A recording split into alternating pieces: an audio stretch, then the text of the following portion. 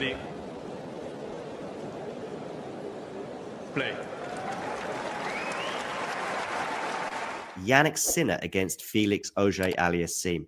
How surprised are we that Felix Auger-Aliassime is in this semi-final? I mean, if you look at that whole section, there was Alexander Zverev. But if we take him out, then kinda can be anybody out of a list of 5 players after that, maybe. And Felix Was would Billy Harris maybe make that list. Was Billy Harris in that list, on that list? No, he was not. I mean, tough draw for him, I suppose. I mean, back. Rublev was definitely in that list. Alex de Minaur was in that list. I think most of us had Alex making the quarters, which he did. Yeah. It's just that he didn't play Zverev. He played Felix instead. Yeah. So probably Rublev would have been ahead of him at the start of the tournament, but after that, it just became pretty unclear. Zverev, Rublev, they tend to be pretty solid, at least in these, for Zverev, at least at the hardcourt slams and clay. And Rublev, I guess he's made the 4th round at both Wimbledon and Roland Garros, so you kind of also expected him to go pretty deep. He has a good record against Felix still, even with this loss. So that will maybe one of the potential issues. Actually, Felix has a horrible record against Zverev too. So that maybe was one of the potential, moments where Felix's run probably comes to an end.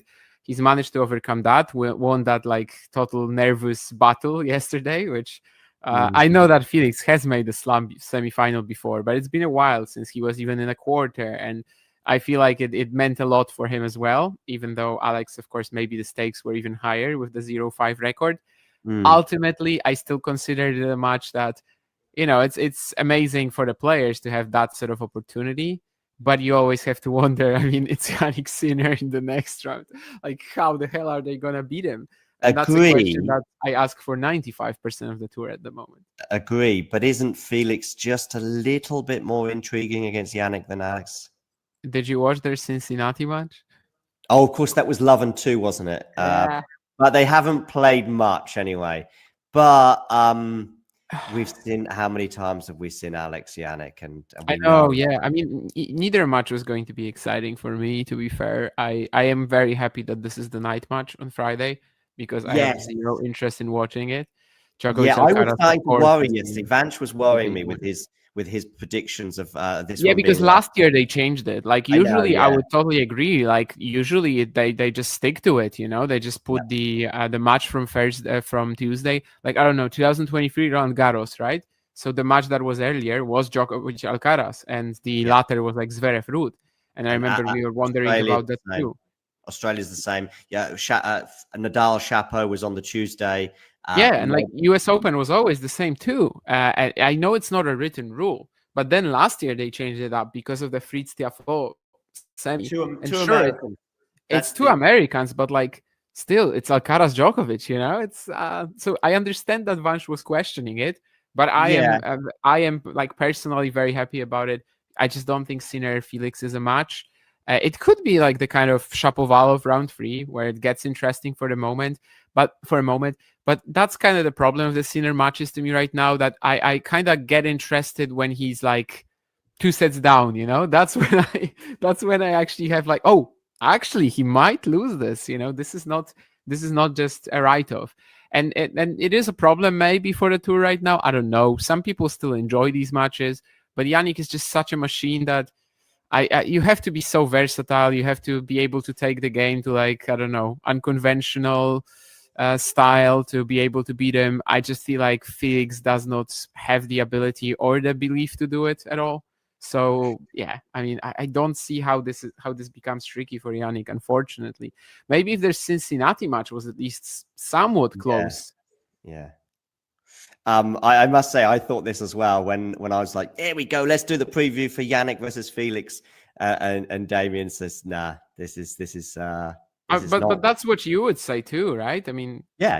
I just said to you, which I do. I'm not just saying this to try and because I don't think it matters if we say this is going to be an amazing match or a terrible match. People still will or will not view this video, but I do think that there's just at least 1 or 2% more interest for me with Felix playing. But I feel the same in so many respects regarding Jannik. I mean, this morning I forgot even that I remember thinking, oh, I wanted to quickly see because I fell asleep during the Mukova Osaka match. And it was like, okay, let me just check. Oh, okay, 7-6 in the second. Oh, and Mukova was serving for it. And then about a million other things go through my mind and a million other things to do this morning. And around about 10:30, I was like, oh, well, I wonder how Sinner did against Musetti. And I wasn't expecting to see anything other than Jannik's name on Google appear for that semi-final, because that's what you see as well when you just Google his name at first, as well as his most recent result. But I was kind of thinking, what I saw was almost just the scoreline, because I haven't seen a ball, but that would have been exactly the sort of scoreline that I would have feared as soon if I had have tuned into it. That would have been the exact scoreline I would have feared. It's funny you say that because I had a similar experience. Like I woke up and I just literally suddenly remembered, oh wait, there was also one more quarter. Yeah, right, final, exactly. Right? It was just such a write-off in my head. And it's a shame because I would love to see Sinner Musetti at Roland Garros, Rome, play, maybe even grass. But on hard, I just didn't feel like it was possible. And yeah, the only match I guess that Jannik had this week, well, Shapovalov obviously got somewhat close. But yeah, I mean, Bublik was the one that was giving us some intrigue because of that unconventional play style. Yeah, I mean, it ended up being probably the worst match that Jannik had the entire tournament. But yeah, it just feels like 2024 US Open all over again. And that's the problem with the ATP right now as well, that Sinner and Alcaraz are just so much better than the rest that if you just, let's say Alcaraz gets injured for half a year and this tournament just feels like 2024 US Open again, maybe Novak would be, some sort of an idea here, because last year he was also out. But last year's US Open, after Jannik beats Medvedev, it was just kind of over. And this year's Australian Open was maybe over from the very start of the tournament. So I don't know. It's tough because if you eliminate one of these guys, the entire tournament kind of crumbles on the men's side right now. And that's what we're watching. Of course, Alcaraz Djokovic, that's a very good turnout for the tournament, for tennis fans that were getting that. Sinner, I feel like he really hasn't had an exciting match all week. I understand that Shapovalov got somewhat close. He led maybe in the third set or something like that. He did, Sure, but that was one of these matches where I mean, obviously that could have been that could have gotten you going. I totally understand that. But he's just such a machine that it has to be a very specific set of skills, I think, that you need to bring in order to beat him. It's still not a guarantee you're going to be able to do it. Felix, he's pretty predictable, right? I mean, he knows what he does well, sure. But I don't know, backhand to backhand rallies, he's going to lose all of them. Sure, he serves pretty well, but Jannik is currently one of the best servers on tour, probably the best returner on tour. I just don't know how you touch that guy if you're Felix Auger-Aliassime right now. It was 2-1. What was the previous, when was the last time Felix beat him? Just hold on a moment. Where is the head-to-head? Here we go. I only remember one. So obviously there's a walkover, by the way, which obviously doesn't count towards the head-to-head, but that went. Walkover, I know it's Madrid last year. Yeah, well, Felix and walkovers. That was just one big walkover, wasn't it? 2022 Cincinnati, a 3-set win for Felix, and Madrid encounter in 2022 when Jannik did take to the court, and it was a straight sets win for Felix. Felix, of course, in that period from September 21 until the summer of 22. That was peak Felix. I mean, he was. I think you can say until the end of 22. I mean, that's when he won right. three indoor titles in a row, right? Absolutely. And made Paris semis. Yeah, I think he underwhelmed a little bit in those. He underwhelmed a little at the ATP finals, considering the expectations. But he was also on a streak of 4 consecutive tournaments. Just dead tired. Yeah, dead tired by that point. So I understand that. But yeah, I mean, this is a tournament for Jannik, I guess, when he's just reversing some of these old records. Popyrin, Shapovalov, these were both opponents who had one match against him and beat him. And, it's not like it gave them much. And I think with Felix, it's kind of similar. In fact, we've already seen it in Cincinnati, where I thought it would be a lot closer, to be fair. I don't know what I was expecting. 4th round against Manarino, Jannik was 7-6, 6-4. And I was just assuming, that could be a 6-4, 6-4 match for Jannik. Yeah. But yeah, I mean, it was just a total blowout.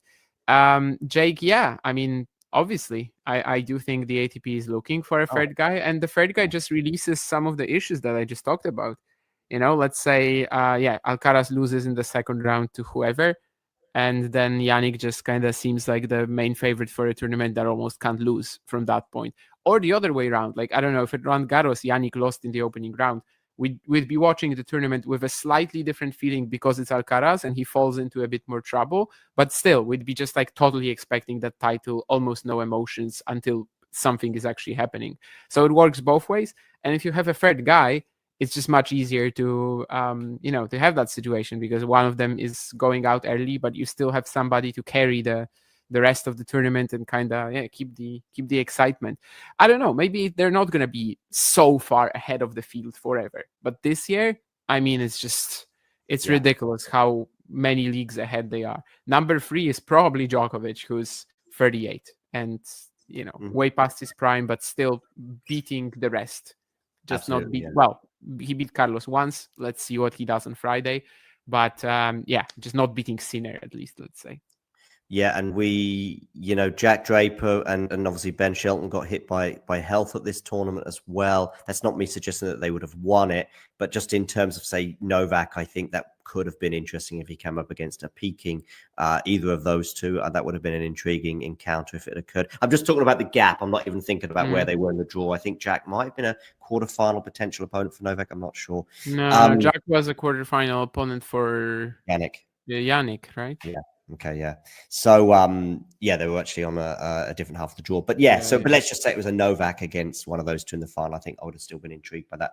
And the gap, I think it's just such a no-brainer. And that's not having a go at you, Jake, in terms of the question, because it's given me plenty to talk about in a way, because, it's just a no-brainer for me. You say ideally, Jake, ideally they need 10 guys, to compete like that. And as a result, the tournaments that come post-US Open, the 250s and 500s that don't have either of the two players in, there will be some intrigue from my perspective. Some of those indoor tournaments, there's 1 or 2 in Asia as well, that won't have either. There's also going to be a problem this year because they've split, haven't they, Tokyo and Beijing. I think Carlos is maybe going to Tokyo and Jannik is staying in Beijing. So the Carlos tournament, I think, just because of Carlos being Carlos, could be intriguing if he. I think it's very different though. Like if it's a 500, it's like the tournament still wants that main star to be there. Of course, but at the US Open, it's like you're guaranteed these stars anyway.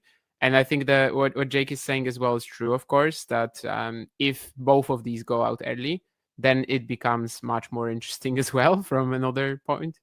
Definitely. I don't know if I agree, though, that it would be ideal if 10 guys were literally at the same level. I think it's 10 at a high level. Yeah, but like it's tougher to build something like that, like media-wise. You're not gonna get non-casual tennis. You're not gonna get casual tennis fans to remember 10 names. It has to be like a 3 or a 4. Maybe max 5, a rivalry. And if you get 10 guys who are like at virtually the same level and they go back and forth, we'd love it. But I think for the sport as a whole, it probably wouldn't be that great. But 2 is just a little risky. As long as we get them clashing in the finals, fair enough. Or Djokovic is still there. But like how many years Djokovic is going to be there and making the semifinals at every slam. I'm saying this, and maybe he's going to do it again next year. I don't know. But either way, there's simply that danger, I suppose. But, right now they're delivering. So whatever we get from here, I just don't think we're getting Felix or Auger-Aliassime in the final, which means that Sinner will play Alcaraz or Djokovic, which is, in tennis terms, absolutely massive. Yeah. Jannik, by the way, would prefer to play Novak, right, in the final, in terms of his chances of winning.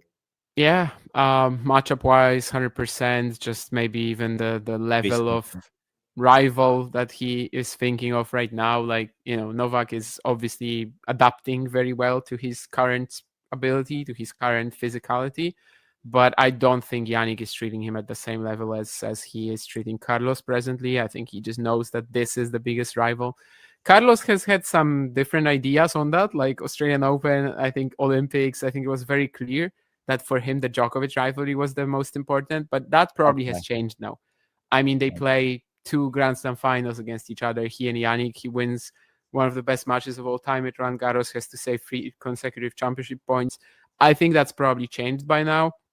But yeah, I mean, either way, there's a very clear idea there that like Sinner Djokovic does not want to play Sinner, which probably also means that Sinner really wants to play Djokovic. I just had a mind there moment. I was just starting to think about Alex Ayala and when she's playing. And I've forgotten what I was going to say. Oh, I know what it was. So there may be people getting very angry about this question because, by the way, in terms of sort of making a prediction, I don't think you need to read between too many lines to work out where we think Sinner and Auger-Aliassime are going. But what I'm thinking about in terms of outrage is the following question: is what do you think would be the over and under sort of question for games for? I was thinking 10. Like as an over under 50-50 sort of scenario, but I might go a bit more 11, something like that for Felix. I mean that could include a set, of course, if you get 11 games. Yeah, I mean, I told you that in Cincinnati I was expecting like a 6-4, 6-4. I think that's, it's within his reach. It would be already. It wouldn't be shocking if Felix gets to a tiebreak in a set. If you get to a tiebreak, you might also win it, right? I mean, it's not really something unreal. But yeah, I think that's kind of what we're operating on. Like if he already gets to a tiebreak in a set and it's somewhat competitive, that's probably slightly above expectations. Just this is good because I'm into contact with Tennis Insights, and I think their data only comes from the ATP Tour, so non-slam events, but still quite relevant. Of course. Maybe super relevant. So some insights here. I've just got a WhatsApp, and this is what I wanted to share with you. So here are the insights from their recent meeting in Cincinnati. Felix was 4.6 on the forehand, which is. I mean, it's a 6-love, 6-2 match. I don't think looking at that particular encounter in terms of like these stats, I don't think it really is a great idea. 52-week average, then maybe. Yeah, that's better. Yeah, is better. So Felix is 4.6 on the forehand in that match. Includes a forehand in percentage of just 64. Okay. But this 52-week average is 82%, I think, in terms of. So I don't know if that's 8.2. Oh, anyway, let's have a look. No, I think that's forehands in then, from what you're reading. That is forehands in. Yeah, you're right. Sorry, my bad. Also, they're meeting way back in 2022 as an example of how Felix needs Jannik to be off his game and need to perform well. Yeah, I mean, that's what they wrote. Yeah, this is just in a WhatsApp, but it's also got pictures of the data as well. So just going back to their Cincinnati clash. So it's an example that he needs Jannik to be off his game. Wow. I mean, that's harsh. Yeah. But I agree, but like when that comes from, just pure stats, that's kind of harsh. That's really not a good signal for you. No, if there's a relevant, I guess, stat in terms of at least the starting point and the opponent, doesn't necessarily matter so much in terms of it was the serve, but he didn't have a great serving day either, Felix. But again, you could say best returner in the game. It's a 6-love, 6-2, like he got broken 6 out of 7 times. Obviously, the stats are going to be lopsided. I mean, he probably won like 20 points to 50. Yeah, forehand percentage in. So that's like I hit 10 forehands and 8 of them land in the court, right? Yes. So yeah, but 82% for the year. That just off the top. I don't know how that compares to rivals, but that seems no. It's like 80 something for most of the top pros. Yeah, forehand as well being a strength. Maybe Coco, and if they did the WTA, but I think they just hone in on that. Yeah, but it's also like because your forehand is typically supposed to be more of a strength, you're also risking more with it. So yeah, I get that. I believe you would actually be able to find examples and a lot of examples of players who would have their backhands as their weaker shot, but backhand in percentage would be higher. Yeah, I think I can empathize with that. That's maybe where me and the professionals end our empathy. But yeah. Okay, cool. I'll see if I can glean anything else from that later and maybe add it as well at the end of this video. Yeah, Felix won 27 points to 57 in that Cincinnati encounter. So like 8 double faults as well. I mean, on 45 service points. I mean, yeah, it's just not a match that I think you can take much from. 5 winners to 28 unforced errors. Yeah. one could say he had a bit of a shocker, but then again, it's so tough against Jannik right now that maybe it was just what he was forced to try to somehow win. Yeah, I don't know. Would be good. I'm not. It's Felix Auger-Aliassime. It's a former like world number 6, ATP 1000. Well, actually not finalist, but ATP 1000 champion in doubles. We got to a final. We got to a final in Madrid, didn't he? In 1000. Oh, he did. Yeah, of course. I was thinking of 2022. I was like, no, that was a semi. But you're right. Yeah, I should. So I should have said that ATP 1000 finalist in singles. I can't say that like getting to a tiebreak would be a win for him, but it would be nice if he at least keeps it competitive. And I mean, still, obviously, you want to win the match, but it feels a little out of reach. Hopefully, he doesn't think that. I think in order to post a big upset, you need to have at least one of the two, skill or belief. I'm not sure he's going to have either here. Again, maybe a little bit of a cliche tennis thing to say, especially when there's an underdog. But if the underdog has a serve, there's always a chance of a tiebreak. If the underdog hasn't, and he does have a serve, so. Except when they played 2 weeks ago, he got broken 6 out of 7 times. But yeah, it doesn't have to be like that. I know. It's for sure a possibility for Felix to get a tiebreak. It's not Sebastian Baez, is what I'm saying. It's not Baez. It's not Vitkov Shiva, who was in the opening round, for example, right? And won 4 games. Like there, you kind of know that it's not going to happen because it's impossible for Kopshiva to win 6 consecutive service games against Sinner. So to get to a tiebreak, you need to be breaking him a lot too. The difference maker is Ben Shelton. Yes, I agree, Jake. I think he's the one that's very much at the forefront of my mind. In terms of like obviously challenging these two, or at least just getting closer to them.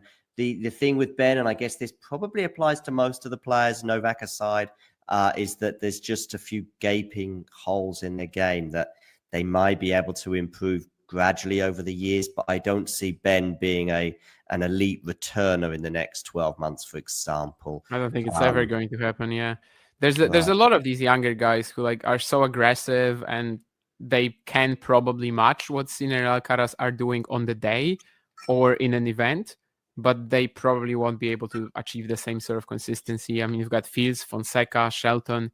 Some hopes are like Draper, Menchik, who could be a bit more maybe in the future solid than the other guys. Well, obviously, maybe Fonseca just makes a massive jump, and yeah, he's still like my main hope. I think to kind of I don't know if much. No idea. No, Fonseca. No, but I'm asking you, Menchik as well or not? I would mention him in the conversation. I think he definitely can be a bit more solid than like Shelton or Fields. But yeah, I mean, it's still a lot of development for these guys. We just don't know, but all of them can definitely like match Sinner Alcaraz on a particular day or in a tournament at some point in their careers. I think they'll definitely be getting wins against them. Musetti is obviously there if we're talking of clay and grass too, especially clay. So yeah, I mean there's hope that some people will be at least touching them from time to time. They just still need some development. I've just posted in the WhatsApp group 11 or more games for Felix, and if we get some responses, I'll air them before we end. Jake has gone for under. He's going for 9 games or fewer for... we've got a vote here, and it's not you. I think it's Zach has gone for 10 or less. Yeah, it is Zach. So he's already... We'll see how that pans out in the next couple of minutes. 4-4-3 would be 11. No, I'm going to go for 4-3-2. So I'm going to vote 10 or under. 10 or under, okay. Anyway, there was something else as well, just in this live chat. I'm just having a quick look at now. Gene here, and just saying Felix versus Demon was a hard watch. Both were so nervy given how big of a chance they had to get to the semi-finals. That surprised me a little bit from Alex. I always thought he's pretty good at the nerve management, but this is sort of uncharted or charted territory in terms of being at a quarterfinal. Yeah, I think it's very uncharted though, in the sense that he had a chance to win, right? 5 quarters, 1 he didn't even step onto the court on, and 4 he lost in straights. So it was literally like the first time. And also, like, no offense to Felix, but if we got that Rublev Teminor quarterfinal clash, one is 0-5, one is 0-10, that would be so insane.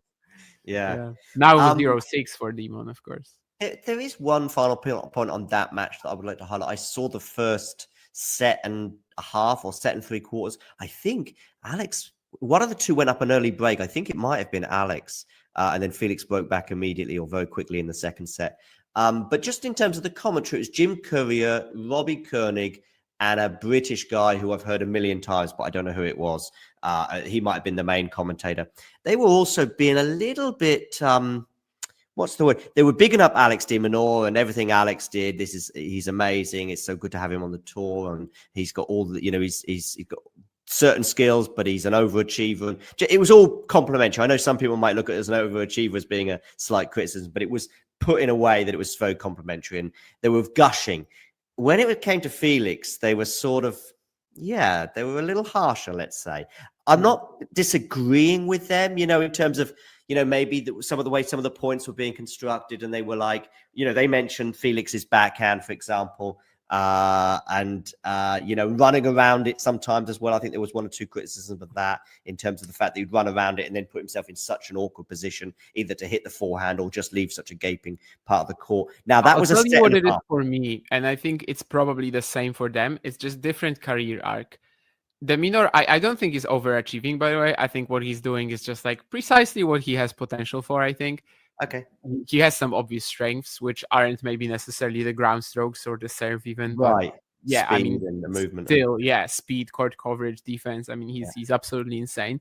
Yeah. So I think that Alex just never really had that moment where he was telling you, oh, I'm going to be amazing. And I'm not saying that was his like words. That's what he was telling you of his game. He basically just like slowly grew, evolved, and you can kind of get behind on the journey. Whereas with Felix, I think it's just disappointment that is speaking through them. I think after 2022, everybody was just expecting, and even earlier, he was breaking age records when he was like 14 or 15. And I just think that a lot of people were expecting more. So now when you're talking about Felix, you are a lot more likely to look at his flaws and look at like, why hasn't he gotten to where I thought he was going to? Whereas for Alex, because he's just like really performing up to his potential, I think nobody is thinking like, why hasn't the guy made number one? But they're more like, oh, how has he evolved over the years to get there? So I think it's that really, that you are just way more likely with Felix to think, why hasn't it worked out? And for Alex, why has it worked out? And maybe that's what's speaking through them. I think that's what's speaking through me most of the time when I'm talking about these two guys. Yeah, makes sense. All right, let's bring this to a close. Thanks for joining, of course, members, etc. I'm not going to remind you to subscribe because if you're a member, I think you have to be a subscriber. Don't unsubscribe. Just don't unsubscribe. Yeah, right. So I'm just going to click end stream, and that'll be the end of it. Of course, these videos will be churned out in the next couple of hours for the wider public to view as well. But it's good to interact with our members, and it's good to interact with all of you, by the way. But it's great that we had actually a good audience today. I just have to tune into. Normally they appear on StreamYard, the comments, but when we do these members only ones, they don't for one reason, which I think I've worked out why. But anyway, thanks Ashley as well for joining us, and everybody else who did as well. I think all your comments were just perfectly suited to the conversation that we were having, unlike questions about pizza and beards that I saw from yesterday's watch along, which, by the way, are very welcome, especially during a watch along in particular, because those kind of distractions can be helpful. If we did a watch along for Demon versus Felix yesterday, I think that would have been particularly welcome, but we didn't do a watch along for that. Yeah, Świątek-Aliassimowa, we actually kind of struggled to get to the questions because the action was fast paced. I think some of this one of these two questions that you posted, I think that happened maybe like 4-3 in the second set. So sometimes it was tough to get to them. But if we were watching Felix de Minaur second set, like 1.5 hours, absolutely, they would be so welcome. Yes, exactly. We've got watch-alongs to come for the conclusion of Alex match today. That'll be me. I think I'm going to be in and around most of the matches. We've got 3 on today. We've got the 2 singles matches as well. Obviously, there's both women's semifinals. Yeah. And who can forget the 2020 US Open semifinals, which included Naomi Osaka. That was a cracking day of semifinals, and fingers crossed we can get 2 more matches like that. Although I think Matthew's going to do the first one, which is going to be Pegula Sabalenka, and then I'll do the second one, which will be the later one of the 2. Which could start as early as 2 a.m. my time or 4 even potentially 4:30, right? I mean, if it's a 3-hour semi-final between Pegula and Sabalenka, it could be a very, very late night. And I've got a handyman coming to my house tomorrow morning at 8:30. So we'll see what kind of condition I'm in at that point. But yeah. All right, cool. Damien, needless to say, I don't need you to send me a 60-second preview for these two finals. Yeah, but that's it. All right, cool. I'm going to click end stream now. Thanks for joining, everyone. I'm going to say hit the like button, but that's it. Bye. If you enjoyed this video, make sure you hit that like button. Don't forget to subscribe and click that notification bell so you don't miss out on all things tennis. Hey, thanks for taking the time to, well, you haven't got any choice, actually. I'm just talking at you, if you like. But I'm here also to present to you why I think it's not a bad idea and not that expensive as well if you become a member. And this is how you can do it, and this is what you can gain. So if we look here at the Talking Tennis sort of homepage, if you like, on YouTube, we can see this little button here which says join. It is also pinned in the live chat as well, and you can also, I think, see it just below most of our videos, certainly the live ones and so on. Now, why is it a good idea to join and become a member? Well, in the live chat, you can add little funny things, you can add emojis and all sorts of things, but possibly more importantly, you can get to access some live videos, such as this one here, where we look back on the last sort of few moments from the Billie Jean King Cup. So there are little bonuses such as this one, but there are many, many more. And in fact, if we have a quick look at all of the members only stuff, I repeat, you will see very, very quickly some of the top stuff that we've had for members only over the last 12 months since the channel began. Remember, these videos are for members only. You can become a member from as little as about $2 a month, €2 a month, £2 a month, something like that. There are various different things. Oh, and by the way, you'll also be supporting the channel. So it's a win-win-win-win scenario.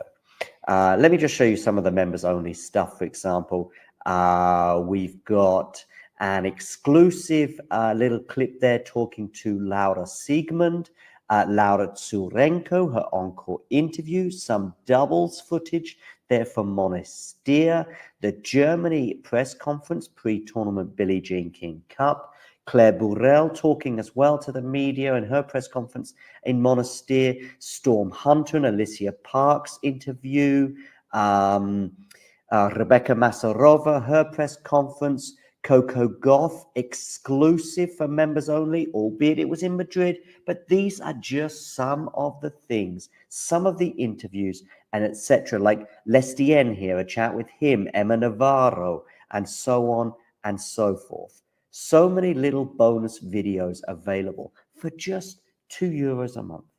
So what are you waiting for? Become a member. Or don't. It's okay.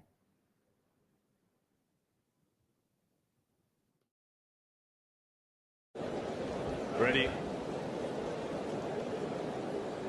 Play. And if you're wondering what this little thing is, well, let me tell you now, whether it be tea, coffee, or merely water, it tastes so much better from a Talking Tennis mug. And you know what? They can be yours if you wish to purchase one from our website. We've also got bags and stickers and hoodies and notebooks. Mira Andreeva. T-shirts as well, of course, coming in both black and white. And we've got a classic jumper for you as well, and many, many other things for you to purchase for excellent prices so you can look like some of the coolest people on the tour. If you enjoyed this video, make sure you hit that like button don't forget to subscribe and click that notification bell so you don't miss out on all things tennis.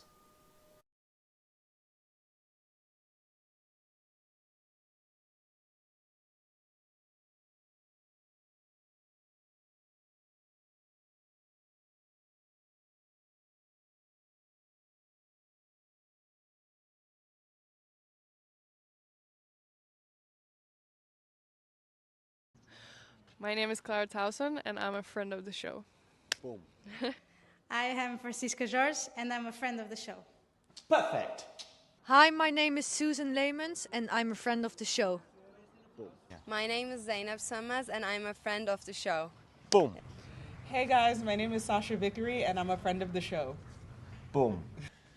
Hi, my name is Lloyd Harris, and I'm a friend of the show. Perfect. Hi, my name is Jan Faria, and I'm a friend of the show. Boom. Yes. Take one. Well done. Hi, my name is Jasmine Paulini, and I'm a friend of the show. Wow, Jasmine, you got it in one time. Ready?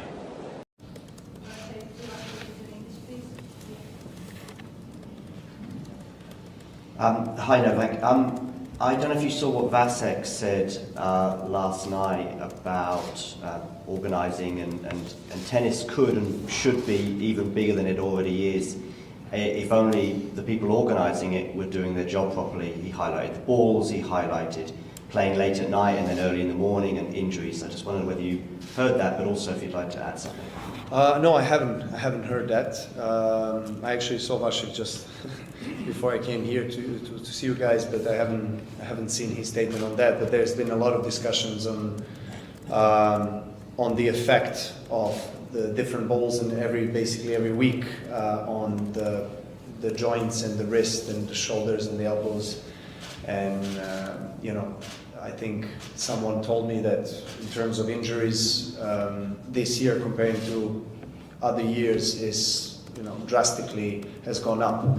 So in terms of the balls, I absolutely agree. There should be some discussion on that. I actually spoke about that with Andrea Gaudenzi, the ATP president, and Massimo, who's the CEO, in Paris during the Paris-Bercy week. And I shared my opinion and my views, and then obviously they are thinking about various different options and ways of how to regulate that and how to make it better for the players and prevent injuries. In terms of the scheduling, I think there has been a lot of criticism and a lot of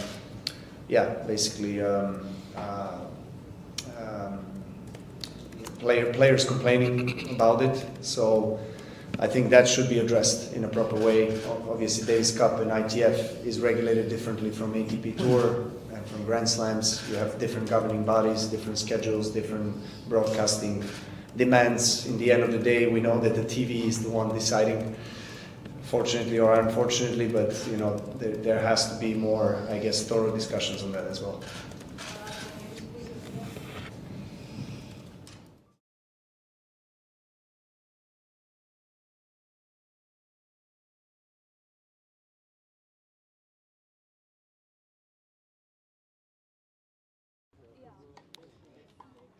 Here we are for this very special encounter at the Bonn Open between Jeffrey Blancano against Damir the Demon Jumur.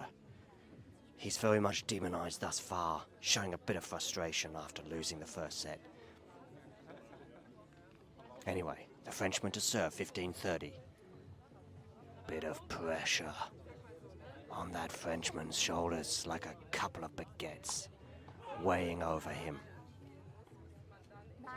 Needs to take some time. No hurry, he says, at 15-30. He's up a set, 2-all here. What are you gonna do? You're gonna go there down the middle, and that is a shank. One that even Stefanos Tsitsipas would be proud of.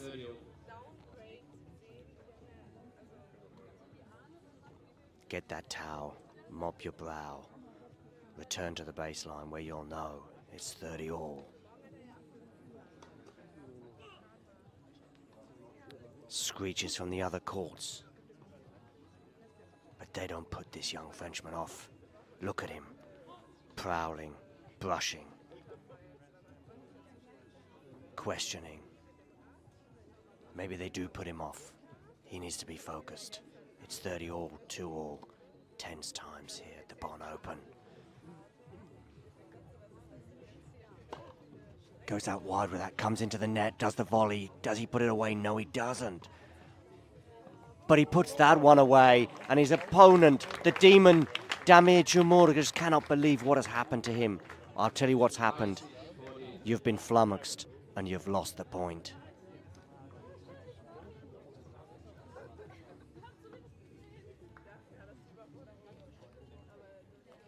We would take another look at it if we had a replay, but we don't. But who knows? You don't even need a replay. It's in our heads. Okay. The Frenchman to serve. I say you're going out wide. You don't. You go down the tee. Clip the net, though. So he's going to get another shot at it. Is he going to take my advice and go out wide on this one? Did so successfully on that last time for a serve and volley, even though he'd messed up the volley. Goes down the tee again, does come into the net, does a little drop shot, and you know what? Dzumhur is like, I can't even be bothered to run that down. And he's going to clean that line. Look at this, he's cleaning the line because he's so annoyed with some funny bounces.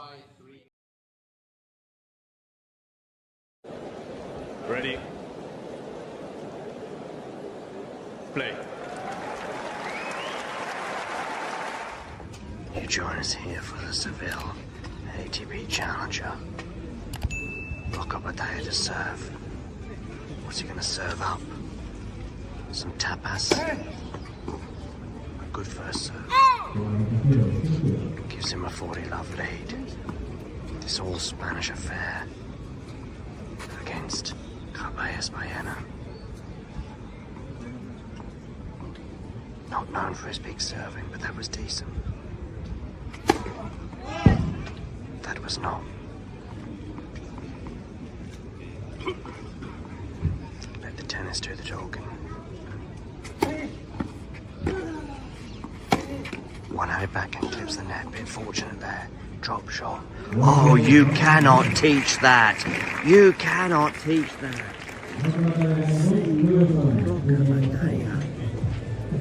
Takes a 2-1 lead. If you enjoyed this video, make sure you hit that like button.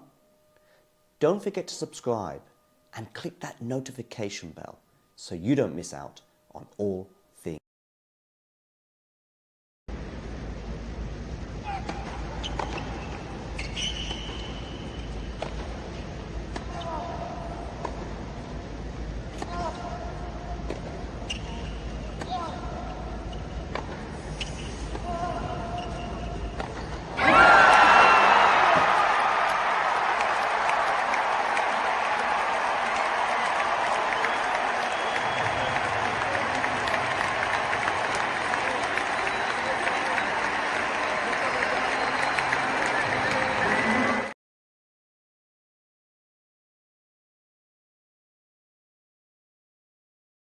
Il est resté visuellement 209 semaines.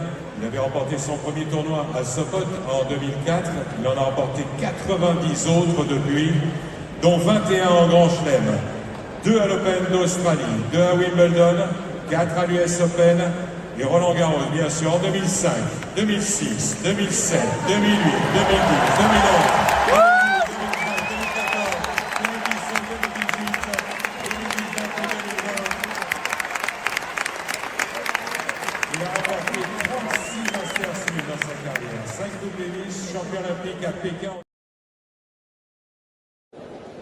Ready. Play. And if you're wondering what this little thing is, well, let me tell you now, whether it be tea, coffee, or merely water, it tastes so much better from a talking tennis mug. And you know what? They can be yours if you wish to purchase one from our website. We've also got bags and stickers and hoodies and notebooks. Mira Andreeva. T-shirts as well, of course, coming in both black and white. And we've got a classic jumper for you as well, and many, many other things for you to purchase for excellent prices so you can look like some of the coolest people on the tour. Ready. Play. How has life changed since that Miami run for you, or has it not changed at all? A lot has changed technically, but I don't really feel, at the same time, not much has changed. It's hard to explain. I've had the same work ethic since I was young, so nothing in terms of how I go about my day has really changed. Of course,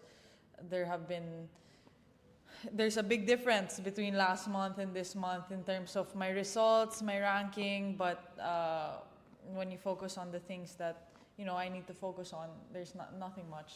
Okay. Yeah. Do you feel any more pressure? I think it's normal to feel some pressure after a big run like this. But tennis is a game that has a lot of pressure in whichever moment that you're in your life, and I think that I've done the best I could with my mentality and talking with my team about how I can handle it, and hopefully that shows on court. The win over Iga, is that the best moment of your career so far, would you say? Of course. I think all of those, all the wins that week, and even the match against Jessica was each such important moments in my life. Yeah, sure. If you enjoyed this video, make sure you hit that like button. Don't forget to subscribe and click that notification bell so you don't miss out on all things tennis. Ready. Play. You don't learn from your mistakes. No. Is there anybody else in tennis you would apply that to? Who doesn't learn from his mistakes? Yeah, many players, including all those who were not sort of like clever enough to understand that Francisco Comesaña was not actually smoking. I know that I'm not suggesting either way. I put the question. I said, is he having a cigarette? Yeah, I know. It wasn't really a Liam video, Brody, but, I know, is there are some players, who are like, I mean, obviously it would not be allowed to smoke on the court, but there are like actual news articles where people are saying that Comesaña asked the umpire for a lighter. Like they literally go into the details on how this happened. I think that actually never took place. And Can you you can name see, it? I mean, first of all, I didn't know what he was doing precisely, but you can see that he has something in his hand, like which clearly is like for medical purposes. Whether he was like, I don't know if it was some cream or whatever, but I mean, it's just also idiotic. Which publications have gone with it being a cigarette? I don't remember, but I saw, I read an actual article saying that he asked the umpire for a lighter, and it was so unusual, and the umpire said that he doesn't have it, but was a little bit like taken aback. Oh wow! I mean, I've got it on MSN, which is like, it's pretty big. Miami Open star smokes cigarette courtside in middle of qualifying match. Asks umpire for a lighter. So because it goes back a couple of days, then I guess, or more than a couple of days, probably 3 or 4 days. Yeah, it was the match against Mo. Yeah. So the first round of qualies, I believe. And Daily Express, a British daily newspaper, not my newspaper of choice, but Miami Open star smokes cigarette and asks umpire for lighter. Amos Murphy. Amos, I've got some news for you, my friend. I see Carlos in the background. Let's bring him we've got forward. another friend in the background. Are you smoking, Carlos? I mean, it is allowed, although maybe you're not allowed to. You live like with other people, right? I live at home with my family, That's what I thought. I didn't want to embarrass you, but I just heard your mum shouting at you, put that cigarette out. No. She's not at home, so yeah. I don't smoke. I've never even smoked one cigarette. So Really? Yes. That's never insane. tried it. I have enough with alcohol, you know. Yeah, so come Sanya, no? You so come That's why. Sanya? That's why we're talking about this, obviously. But some media have gone with this, Carlos, even though he wasn't smoking. No, come on, really? They fell This is for the it. Daily Express. You No can way. see that there's like a whole story about him asking the umpire for a lighter and how it's so unusual, and that the umpire said that they don't have it. If you enjoyed this video, make sure you hit that like button. Don't forget to subscribe and click that notification bell so you don't miss out on all things tennis.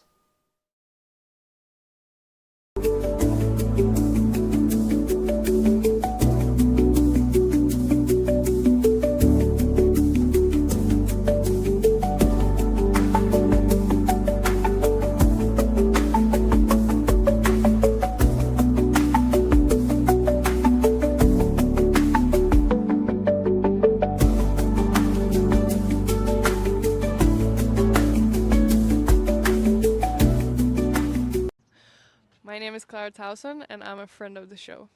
Boom. I am Francisca George, and I'm a friend of the show. Perfect. Hi, my name is Susan Leymans, and I'm a friend of the show. My name is Zainab Sammaz, and I'm a friend of the show. Boom. Hey guys, my name is Sasha Vickery, and I'm a friend of the show. Boom.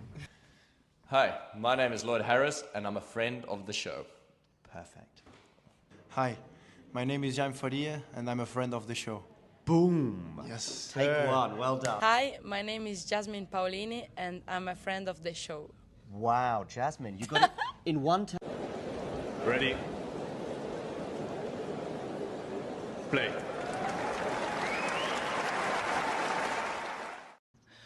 My name is Clara Towson, and I'm a friend of the show.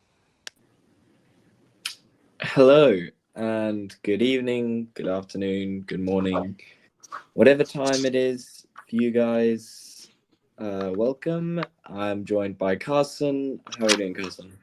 Doing well. How are you doing?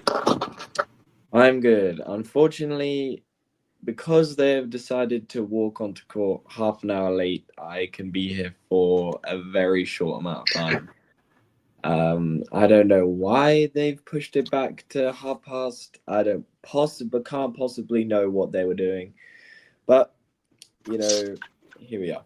Yeah, we are here for rights. That's why. Yeah, big time.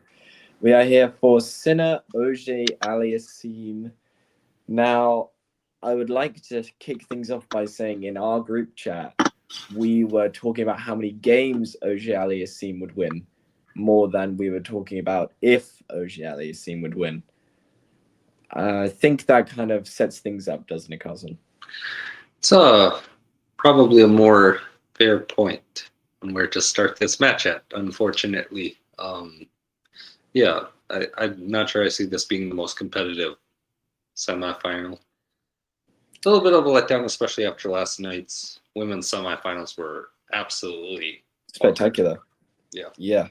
The semifinals last night means that we have Anisimova versus Sabalenka, rematch of the women's Wimbledon semifinal from earlier this year, which was a cracker. So hopefully, does Sabalenka get over the hump this year? If she doesn't, does this streak into next year of getting over the hump of being in these situations and not getting over the line? Yeah, it's another American player in the finals here, third year in a row that she's facing an American in the US Open finals. And every slam this year, it's been an American woman that has knocked her out of the tournament. So maybe a little bit of mental barrier, but mentally she is as strong as anyone on tour. So I'm not concerned about her at all. I picked her to win before the tournament over Anisimova, so not changing my pick now. But no, did you have You had Anisimova Sabalenka, didn't you? I did. You did. So I'm very impressive. There's so much skill in picking two players out of 128. So if anyone has any questions for me on you should probably buy a lottery ticket. You should probably buy a lottery ticket. You should probably not do that, but I mean, it's a shame because Ghosty was so like trying to convince everyone that it'll be a Pegula-Anisimova final, and he actually had me when Pegula won that first set last night. I was like, there is no way we're getting a Pegula-Anisimova final. That is crazy. Like, what the hell? But yeah, not to be. And that's also the first. That's the first time Osaka has made the quarterfinals of a slam and not won it. Is it? Yeah, I can't. Is it quarterfinals? I know it's semifinals. Quarterfinals. It is quarterfinals. First time she's made the quarterfinals of a slam, and she has not won it. Yeah. She's back though. She is back. Yeah, she is back. Yeah, she looked great throughout. I mean, really, the last month has been incredible. Run to the finals in Canada, where lost a tough match against Mboko in the finals, and then semifinals here, and chances maybe went away for her a little bit in the third set. Anisimova was a level above her, but I mean, first two sets, there was not much in between them at all. No. Looking forward to today. We had obviously another Carlos Novak matchup, which Carlos kind of I wouldn't say breezed through, but I think maybe this was like, for me, this is the final nail in the coffin, in that, listen, Djokovic can beat anyone on tour, but the likelihood that he's going to have to win his 25th slam, he's going to have to beat either Carlos or Jannik, and he can't do that anymore. He cannot do it anymore. Yeah. He spoke about it in his press conference after the match. Not sure if you saw any of that, but how he still plans to play Grand Slams in the future. He's at the moment planning to go next year, but he admitted openly during it that he was cognizant of the fact that his best chances to win titles are probably in best of 3 matches and not best of 5 with these two players anymore. Alcaraz, and speaking as well about Sinner, who we are about to watch in just a moment. So, yeah, he's seemed quite realistic, I think, about his chances, and he's still as dangerous as anyone on the tour. Made the semifinals of every slam. It's not like he's a terrible player all of a sudden, but there's a weird purgatory almost that he's in, where there are 2 people who are clearly better than him in best of 5, and everyone else he can beat, basically. Yeah, it does feel like it's everyone else, and it's like there's Carlos and Jannik, there's Djokovic, and then there's everyone else. Yeah, it's a tough one for Novak, but you know, he's gonna have to. Yeah, for me, his best chances are gone, and we'll have to see how much he plays next year. Obviously, motivation's a big thing for him. He did say that slams are his only real calendar sort of thing. I don't think he'll play Shanghai this year. He's on the entry list, but he's not on the big poster that they made, which may be a hint that he won't be there. To be honest, I don't see him playing Paris, mainly because I just don't think it's a big motivational stretch for him. Also, ATP finals, I can see him pulling out of that, because I mean, he hasn't passed, so yeah, it wouldn't be a shock. He has pulled out of it in the past. He didn't play last year. Didn't play last year. Also, well, I mean, if it could be like, but then again, is his next tennis match gonna be like Adelaide next year? Because he'll have to play a warm-up tournament. You're telling me this next tennis match could be Adelaide next year? Or he might play in Belgrade. I think there's a 250 there. Yeah. But we are about to get underway with Sinner serving, and he notches up his first winner on the board, crunching forehand.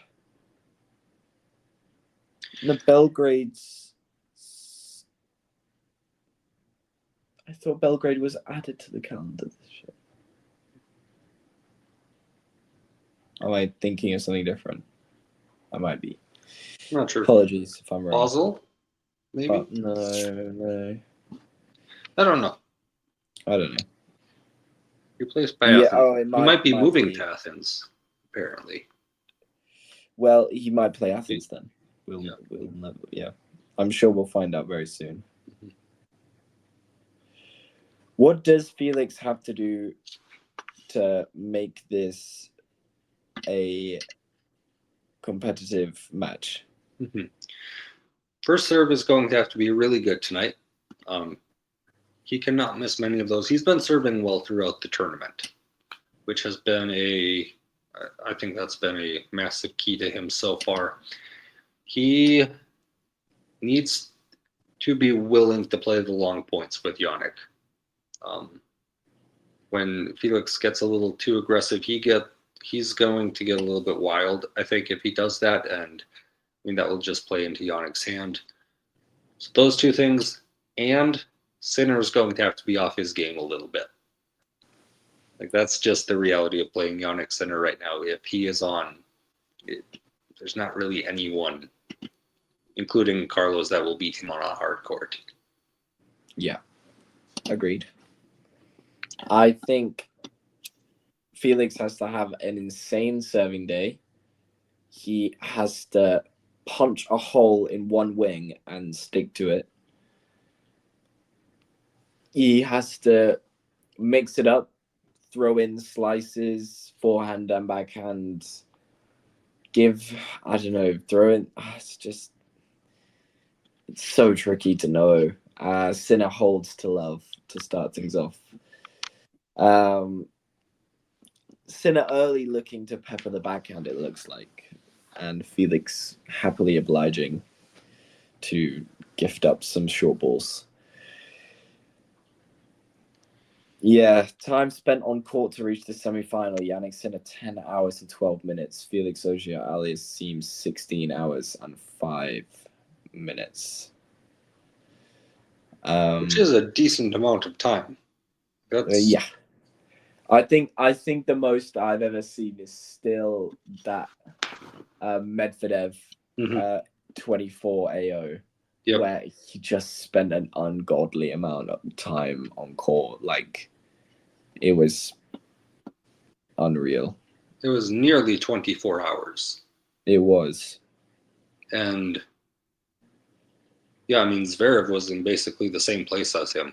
They played in the semifinals, and yeah, I think and they heading into the semifinals, I think Zverev had actually spent more time on court than him. But yeah, I mean, Medvedev, Aussie Open, I know that's the record. Carlos 22 though was a lot. That was when he played. Yeah, Medvedev. I remember off the top of my head, he had Rusevori. Felix starts with the double. Just pushing at it. He played Rusevori round 1. That went 5. He had, I'm pretty sure, did he have Hurkacz, which was a long 4? He obviously had Zverev, which went 5. And then the final was 5. There were just lots. There were lots. Maybe. Just producer looking at that. Sinner slaps the first serve onto the baseline, and it's love 30 already. Felix is yet to win a point. Yeah, you did Borges in that tournament as well, which was a long 4. He did. I think he was like a break up in the 3rd set, and then just threw the set away. He was. He was. Let me look at this because I'm curious to see. Felix has won his first point now. Yay! So it's 15-3. This is more than Bublik won in his first at this stage. Bublik had at this stage won a total of 0 points. Yeah, ever since the third set against Shapovalov, when he went, he was down a break. Since then, he's been on fire. Jannik has. Sinner he's moving excellently early on. That's not a bad point from Felix, but just a better point from Jannik. 2 break points for him now. So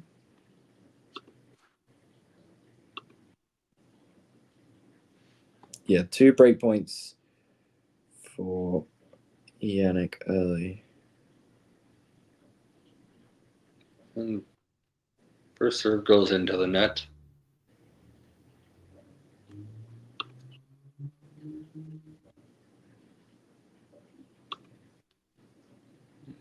Hi, Eddie.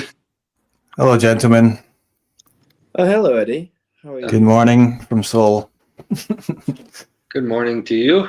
What time is it there? 8:42 a.m. So Oh, okay, so nice and early for you. Yeah, we've only been up like half an hour. So luckily the match started a little bit late. Yeah, honestly, Felix saves the first break point, a long point, but does get away with it. We were just so Medvedev 24 had at Mane first round that went 4, Rusevori round 2, which was 5, Auger-Aliassime in straights in round 3. It was 4 for Borges, 5 against Hurkacz, 5 against Zverev, and then 5 against Jannik. So it's a lot of time on court as Felix gets it to Juice. Hello. Massive serve for him. Yeah. Yeah, Eddie, I feel like what do you... Oh, go on. I was going to say he's going to need that serve if he's going to keep this close. Like, yeah, Eddie, I was just about to ask you, what does Felix have to do today to make this as close as possible? Yeah, I mean, serving lights out would help, but it's still difficult even with Jannik at the other side of the net because he's clearly like the best returner in the game, pretty much, and I just think, yeah, I mean, I don't think it's going to be as much of a beatdown as their last match. What was the score in the last match? 11-2. Right. Yeah. And yeah, I think he will win more games than Bublik did. Yeah. Right. But will he win more than Musetti did? That I don't know. That was like a, what was that? 2 2, 4, 1, and 2, and 4, 1, 4, and 2, wasn't it? Yeah, or something like that. Yeah, Sinner does break. Oh, he does get the break there. Yeah, well, slice backhand goes into the net from Felix. He has to increase his average ground strokes by 20 miles an hour. Yeah. If he could do that, I'm sure he would. Going down an early break like that is really not ideal. So no, I mean, mentally this is to sit here saying that, like, Felix, just don't get broken early and you'll be fine. But like, yeah, it's definitely, it's not that easy. As Carson said, ever since he went a breakdown to Shapovalov in the third set in that match, he's been lights out. Oh, that was. Oh, that is I'm maybe a bit ahead of you, but that is a great point there from Auger-Aliassime. It sounds like you're maybe 5 seconds ahead. That's a really good point. Yeah. Because it kept coming back as well. I was like, oh no, he's going to lose out. If he could do that every point. Yeah, he just has to do that 60 more times. Yeah, that's just how good you have to be to win a point. Yeah, might win a set. Oh, that's ridiculous. That's what you have to do to win a point. It's not even like it's an important point either. Like, that is... No. Can you imagine that on break point? I mean, that would fuel the fire, but it's currently love 15. Jannik will close this out in 15. It will be... I mean... Oh. Yeah.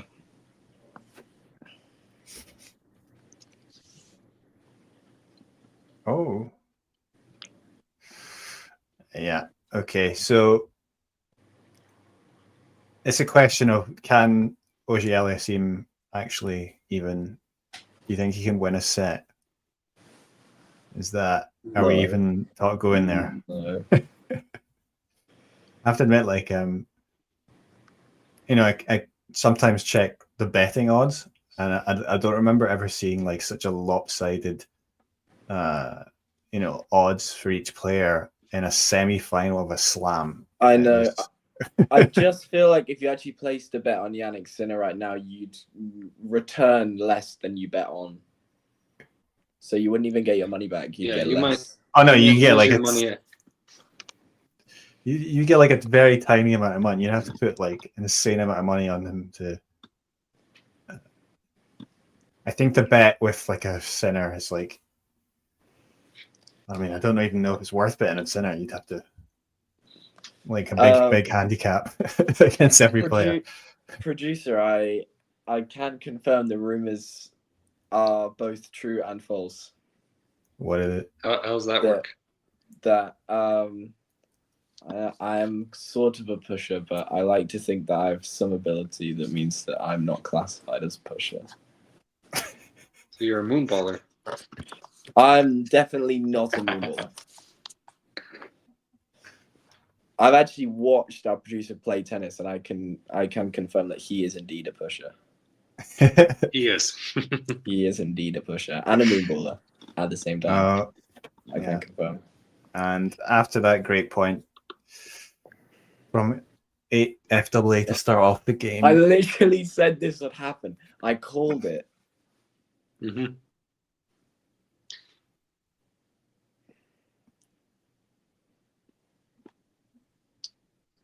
Sinner just feeling out his right elbow. He's still got that sleeve on. Obviously, he had that injury against Dimitrov. How different would it look if he had lost that match to Dimitrov if he hadn't retired? I do wonder. As Jannik does indeed close it out to 15 and leads 3-love very early on in this semi-final. he's talking to the umpire there about something. I don't know what, he looks a bit agitated, but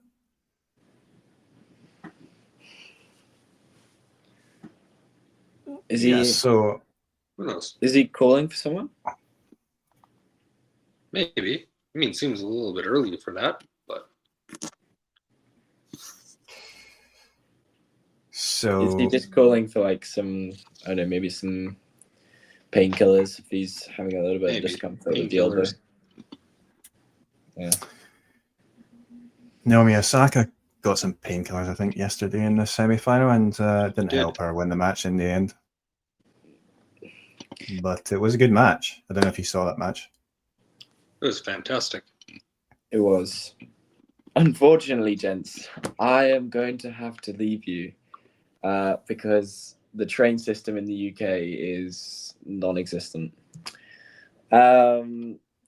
It was a pleasure, as always, to catch up with you guys. Enjoy the match. Hopefully, Felix wins more than 5 games.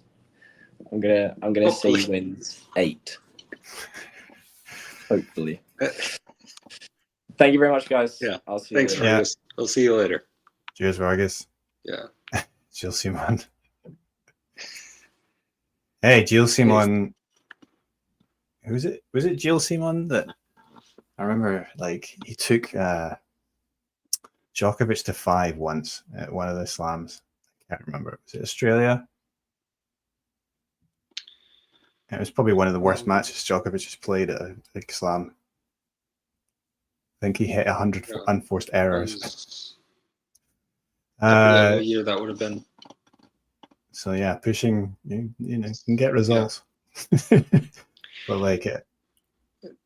Oh, okay. So start off to this 4th game. Auger-Aliassime gets a point from a backhand error from Sinner. Just too much of an angle there that he was going for.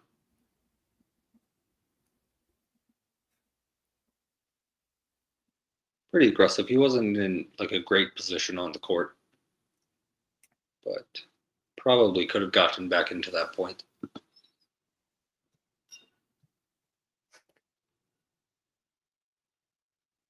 Yeah, I think, yeah, really, he would have to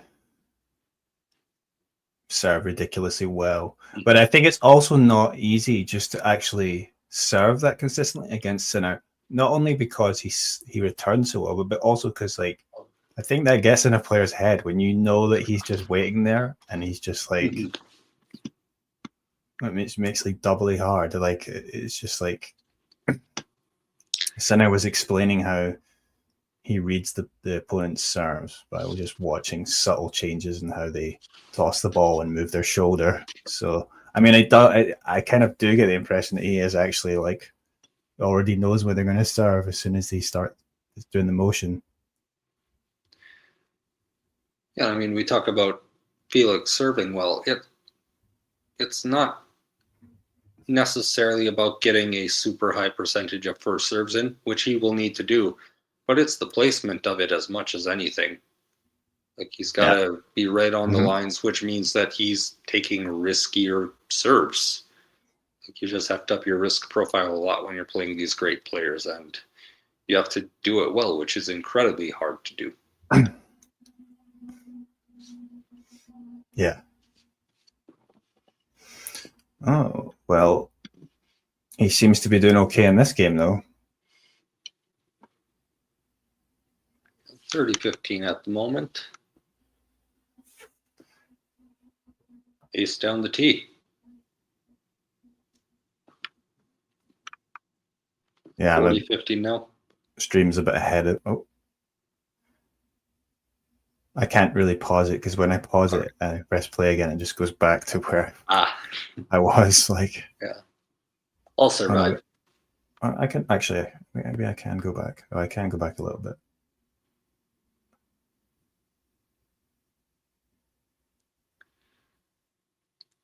First serve's a little long on this point. Second serve now.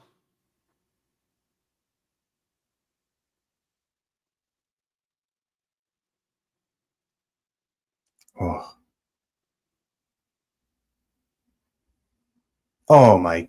That's nasty. That is insane. That is like such a. I mean, that's just ridiculous. Like, I mean, we've seen him do those kind of shots a few times, but it's still insane. Like, to find that tiny corner of the court over that high part of the net, and with such that's pace. Absolutely beautiful shot.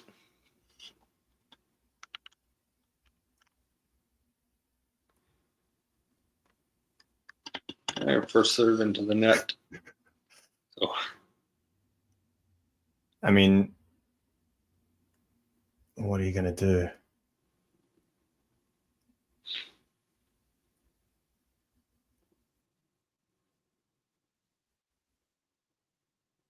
Oh my God. Oh. Well, I thought Felix did as well as he, did pretty well to hang in the rally as long as that, but center point. And it's juice. And this great could defense. Yeah. So this could get nasty now. Yeah, FAA's got to be careful here. Yeah.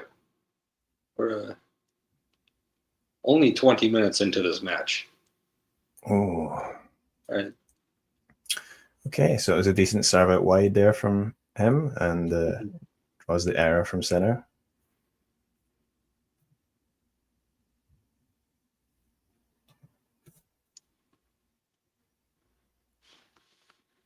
And honestly, it has felt like for a while now that it's been inevitable that it's going to be an Alcaraz Sinner final. I mean, like several rounds before this match, right? I mean, Yeah, he gets us game on the board. Bit of a tough volley from Jannik there.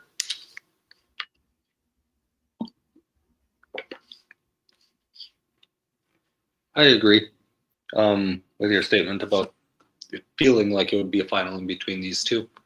It's felt that way for a while. I didn't see the match between Alcaraz and Djokovic.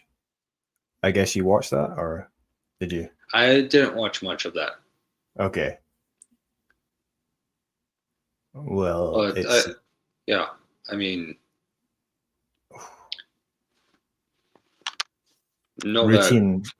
in his press conference even said that best of 5 is probably not his best chance against these two. So, which I think we've all been thinking that for a little while now. There was one tiebreak in there, right? Yeah. Second set. And I mean, first and third, though, scorelines look very one-sided. I mean, the last set was 6-2. Yeah. Yeah, I mean, as long as either Sinner or Alcaraz are in the way, it's really hard to imagine him being able to win a slam. And to be honest, that's the case for any of the players, like pretty much. But although having said that, you know, they're going to lose some matches sometime. So just in their particular matches now, it just seems like he's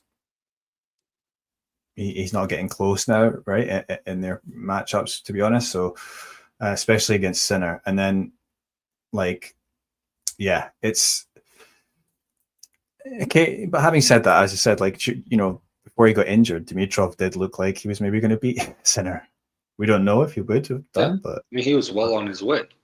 Yeah, but so and yeah, good defense from Felix on this point to get it to 15 all.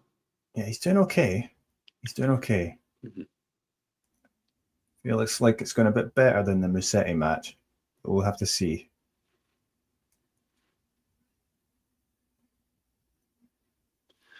Yeah, it could be a lot more competitive than that, which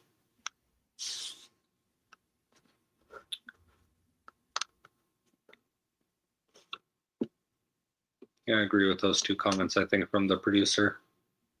Like, Fergus and I touched on it at the beginning of the match, but he's still the third best player in the world. There's just a gap in between him and 1-2 that is widening now. Yeah, he's 38 years old. Right.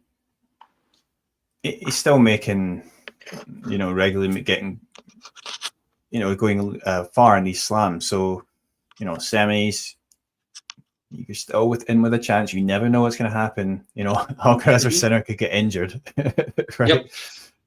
So, oh, that's a great serve down the tee from fantastic from Jannik. I think one of the game changers in Sinner's game really was the consistency on the serve, and because actually earlier on in his career, it wasn't that good. It was slightly weak at times and left him a bit vulnerable. But like, yeah, and I think it just everything is developed. Everything else is in his game's developed from there.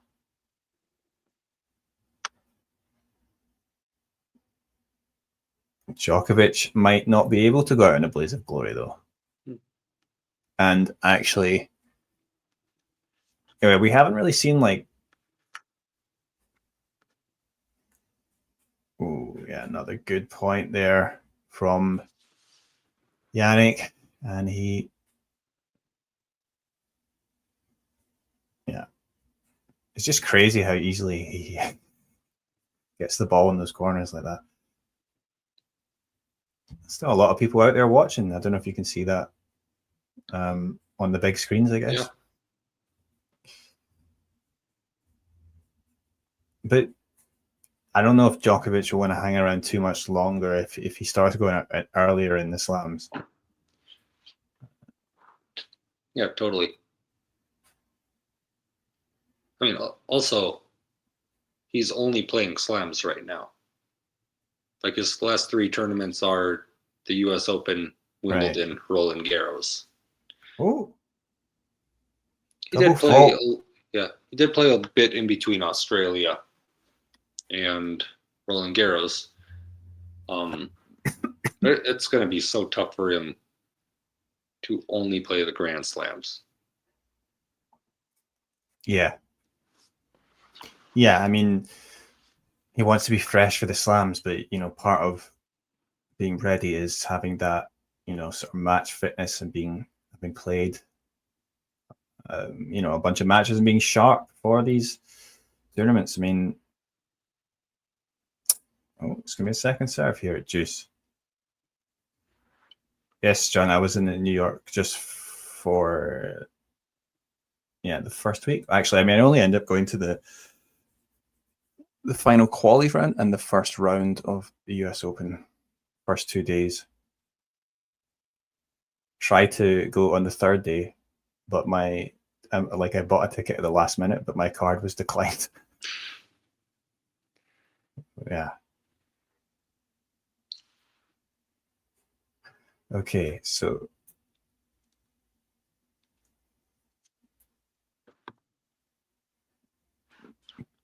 Bonn Open, is that the Challenger tournament?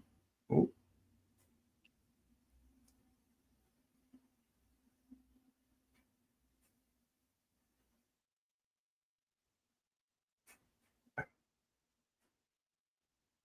I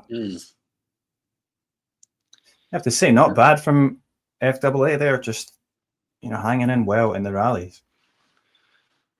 He seems to have good energy. Emotionally doesn't seem too down on himself right now. Yeah. Like he seems to be in a decent headspace. He is playing well. He's just down a break. I mean, let's remember, I mean, there's not really much, you know, there isn't really any pressure in a way for him in this match. I mean, obviously he's been in a semi before. It's been a while, but, you know, he's had a great tournament with, you know, it's beating good players. Good victories like against Zverev. So, I mean, you know, he can just kind of,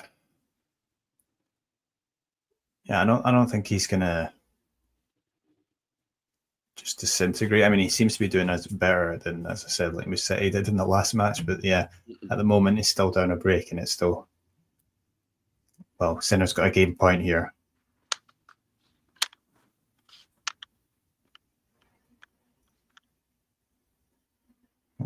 We'll get a look at a second serve.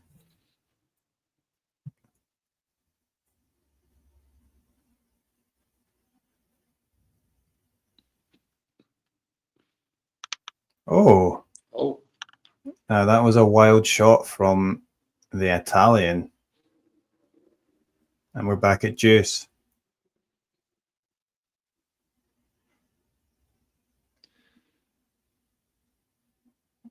And Jannik just tried to be a little too perfect with that shot. Perhaps getting a little bit impatient. It has been a longer game. I feel like we're going on 7 minutes now, maybe.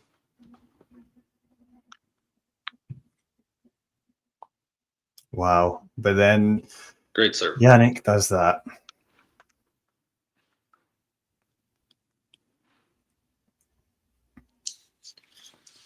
His third ace of the match now.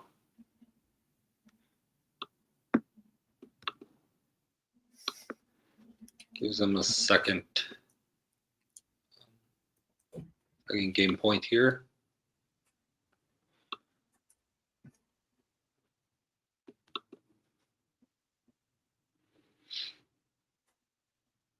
Serve, but it is returned.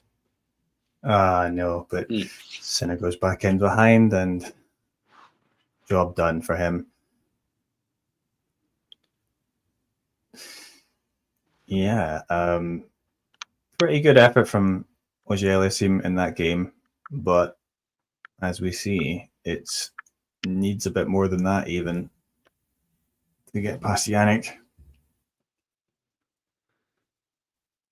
I mean, he played well in that game.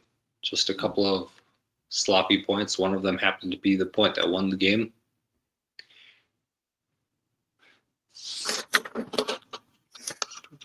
Yeah, someone asking about US Open. Have you been to the US Open, Carson? I have 3 times now. So have you been to any? I was last week, actually. I don't know if we overlapped at all. I was there days 3 and 4. I went last year. Oh, last year. Yeah. My only US Open appearance, but have you been to any of the other slams? Yeah, I've been to Wimbledon and Australian. All right. So yeah, Australian once and yeah, appearance. No, like it's Wimbledon like 3 times. So okay. Definitely, like the US was the most crowded. Yeah, I mean the day I went, they were like announced it. Oh, it was the biggest attendance ever. You know, at the US Open. This was during the first round, and it felt like it was pretty intense. It was hard to get around the grounds at some point, and you know, just trying to get something to eat or whatever. But like, I mean, it's also like definitely the most expensive slam.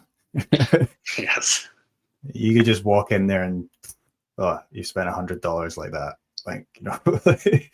But I mean, yeah, in that sense, yeah, like Wimbledon's pretty nice, but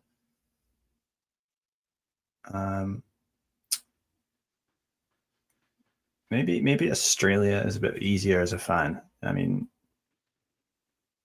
it wasn't as expensive for tickets, I think, for Australia, compared to US.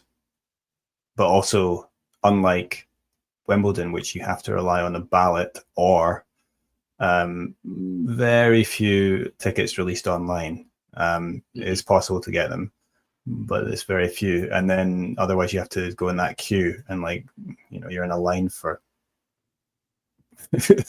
you know, from the previous night just to hope that you can get a ticket on court 1 or whatever you want to get on. And then, yeah, whereas like I could like just like randomly at the last minute, I was like at the Australian Open, I was like, yeah, well, you know what, I want to go to this session, and then I could just buy a ticket online for like a fairly reasonable price. I mean, whereas like US Open, it's like, you know, that a lot of them are just resale tickets that are extremely expensive. Yeah, I mean, men's final isn't even finalized yet, but if you want to get into the lower bowl, like there are tickets for well above $10,000. Like everything's resale. Mm. Yeah, we don't really have any legislation about the value of resale tickets. I mean, for any event, really. So, all right. Yeah, disappointing drop shot from Sinner there.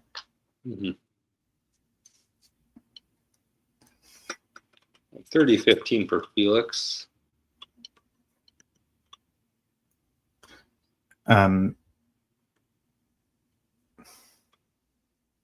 Yeah, obviously it was disappointing as well with the lack of seats filled in this, you know, Osaka against Anisimova, and because obviously it was a great match and it's the semi-final of a slam. Yep. But how much of that is just because it's like too expensive? I mean, some of it is expensive. Some of it also the time of day. Right. Like the match ended after. It was after 1 a.m. Yeah, that's right. Like, the session started at 7 p.m. Yeah, I think Sabalenka and Pegula, they began. It was around 7:15, 7:20. That was a little over 2 hours. So Anisimova and Osaka didn't begin play until it was nearly 10 p.m. by the time they started their match. And then it went for 3 hours. So, I mean, the first match was pretty full. Right. Like packed house, and I mean, it's one session, so there's not like a separate ticket for it. So it's just people leaving. So people leaving, yeah. So it's actually, yeah, it just seems mad because obviously those tickets are expensive. But yeah, I mean, yeah, maybe they should start at like at least 5 or something, 5 p.m. or 6 p.m. But yeah, They're just very chained to what primetime television slots in the US are. right. Like they can't really start it earlier or ESPN. Surely like 6 p.m. would be doable, no? I don't know.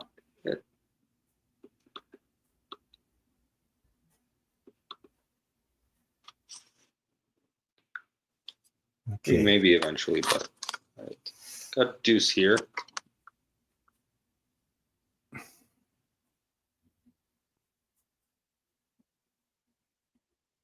Yeah. The semis start at 3, but that's also 2 separate sessions. Like it's a separate ticket for each of the men's semifinals.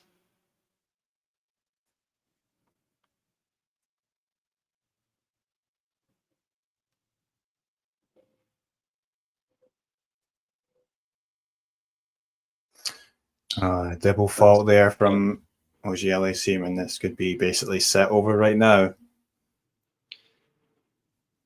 Yeah, this essentially is a set point. Mm-hmm.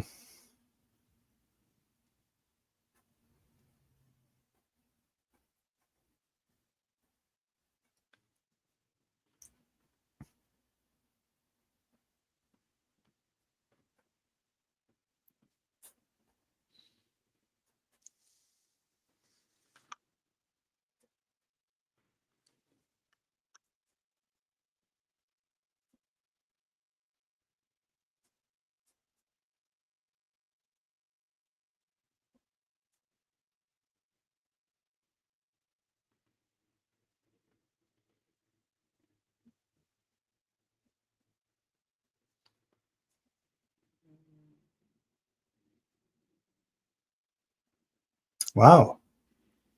Really good defense from Felix there. Yeah, drawing the error from Sinner, stretching him out wide there. Mm-hmm.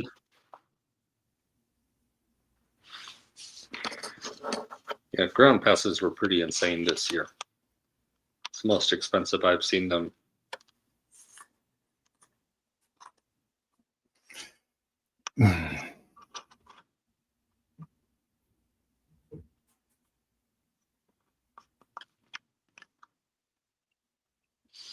Back to deuce. Forehand rally going on at the moment. Felix puts it into the net. Another break point.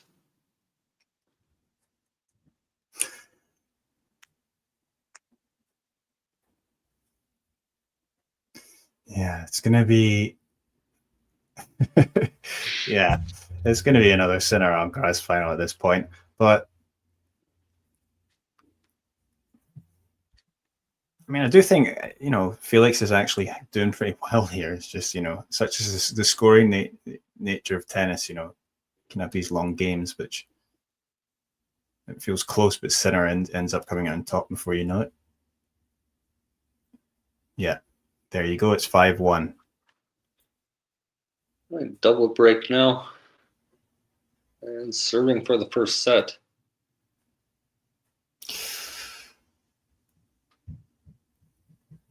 Yeah, with the mention there of Ayala with the viewer from the Philippines, Alex Ayala into the 125 final, WTA 125 final. And I believe if she wins that title, she will, that's like the best title she'd have won. I mean, she was in the 250 final, obviously lost that one a few months ago. And was Eastbourne? That's my Yeah. joint, I believe. Yeah, that's right.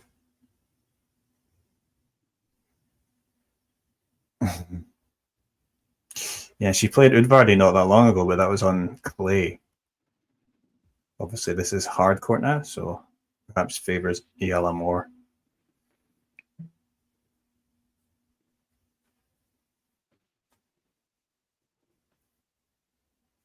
Second serve will be for Jannik to start off here.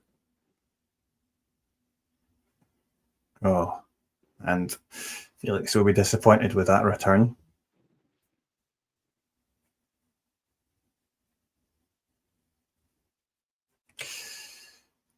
There it is on the screen.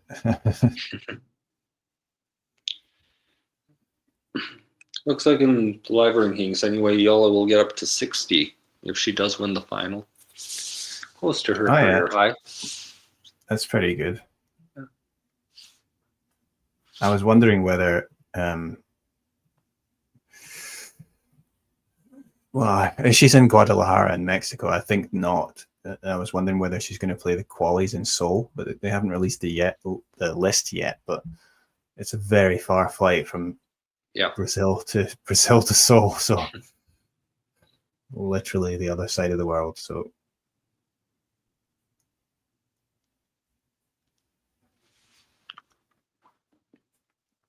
and it's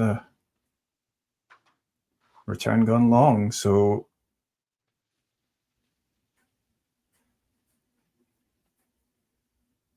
yeah, Sao Paulo, yeah, Guadalajara now, and then she's going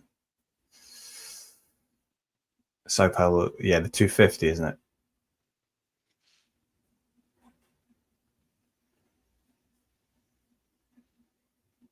Oh, and that's finished Pretty with good point.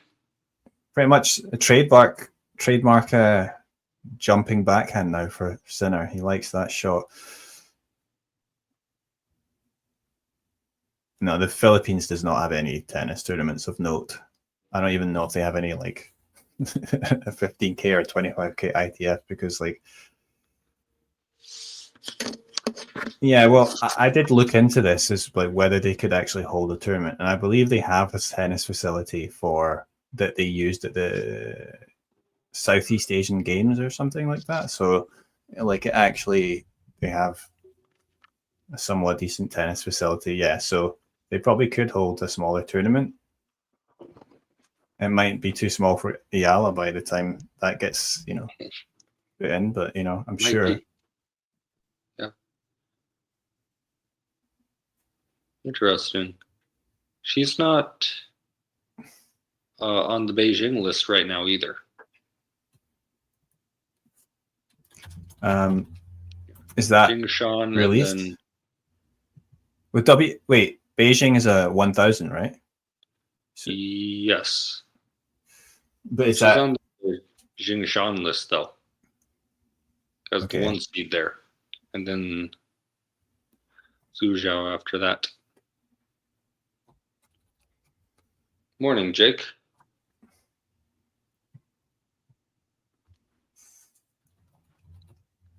Yeah, I noticed that okay, yeah, but so she could no, Quali's Seoul has been released. Yeah, she's not in the Quali's list now. I've got it here. So Eva Lisa is in the Quali's in Seoul. Any players? Oh, Ayo Ito is gonna play in Seoul in the Quali's. Okay. Right. That'll be cool if she gets through. Yeah. I might just go and watch her Quali's match then because that'll be on the weekend before, I think. Yeah. Yeah. So, yeah, I mean, I Are noticed you close this. To the where the tournament is held there? I'm not that close. Not to like ask you to give your exact location away. I mean, I live in the, let's say I live in the middle of Seoul, and then that's the stadium's sort of like the southeast of Seoul, but it's still fairly easy to get to. So the public transportation here is good. So, and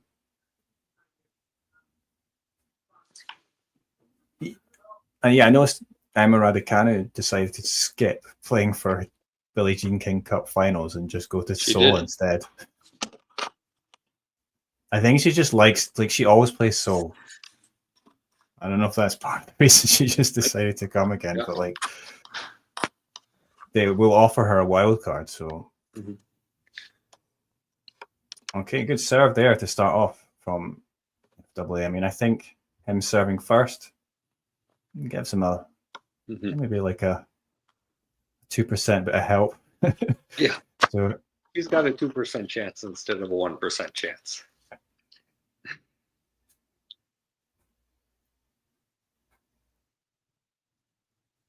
Another good serve from him.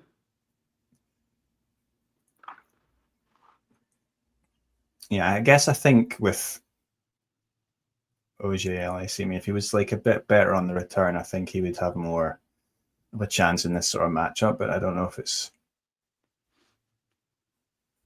just so hard. I suppose, you know, Chapo did take a game off of Sinner, and that he was actually got up a break as well in that third set, didn't he? Ooh, good play. Yeah, so maybe a love hold here from FWA. Sorry, did I say took a game? I meant took a set. You did. I knew what you meant, but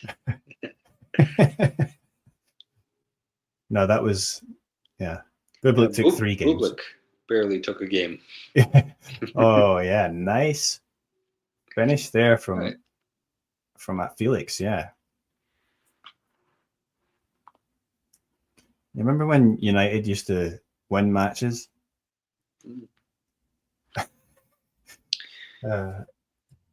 Okay, so let's see what happens. Maybe Jannik will come out a little bit sloppy here, or if Felix gets some luck, let's see if he can get a break.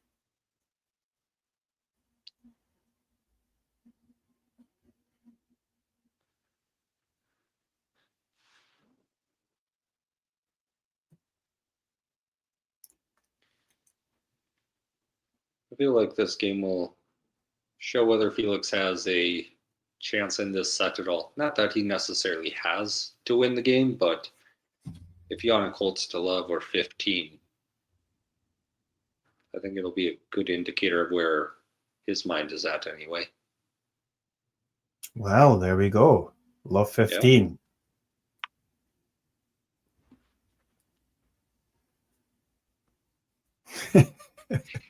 Boom. We have hope here. People on the edges of their seats.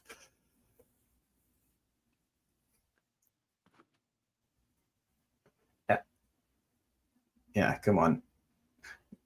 I think the issue is, I mean, oh my. I felt like 99% sure that he was going to finish off that backhand, but it just clips the tape and falls on the wrong side of the net for him, Sinner. So it's love 30. I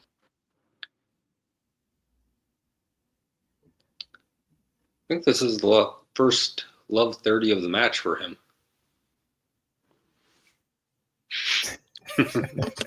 Accurate though. He hasn't even won the game. Just up 2 points at the moment.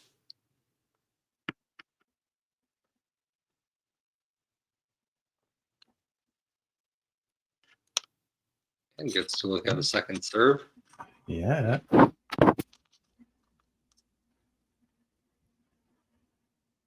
Oh, nice return. Let's see if he can finish it off. Oh no.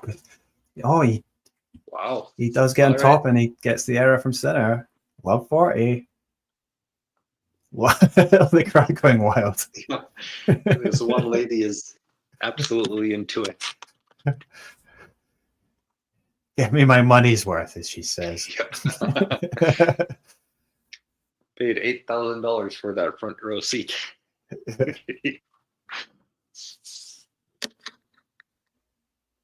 That's the trophy they should give Felix if he wins this game.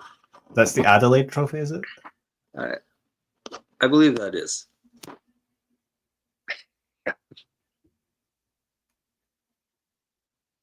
Right. First serve into the net. Wow. Fascinated to see what picture John has set up if Felix does win this game. And forehand from Felix is out.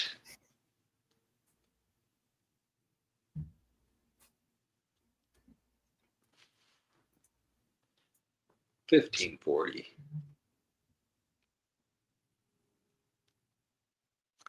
Yeah, Sinner winning this game by winning every point from now on also wouldn't surprise me. Definitely not. And I'm sure the crowd's going to be disappointed if that happens, but let's see what.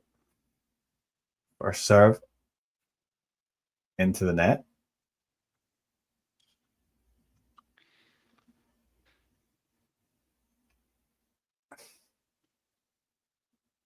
Oh, he goes out wide. That's a pretty good serve. Is it enough to finish off? No, we're in the rally.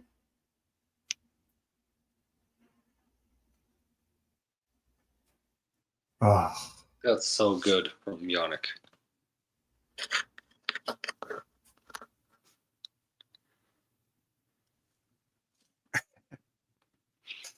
Oh man, it's just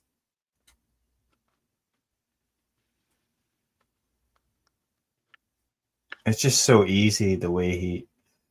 I mean, he hits the ball so pure. Like, I mean, I don't think many players can just so easily slap a backhand up the line like that. Maybe. Third break point. Oh no. Oh yes, good serve out wide and saved all three of them.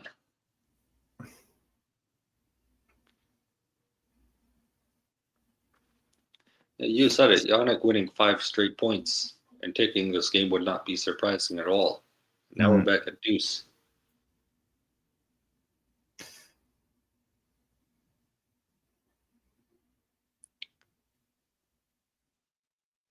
Felix motioning with his hands a little bit, maybe first sign of some frustration from him. Oh. Wow. Insane serve out wide. The AI tennis player.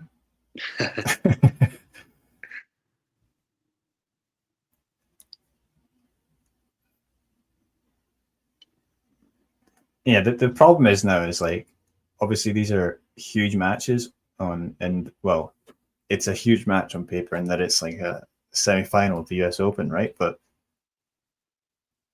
it feels like any match Jannik is in, it's rarely going to be competitive unless it's against Alcaraz. And that's kind of a problem, I think, because I know like for a while, I think people are going to be happy to see Sinner and Alcaraz finals. I think we're going to have a lot of them in the slams, but it feels like at the moment the gap between them and the rest is just insanely high.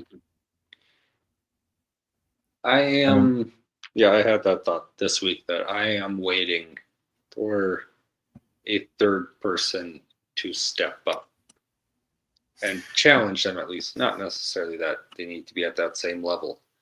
Yeah. But whether that is Fritz, Draper. Yeah, it's a bit of a shame Draper had to, withdraw.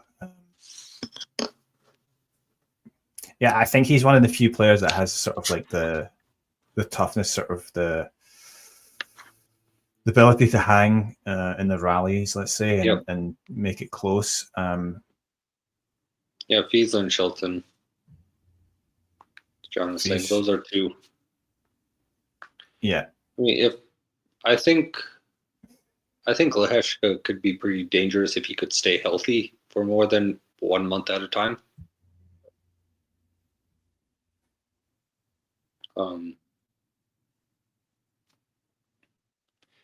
I mean, like, Zverev over 3 sets, like John is saying. Like, he's actually got a decent record against Carlos. Mm-hmm.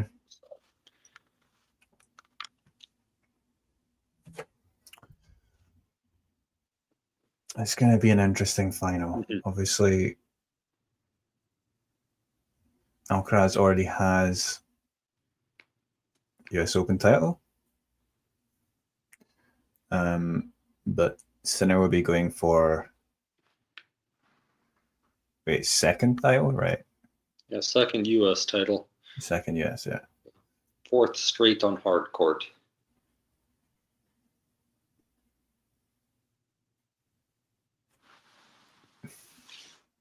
Each of them have won 3 of the slams so far.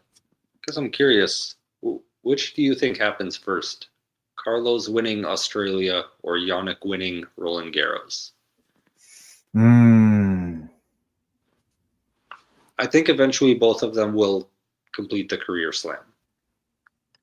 I'm curious, which one do you think does it first? That's a good question. I mean, I think already Jannik's been closer, right? He was so close to winning Roland Garros, right? And so, yeah, I think definitely sort of a quick hard court is clearly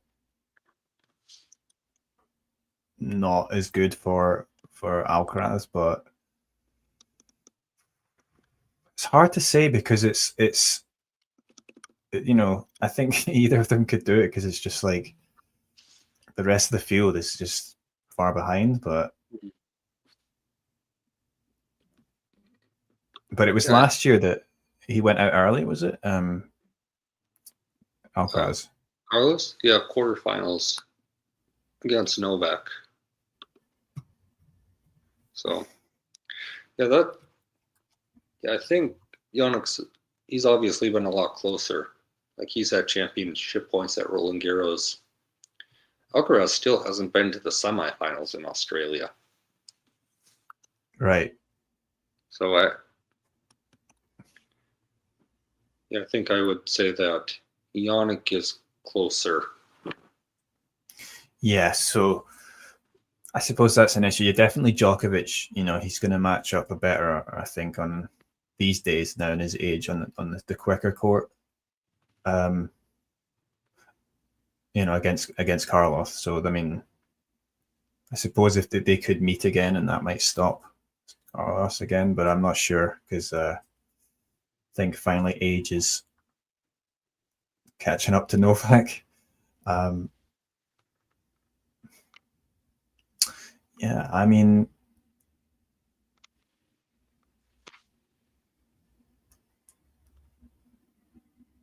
I think the issue is like, I just don't really see any of these guys. Like, it's hard for me to knock back either Carlos or Jannik getting to the final in any of the slams for the good foreseeable future. I almost think it's inevitable, right? Yeah. So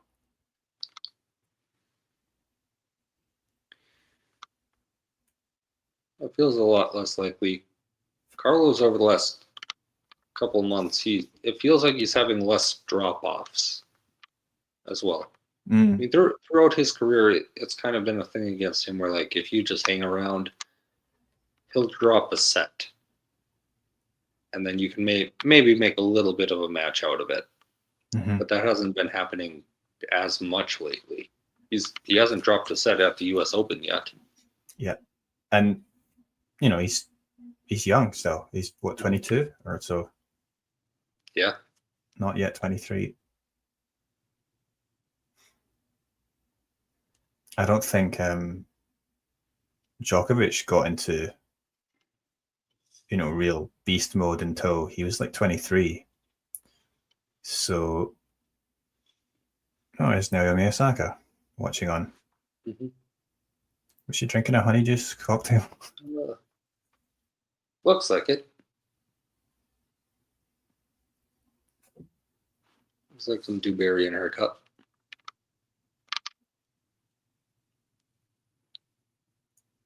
I always wondered like how many players actually still drink a bit, or if they just.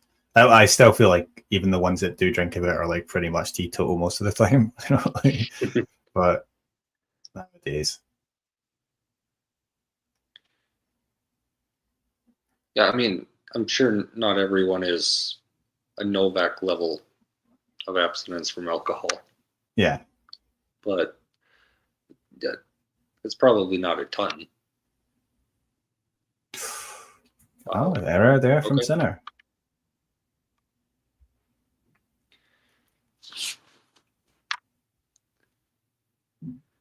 Feels like Jannik's level has dropped a little bit in the second set so far. But Felix just has not been able to capitalize yet.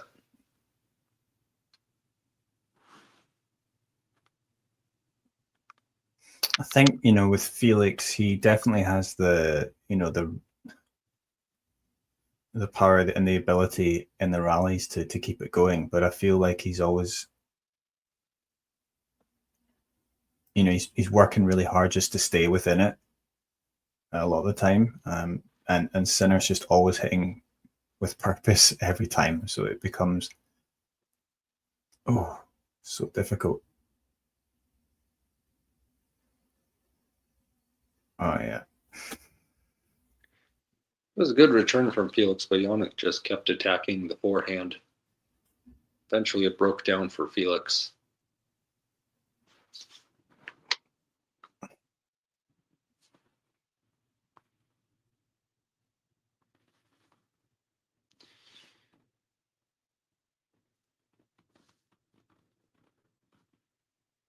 $30-15 now.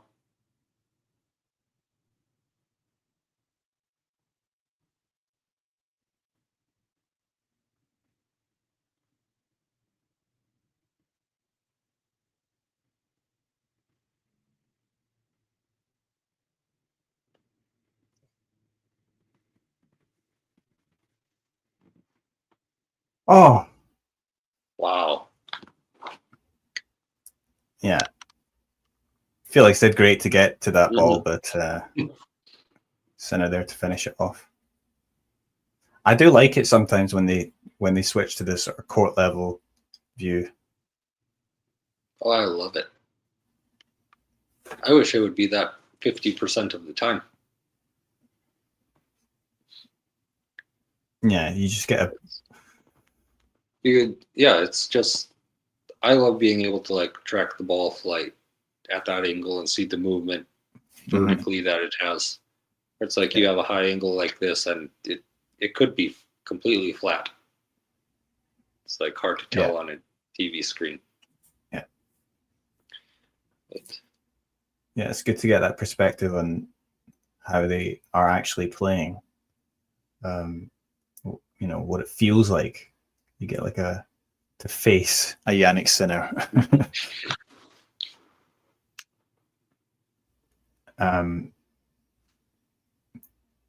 Yeah, there's some cool footage on YouTube of was it Agassi against Federer at the US Open, and it's all court level view.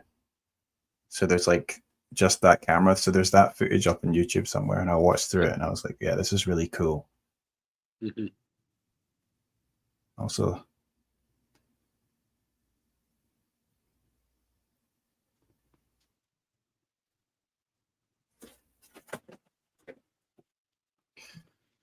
pretty good serve from Felix to start this game off.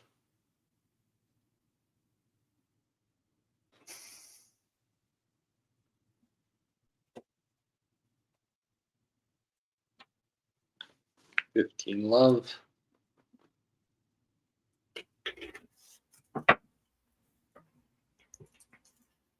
oh yeah, nice net approach.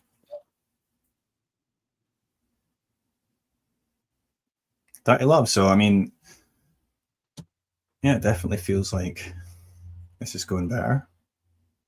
Who is Naomi there to see, or do you think she's just she's just hanging out? Not sure. I don't recognize any of the people around her. She doesn't look that excited.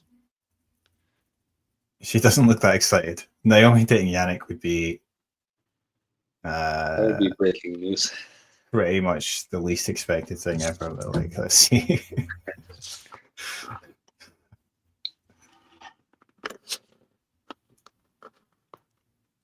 40 left for Felix.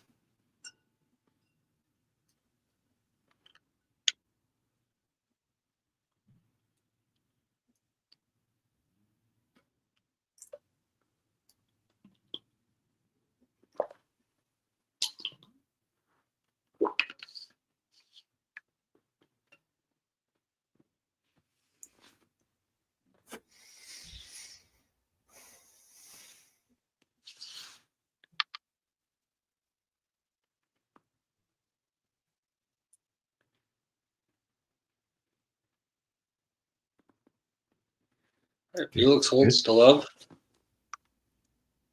Yeah. Yeah. Very good.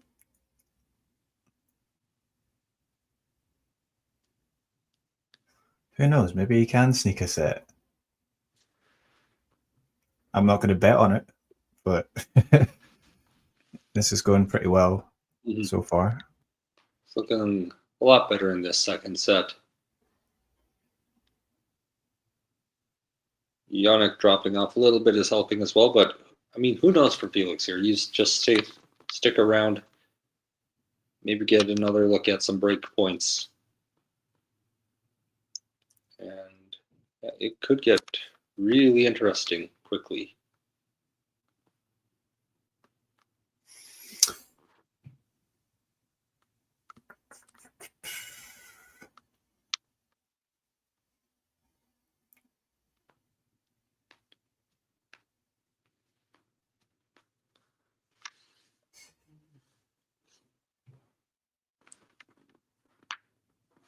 Yeah, it was Iga is supposed to be playing in Seoul, where she was supposed to play last year, but then mysteriously withdrew, which we obviously subsequently realized later was because of the short suspension, right? So from her positive test, right? But at the time, it was just like we didn't know what was going on.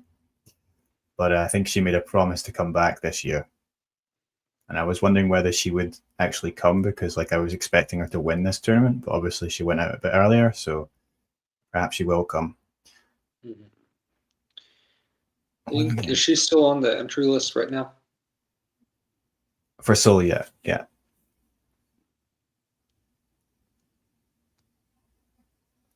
Wait, what was this? Did you air your view on it? Oh, I didn't air any views on this match beforehand, but 11 games or more.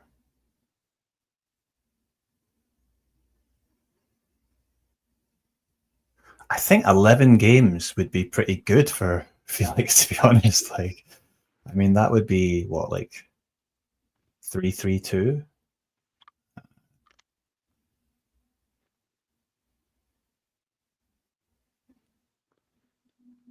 Oh no, so 3-3-2 would only be 8. So wait, yeah, so like so 3-3. Like 3-4-4. 3-4-4. Yeah, sorry, yeah, that would be much better than I think a bunch of people would expect, given the way Sinner's been playing. But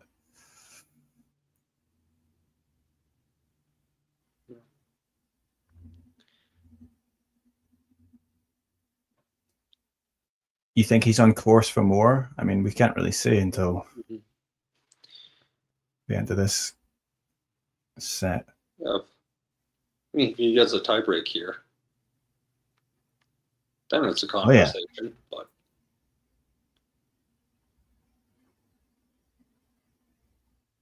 yeah, right now only 4 games. So don't take anything for granted.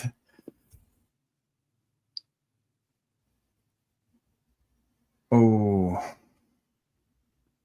good play, but just a bit long on that forehand from Felix. 40 love Sinner.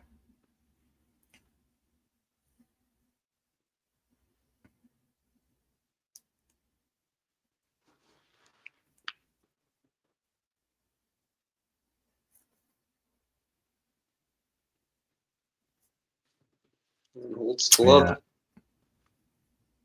Yeah, I mean, it does feel as if we could get to a tiebreak with the way this is going on their service games. I think this game, though, is crucial. If Felix gets on the board, I'll feel much more confident about that. But a break, then it changes everything. But I think it's crucial to get that, to get to 4-3. And then as well, like obviously at 4-3, he has maybe a bit of a chance to pressure Sinner a little bit.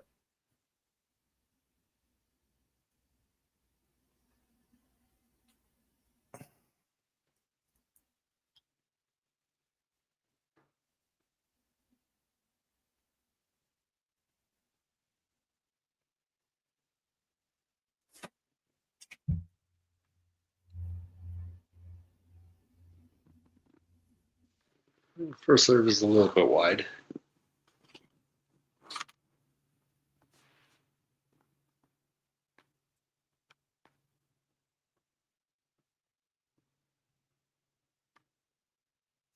Yes, the return. The ball from center goes long, so yeah,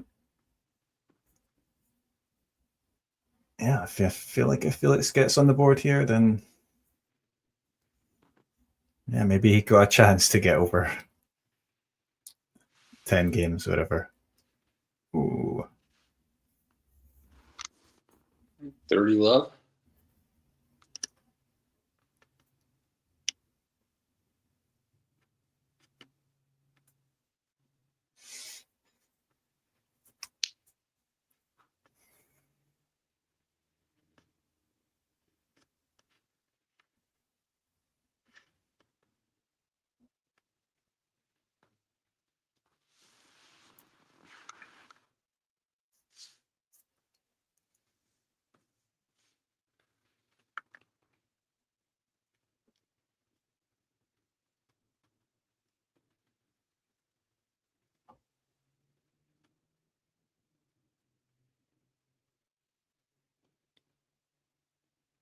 Wow. Oh, nice. Yeah.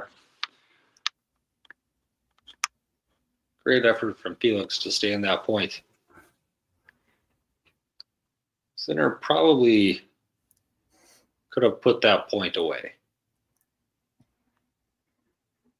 Mm. But Felix does well to stay in it. 40 love now.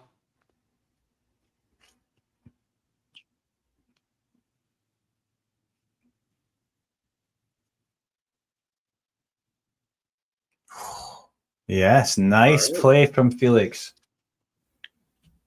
Holtz to love. 4-3 now. Big roar from him there. Yeah, he's got a chance maybe to take this set. Producers asking, is Saba winning tomorrow? Do you have any predictions? So my pre-tournament prediction was Sabalenka over Anisimova in the finals, and I'll be sticking. I'll stick with my prediction, but I mean, I'll be cheering for Anisimova for sure. Do you have thoughts on it? Well, you know, if you told me before the tournament that it would be them, I would be saying Sabalenka, but I think, you know, the way Anisimova's been playing makes me think that she has a pretty good chance. Like, I think also having had that experience, I guess, of this and overcome getting bageled in the Wimbledon final, and then coming back and beating Swiatek and actually making it through against. There was also a tough match against Osaka. I mean, I guess it has extra significance for, you know, her being an American at the US Open final. So that's going to be some, you know, maybe a bit of pressure spell for her. Like, but so we'll see how she handles that. But I think, I don't know. I actually think, you know, pressure's a bit off her, and she'll come out and play a good match, and that's kind of what I'm hoping. It'll be a good match, and you know, probably Sabalenka's still the favorite, but yeah, I hope it's a really good match. But yeah, it was interesting last night. Like, the crowd that was there was definitely cheering for Naomi more than they were cheering for Amanda. Right. Which, I mean, I'm sure is a little bit interesting, being like it's your home country and people are cheering for the other person. So, I mean, Sabalenka's got a decent fan base in New York as well. So I don't know if it'll be the same tomorrow. But I gotta expect that surely Anisimova's gonna have a lot of backing as an American. We are love 15 here, by the way, on the Sinner serve. So is trouble brewing?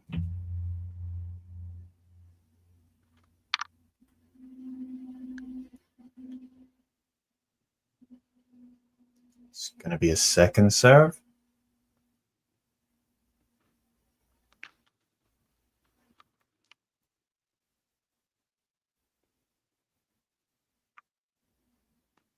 Oh, that is a That's really great good. inside-out forehand winner. And that lady is excited. She's a big Felix fan. Love 30 now. Deluded Steve asks, can he make this interesting? Well, I think now he definitely can. Let's see. I thought as soon as he got on 4-3, he would have a chance at least. And now we're at 4-3, 30 love. So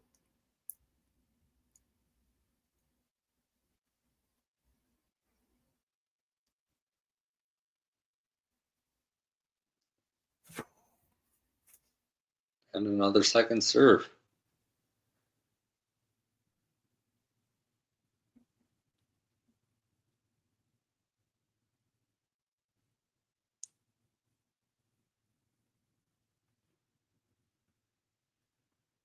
oh yes. All right.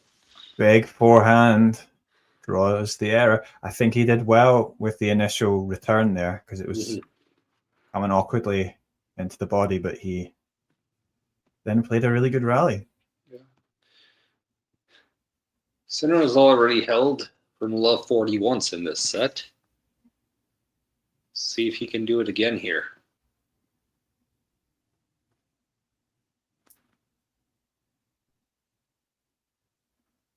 The crowd loving this.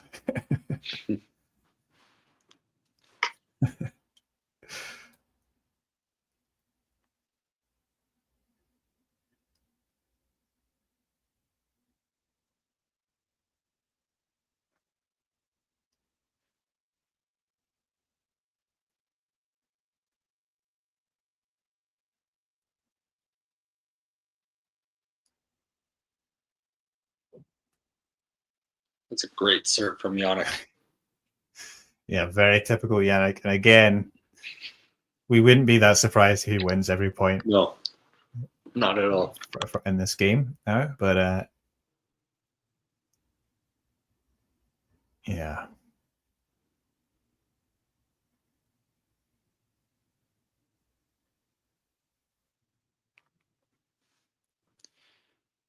I mean, Felix would love if serve closed and this became an indoor match, but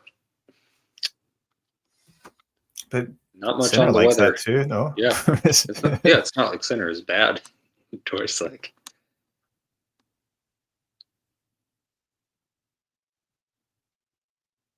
Felix painting some lines during this Oh, point. yes. And he's broken Sinner, and it's going to Felix. serve for the second set.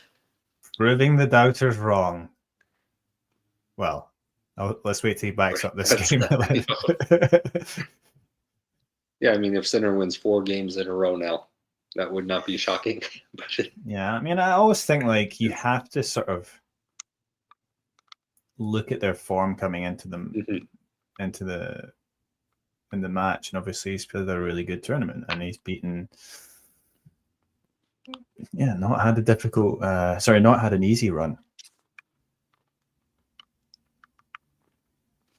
Zverev, of course, is the highlight win so far, winning against the number 3 seed.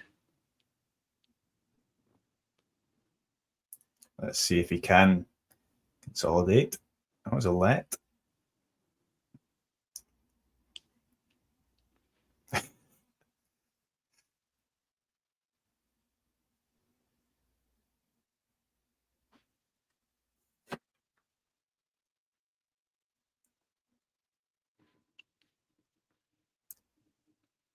Oh, wow. It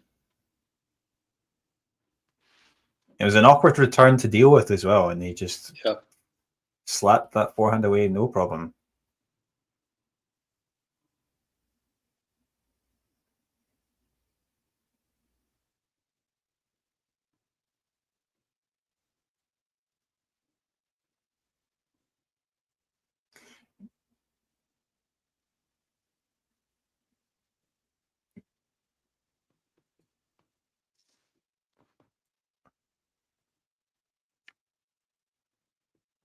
Oh.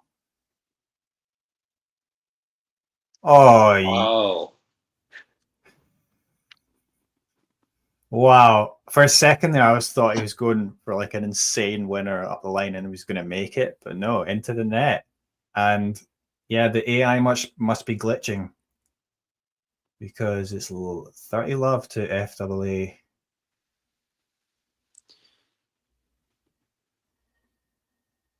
Two points away from winning a set now.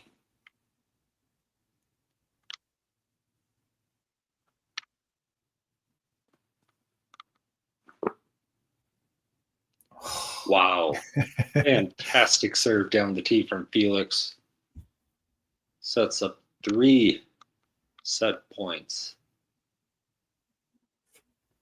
There we go.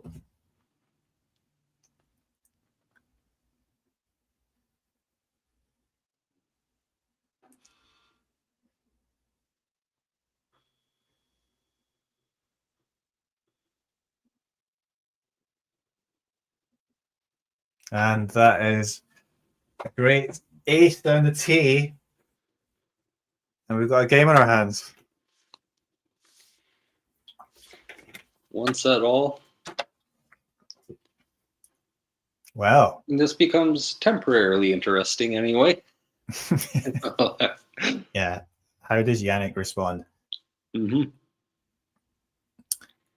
Sean was saying earlier, he has weapons, at least that's a good start against Sinner. Yeah, I mean, I think when Felix was younger, coming up, and he was doing really well from like a young age, like, 17, 18, 19. Kind of thought he might have a better career than he has had. But, one that involved maybe a few slam wins. Yeah, obviously he hasn't really reached those levels, but I think when he's on, he looks very good. He's capable of an insanely high level. But now is Jannik in trouble? He's going medical timeout. Felix looks a little bit annoyed. Yeah, he doesn't want to take a break right now.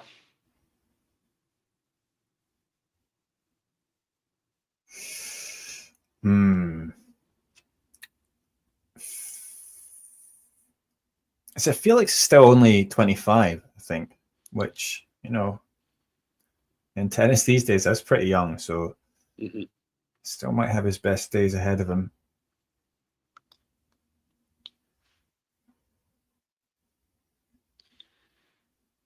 I still think, everything's ahead of him.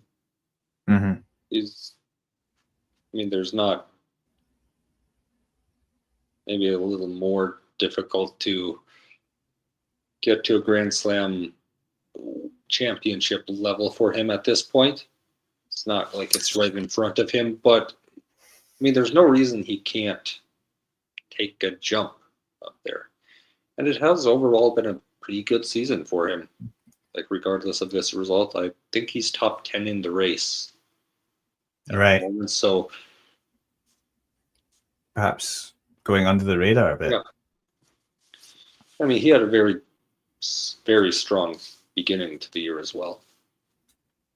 It was a period where he and Carlos were the only players with multiple titles this season.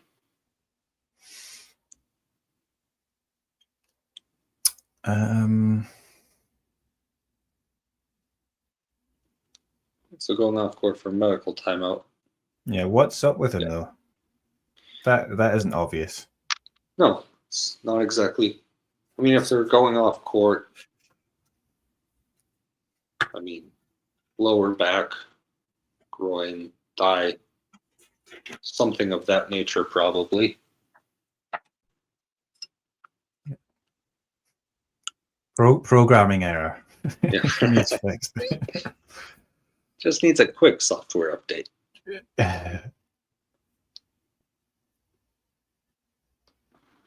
They're just showing some of the highlights of the Alcaraz match. It does look like he was toying with Djokovic a bit, which is not something many players have ever done.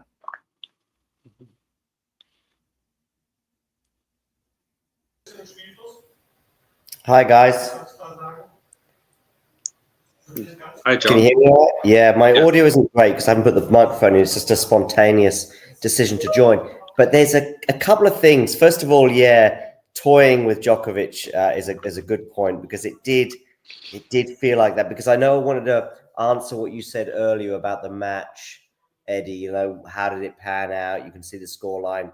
It just felt like it was the most jarring of the semi-final losses this year because, yeah, Novak talked about how good he was physically going into this match compared to the other two or three that he's had this year. And although, you know, Carlos gave him a chance, Carlos was playing okay going into the third set. And I remember Damien in his commentary basically saying, look, that's a bit of a worry for Novak that he's kind of quite far away from a slightly misfiring Carlos. The second thing I want to say, and I think it's even more relevant, and that's the main reason I've just interrupted you guys, is so I interviewed Tony Nadal 2.5 years ago.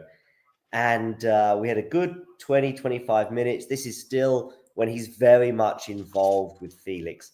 And there's one line, and I'm thinking of it now more than anything before, but I've been thinking about it every now and again for the last 2 years, is he just said, we want to win Grand Slams. Now, I know Tony is obviously no longer with Felix, but at the time, that felt like, so this is April 23. So it's 6 months after a really good 12 months for Felix. But the 12 months kind of finished at the end of that indoor season in 2022. But he said, I was like bigger picture stuff, where are we going with this collaboration? I think we called it. And he's like, yeah, we hope to win Grand Slams. I mean, it wasn't, and it sort of felt right that he said that, even if it was a rough 6 months post ATP Tour Finals or inclusive of ATP Tour Finals. And I think about that line every now and again, and here we are. I'm thinking about it maybe more than ever before.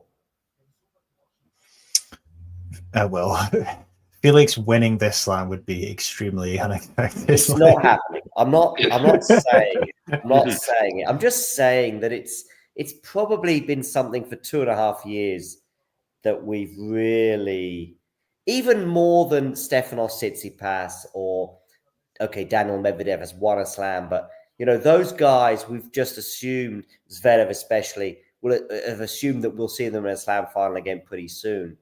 But we didn't really think about Felix, and I've just seen a set of tennis from him. And by the way, Jannik looks okay. I'm going to leave you guys, but I just wanted to interject with those thoughts. I can see Fergus backstage. Fergus, what is going on? Hello. Hello. I'm back. I clearly missed the best set of tennis that has ever been played by anyone ever. How much is Felix playing really good, and Sinner with what's going on with Sinner? Is it Honestly, it was just a really good set of tennis, I thought, from Felix. I don't think it wasn't like Sinner. I mean, he was still playing at a really high level, right? I mean, it was just. I think Sinner did drop off a little bit in that second set, but I mean, the result of the set is a lot more about Felix playing incredibly well. Just one break late, but he was. I'm glad. Yeah. I was kind of expecting to look at my phone and it be like 6-1, 6-2 in like 3-1 in the third. But yeah, I mean, he played a great game, and to break and hold each game. Hold to take the set. So, yeah, it looks good from his point of view, I think. And Jannik's got to be slightly worried. Well, just the second set he's dropped this week.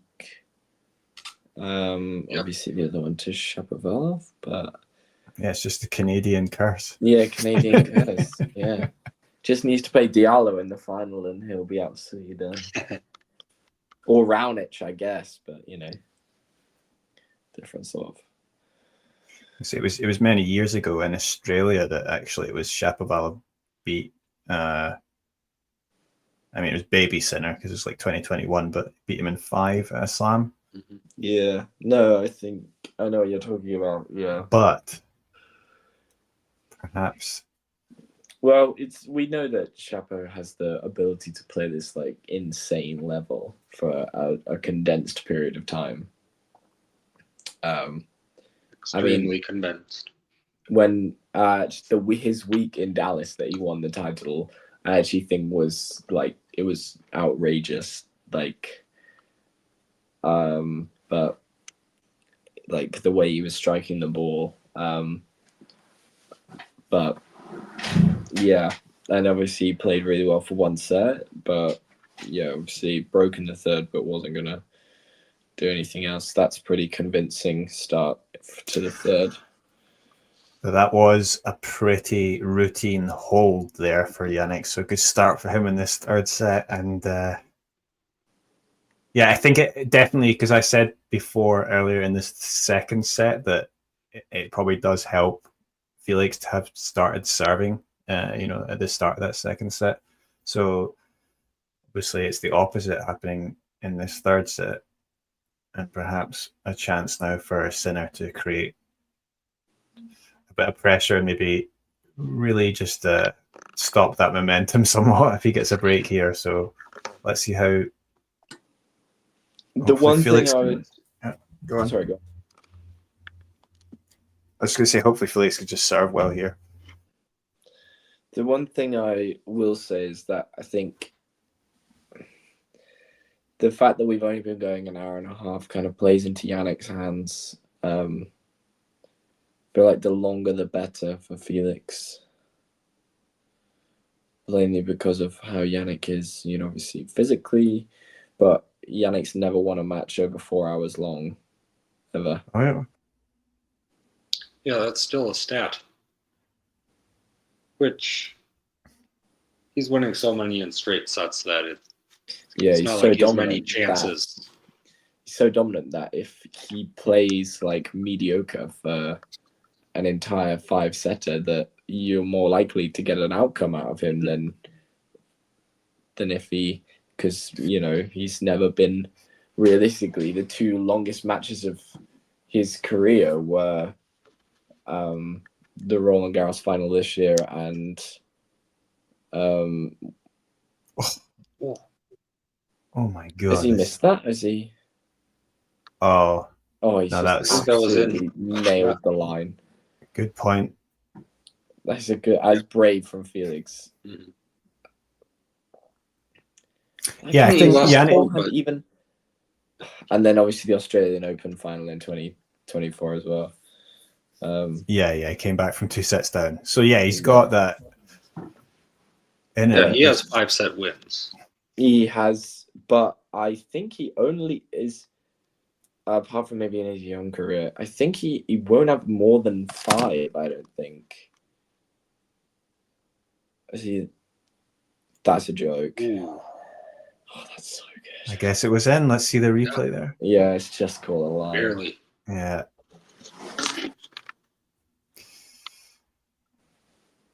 Yeah. Yeah. Well, what can you do? What can you do? The AI has been recalibrated, and it looks like. Yeah, exactly. He's back.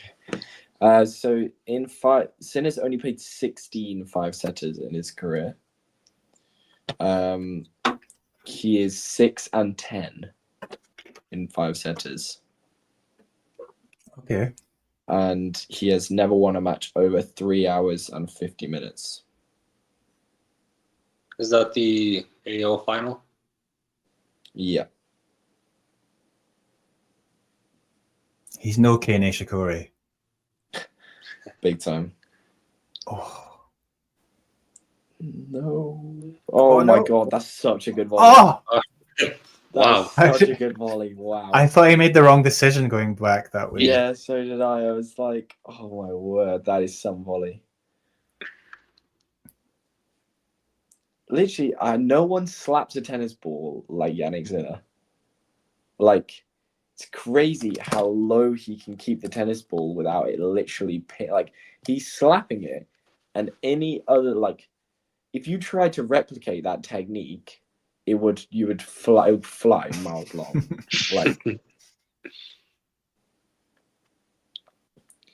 that's 30 all.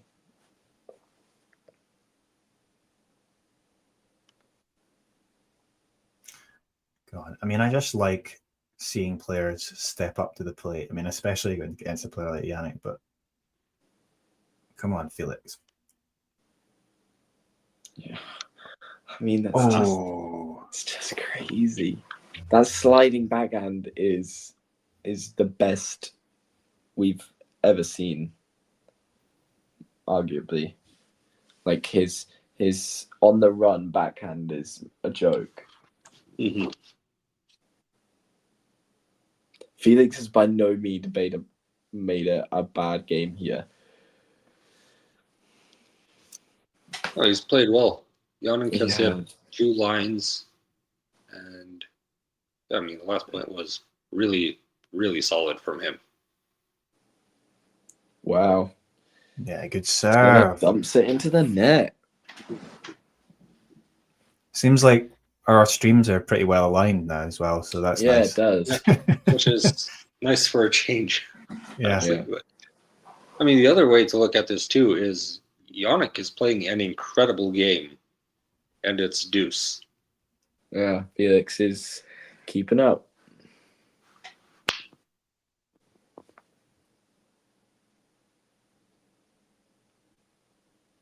That's a great serve. Yep. Mm-hmm.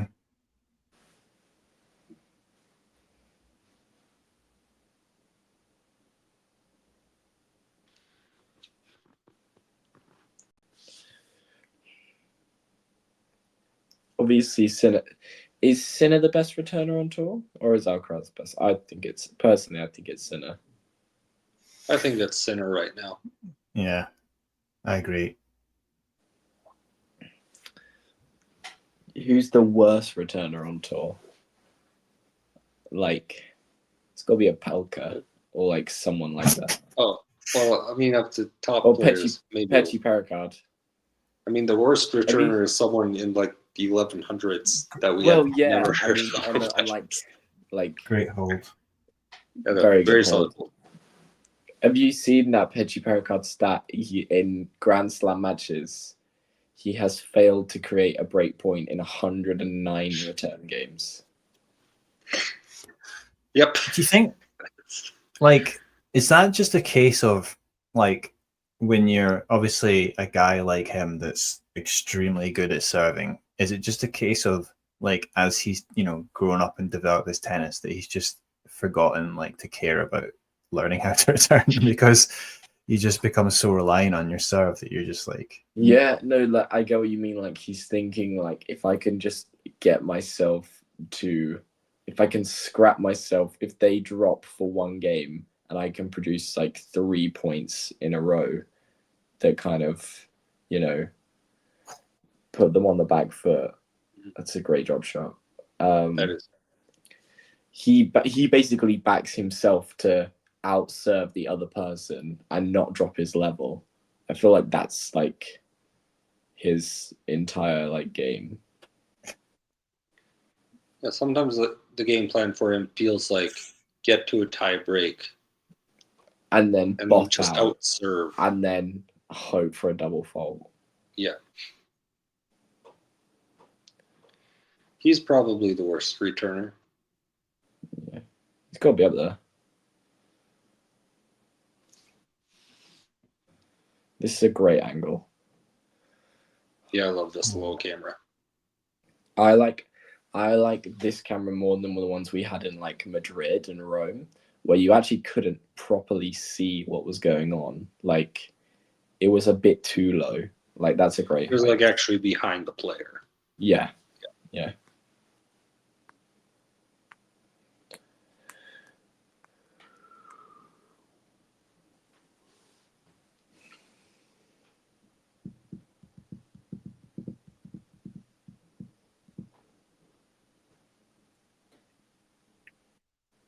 I loved John coming on here to tell us how Auger-Aliassime is going to win a slam.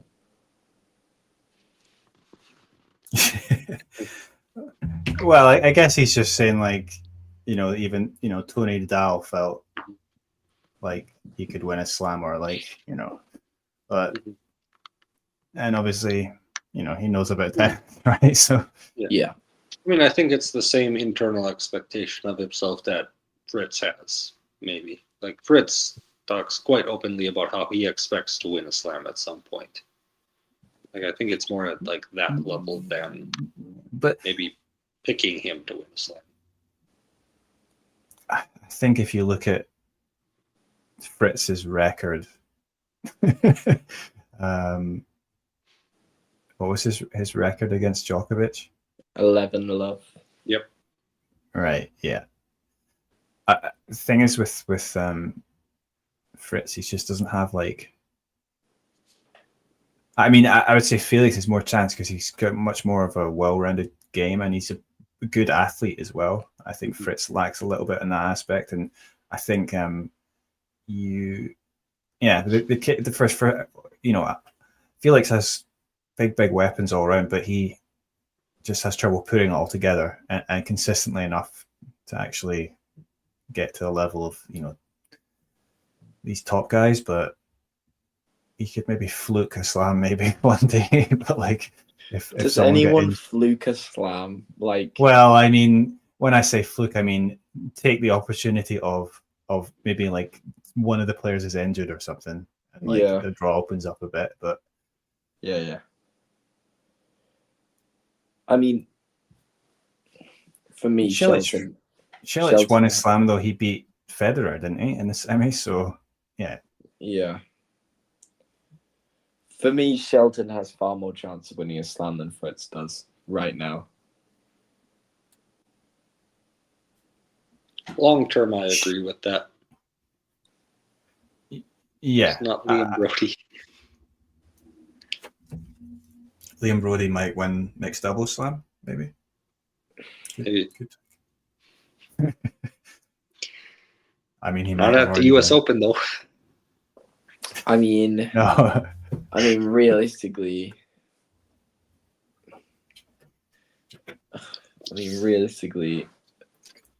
oh my god, I'm trying to think of like a niche player.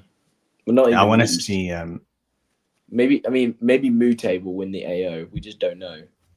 Someone needs to get Alex Yala to link up with João Fonseca. It's mixed doubles just for the crowds. Just for us. We would get so many views. We'd literally have 10,000 people on stream.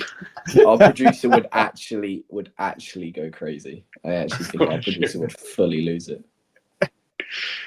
We'd be at 50,000 subs almost immediately. We actually would. Oh, Jake's here.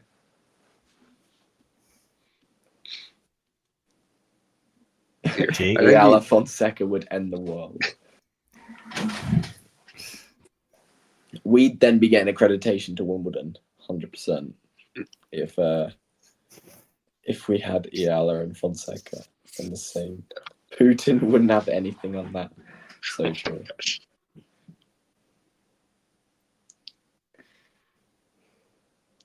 We need some more Asian stars for John to promote. There's no way GMP practices serves for 20 minutes. You're telling me the guy serves 150 and goes out for 20 minutes to practice, and then like, yeah, that's fine. What does he do the rest of the time? Clearly nothing. The guy has a forehand, a non-existent backhand, and a terrible return game. What possibly could he be doing? He probably needs to practice with returns a bit more, Yeah. I guess, to be fair, it is tricky being that tall. Like, Isner wasn't a great returner, was he? Yeah, but GMP, he's like 6'8", is it? Yeah, 6'7", 6'8". 6'8", yeah. But Isner was serviceable. Sorry? Like he was serviceable at return games. Yeah. Like, no. GMP is not. Yeah, well, you have to remember Isner is a far better player. That is that good? That is such a good forehand. Yeah, but Isner's just a lot better player than GMP was, right? Do you think like anyone that's like that tall, like 6'8", 6'9", 6'10", and like reasonably athletic could be a tennis player? It's like Probably. it's I actually think, yeah, probably. If you have good hand-eye coordination and your limbs all work perfectly normally, 100%. I mean, there's also a point though where like if you are that tall and that athletic, you're probably choosing basketball. Depends where you're from in the world, right? Yeah, because in the UK, no one plays basketball. If you're that tall from the UK, then you're probably playing tennis, right? You are probably playing tennis, yeah. Tennis or I don't know. Yeah, probably there isn't like another sport. But like in Eastern Europe, they got quite a lot of. They're into basketball. A lot of the nations there, and then also Spain. Actually, they're quite into basketball. Wow, that's such a good defensive scramble from Felix. He's hanging in there. Games from tennis heaven. I think Felix is in this. This is. I feel like he's in this too. This can be. I think he has to win this set. I at least feel this set's going to be close. Could probably see a breaker. I am just going to stay for this third set, plainly because it is currently 2:30 in the morning for me. And I need to be up at 9:30.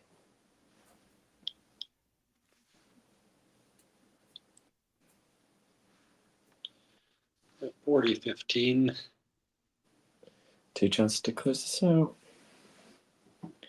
Yeah, I agree with our producer. I think Felix, how many times have we said like, oh, he's playing Jannik, like they can go out and have a free swing, and like then they get beaten like 1-love. Like it's just how it works. But like, I think Felix has reached peak tranquility and having zero pressure of beating Jannik here, and is actually playing really well.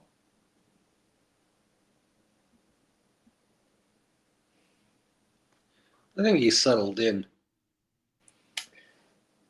I mean, first set,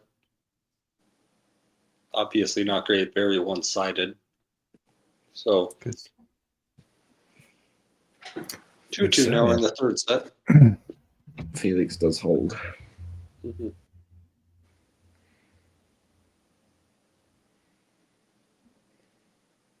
Jannik communicating with his team about something. I'm not sure. It's not quite Darth Federer, but like it's the same sort of vibe. Caption this. Yeah, so John's been to Rafa Nadal Academy quite a few times. I'm assuming that's where that interview was, right? Maybe I'm wrong. Yeah, right. Well, it's actually just in John's backyard. This is Tony wondering why he agreed to talk to John about tennis. Yeah, bingo. That's Tony's reaction when John said that Felix isn't going to win a slam.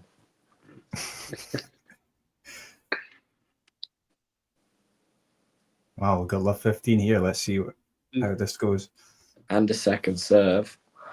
Here we go. Well, that's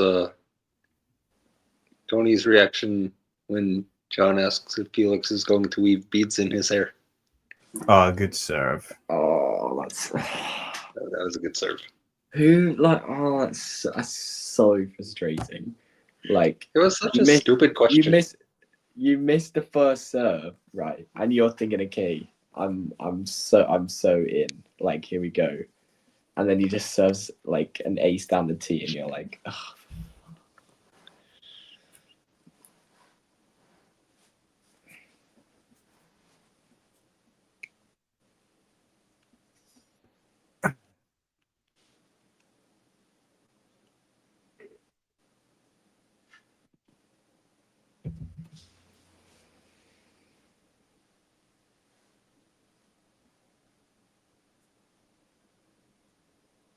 Is he? Wow. Has he made that? That's he has. insane. Wow. That is some What an return. insane return. Just rips the forehand. 15-30 now. Great shot. That was. We're witnessing Sinner-esque. peak Felix. This is peak FAA. Yeah, it was Rafa's uncle who played for Barcelona. I think that's what he's talking about there. It's producer. In the 90s. Okay. Oh, he's done it again. He's actually done it again. Wow. That was right on the line as well. That is just ballsy. Yeah. That is carbon copy.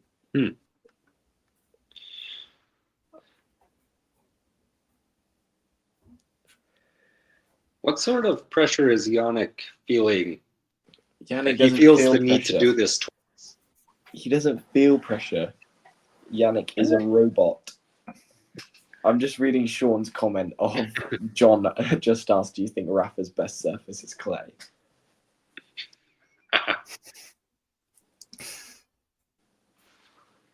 It's I don't know. It's an unreachable serve.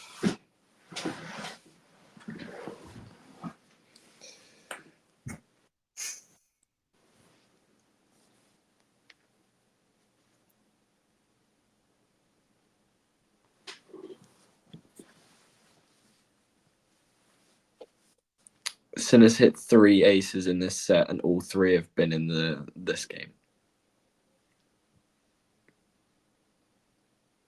What's going on?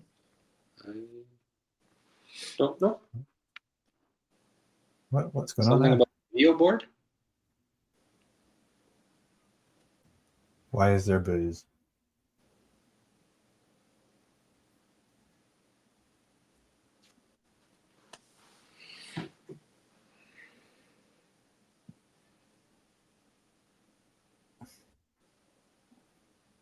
Oh, good serve. Good return. Oh, yeah. And Sinner does take it, though. Well, Not sure what that was about. 3-2 now.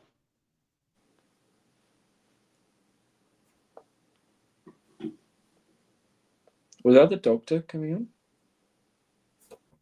Oh, no, it's just Felix was just getting something.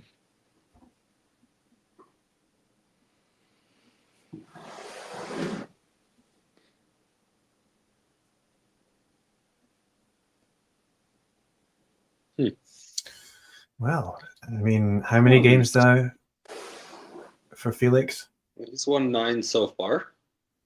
2 more. He's going to get there. Yeah. I think he'll get to 11 for sure. I think this set could be like a 6-4 maybe. I think that's fair. 2 more and then he should retire. Let's just say, great game in the Jannik. It's not going to get better from here, so. Okay. When I was away, why is our producer start talking about Jan Choinski and Liam Brody? What's going on? They're his favorite players. If Jan Choinski is John's favorite player, I will give you £17,000. If you can tell, if John can name Jan Choinski's one ATP Tour victory, main tour victory, and who he played, actually, you should know this. You should know this. It's a question. Jan Choinski's one ATP Tour victory.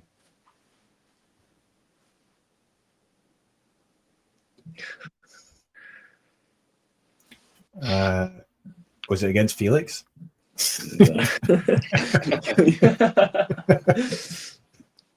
Can you imagine? It was against Fonseca in Estoril. Pretty good. Yep, in Estoril, first round. He then actually served for the first set against Hurkacz, but then lost in straights. Double fault to start. Tough start. Oh no! Just after I was backing him, Felix. Yeah, you're backing it. Eddie, start talking negative things. Losing focus.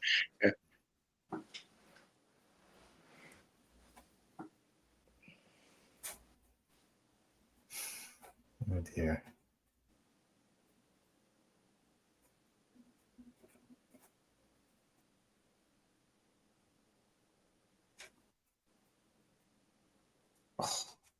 Oh, what great defense. Deep balls. Yeah, and here we are. Love 30. I mean,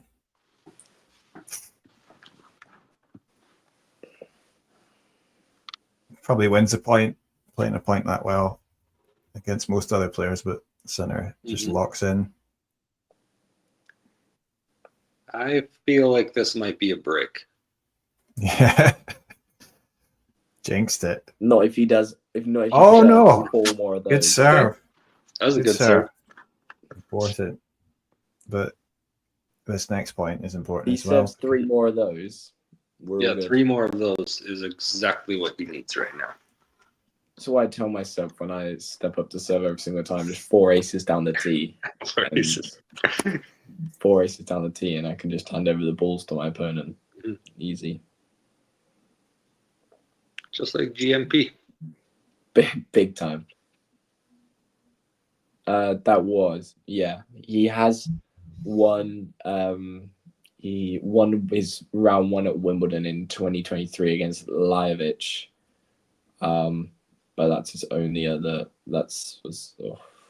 Oh no. Oh. And now the belief is starting to disappear. Or it's like, no, the belief isn't disappearing just because he has his back up against the wall. It's just time to save some break points. That's what it's time for. As we go into a 3rd hour. Yeah. If Sinner can say from love 40, Felix can say from 1540. Oh no. Are you kidding me? What? He just left it though, didn't he? It was just a horrific decision from him. Yeah. Because he could have got that easily, right? It looked like it was turning up so short that I thought Felix was going to put it away at the net. And then he checked, and then the angle adjusted and it landed on the baseline.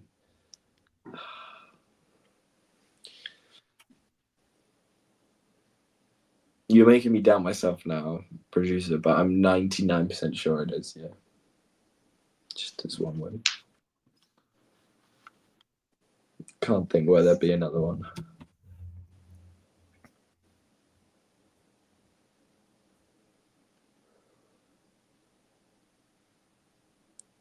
All right, so Sinner up a break now. McDonald. Did I say what? I have no idea what you're talking about, John. I love 15. Mackie McDonald? Yeah, I believe so.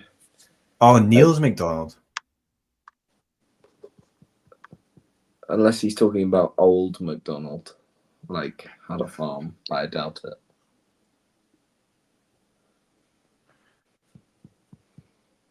Really? Said you were Scottish.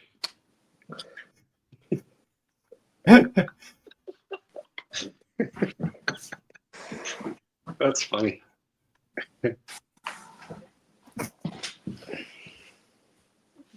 right, 15 all here. Then an ace down the tee for his fourth ace of the set.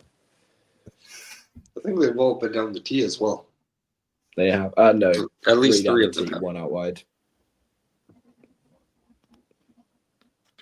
Oh.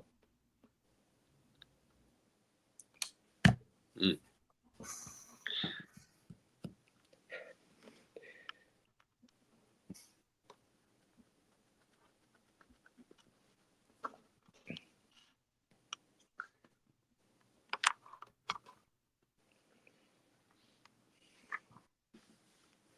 All right, 30-15.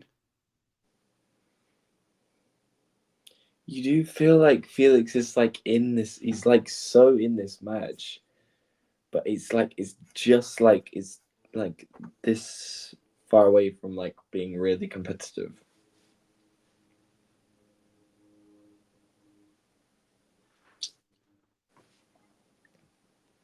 What's Felix's live ranking? Is it like 13? No. Didn't you say it was top 10? Sure.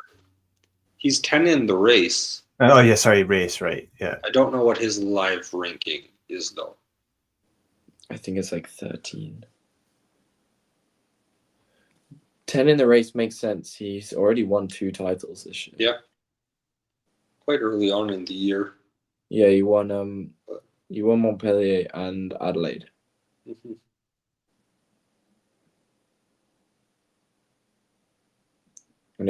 Yeah, that's never gonna cut it. I did right. see 13 in the live rankings. I know my stuff. Jannik's still quick off the mark there. Jannik, like you have to push Jannik at least 10 yards behind the baseline to then drop the shot. But he'll probably still get there though, and then you have to deal with whatever he conjures up.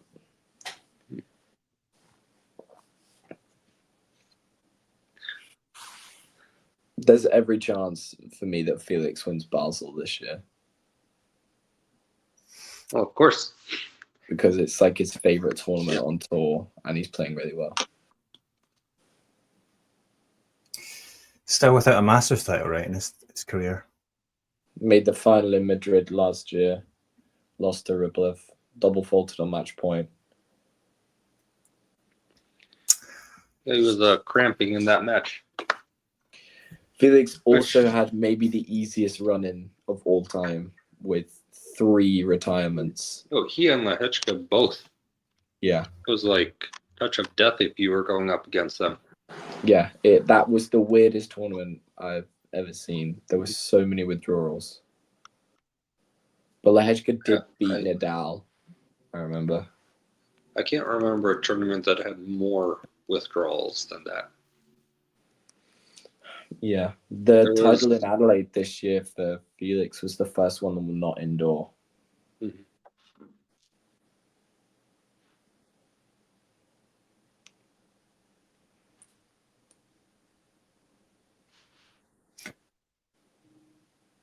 It's pretty mad.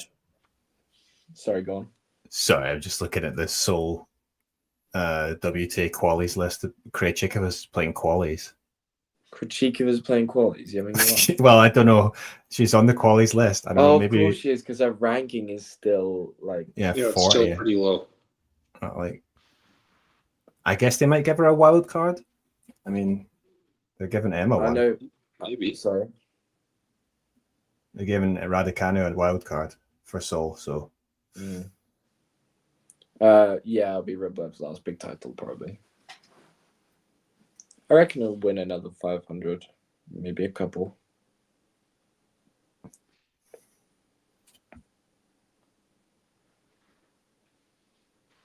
That return from center is out.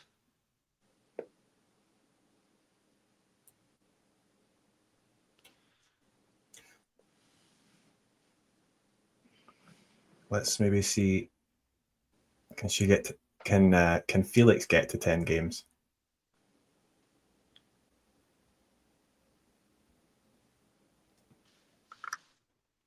Chapeau got. How many did Chapeau get?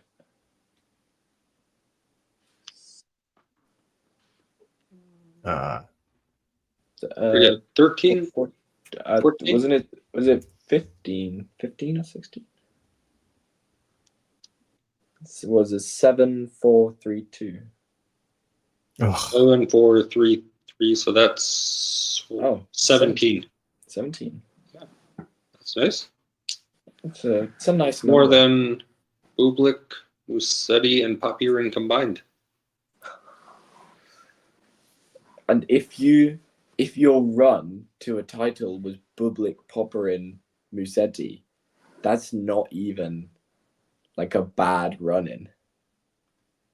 Like, you'd take that. If you're winning a title, Bublik, Popperin, Musetti, that's like a good, especially with how good Bublik's been this year. And Musetti. Not quite been Popperin's year.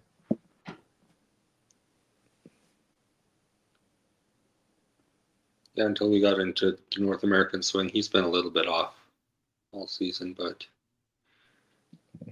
yeah, I mean, Bublik beat Sinner earlier this year.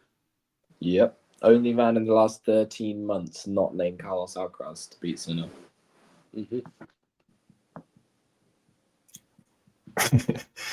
And then loses 1-1-1. I mean, that's it's just also very Bublik.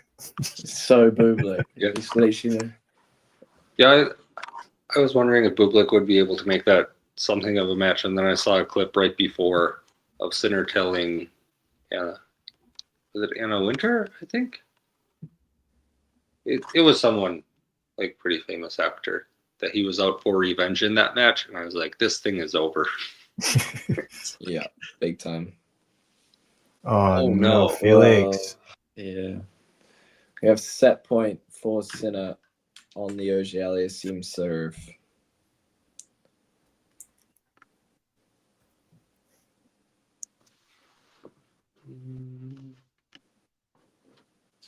Ooh. Answer this question after this game. I know what I would pick. Or set, yeah.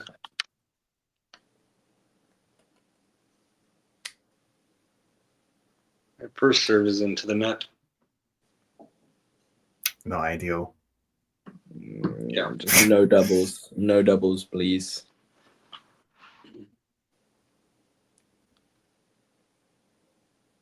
Decent That's a serve. good second serve. That's a great nice serve. forehand. Yeah. Yes. Well placed forehand. It saves the set point.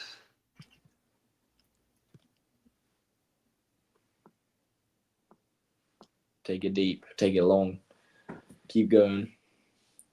Push Sinner to the very edge. Make sure Carlos has whatever's left. I personally, I think if Sinner does win, I think it will be very close between Carlos and Jannik. It's not like that. Been like that before. Hopefully, it will be better than their Cincinnati final anyway. Yeah. But I will struggle to believe that it'll be better than the Roland Garros final.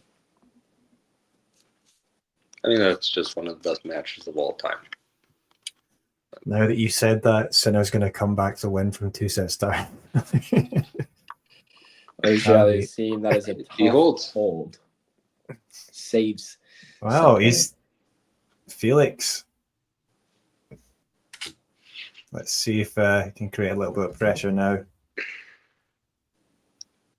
Yeah, Jannik will serve for the third set now. Yeah, only needs one more now, John. Just the one. Watch him get bageled in the fourth set. Oh, that'd be heartbreak. I think our producer would majorly crash out. Sinner missed his first serve.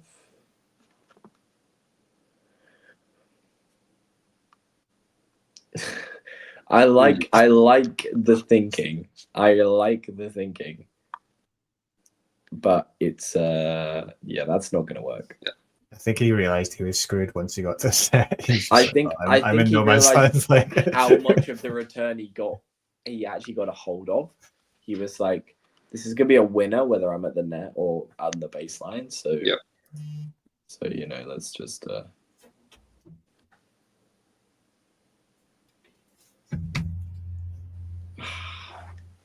In the rally, neutral ball. 98% of the stream has been about Felix. Yeah, obviously. Why would we talk about Jannik when we could talk about Felix? Yeah, we can talk about Jannik again sometime. I'm sure he'll make the final and we can talk about him then. Although we'll probably end up talking all about Carlos.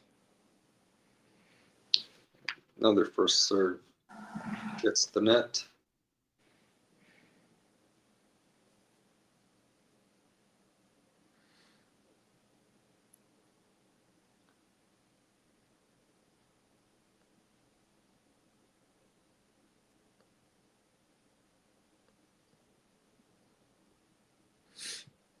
That is That's just actually so good.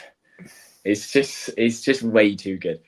Our producer is right. It looks so ugly. The slice looks so ugly from Felix. Not gonna lie, but yeah, it's just way too good. 3 set points for Sinner. Do you like a slice on the court, Fergus? Yeah, I'm a big fan of the forehand slice. I think it's very underappreciated. Yeah.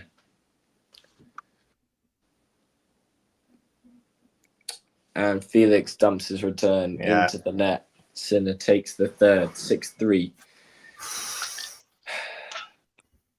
Well, I'm going to leave you gentlemen to it again.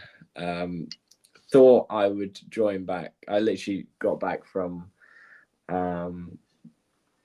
picking my brother up, and I saw that Felix had taken the second, and I was like, oh, maybe I'll join back for an hour or so. Thank you, both of you. Enjoy, and maybe Felix can take the fourth, but let's focus on getting that 11th game first. Yeah, he was doing fine until you showed up again. So yeah, that's true. So true. Yeah, I'll leave. Thanks, guys. Yeah, thanks, Fergus. See you later. Yeah, see ya. Yeah, it's the Fergus curse. All right. Had a question earlier. Would you rather be the player with no serious weapons will pick up titles due to a surface specialty like Sebastian Baez, or having one massive weapon and maybe win a slam? Isner-esque type player. I mean, so I feel like there's a little bit of this kind of depends where you are from. Like if you are like Baez from Argentina, like picking, like having a decent amount of titles, like he has so many fans, like everywhere he goes. So I think like there's some places where like you can make the argument for like being just a decent player, but you have some titles. But I mean, nothing beats winning a slam. Yeah, to have the chance to win a slam would be better, surely. Because it looks like you can have some slam runs at least. Yeah. Baez is probably not really having any slam runs, right? No. But I don't. I should look up, has he even made like the fourth round of a slam?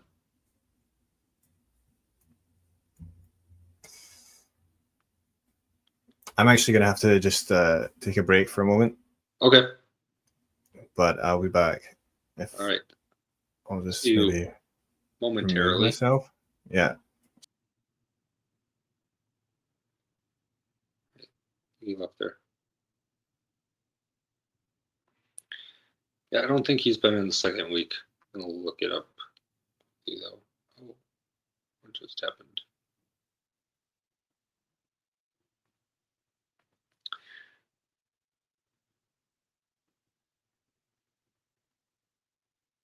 So he's been to the third round of Wimbledon, which is his best slam run, which is I don't know. That's surprising to me. But Wimbledon is not where I would have expected his deepest slam run to be. He's never been past the first round of Australia or the US. He's been to the second round of Roland Garros one time.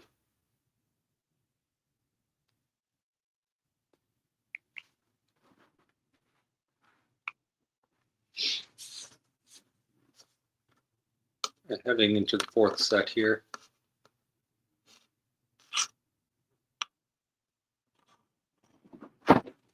Yeah, no round twos at either of the hard court tournaments, which in Australia maybe not as surprising.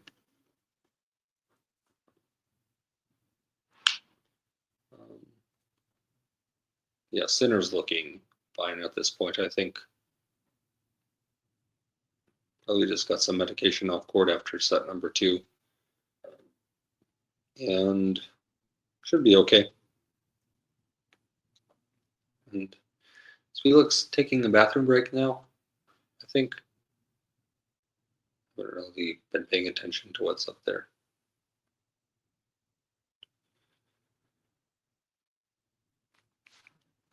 Right. So Sinner Alcaraz final, which I would say at this point there's a 95% chance Sinner's winning this match, and that's what we're going to get. Provided that Sinner is feeling well, which maybe probably just some stomach issue tonight, I think I would take Sinner. Maybe 4 sets.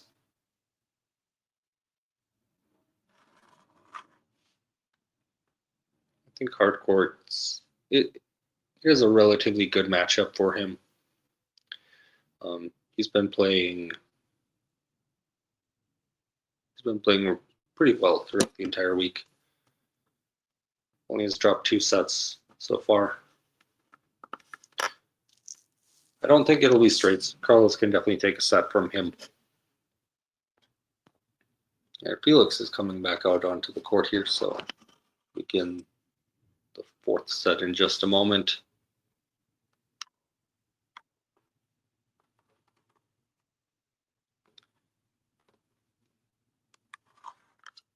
Maybe a little bit of momentum in the rivalry now for Sinner. It's certainly been much closer recently. Yeah, early on, Carlos was fairly dominant.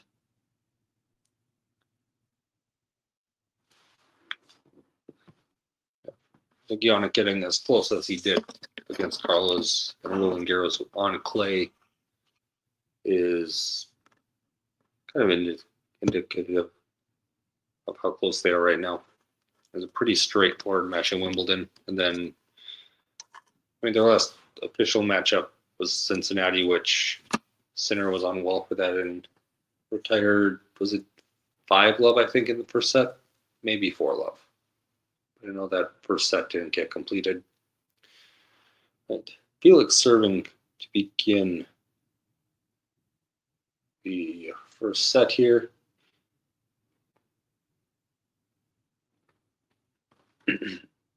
Nice forehand winner for him to go up 15-love.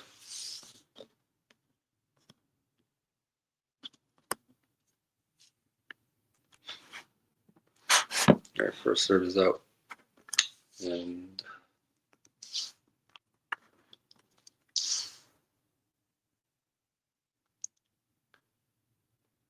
second serve from Felix up.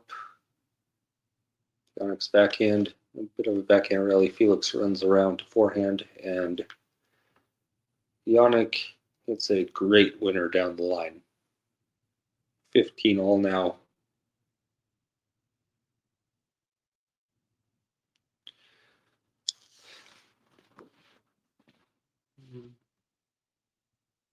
I'm already very, very thankful for the WTA.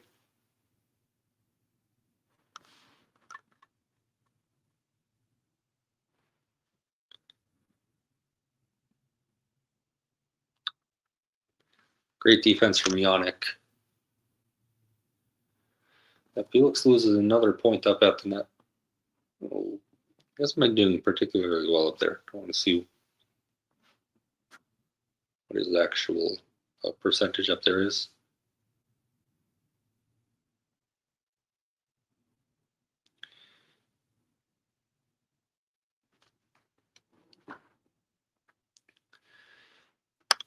Yeah, it's interesting. Like, I think Wimbledon and the Australian Open are pretty clearly advantages for Jannik. I'd favor Jannik a little bit at the US Open. And then Jannik is very, very close to Carlos at Roland Garros.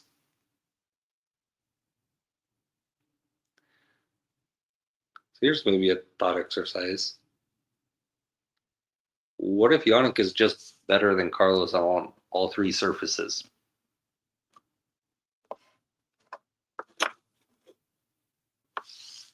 That's interesting to think about.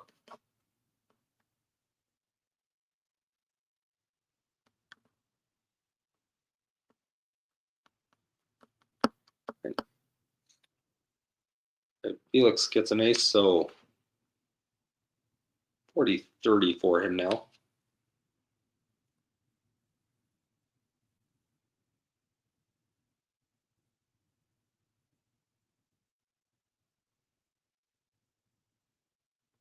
I think the gap is pretty close on clay.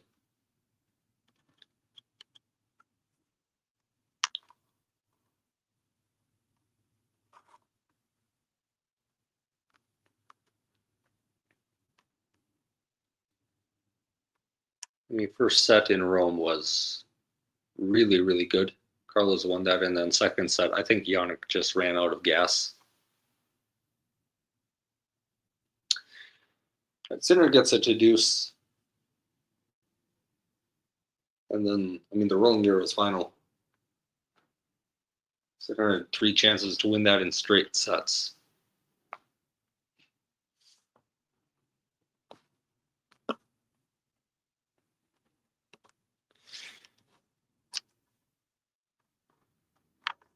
So deuce.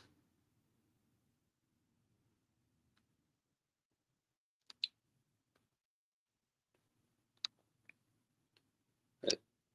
Sinner hits the return long. It's an advantage for Felix.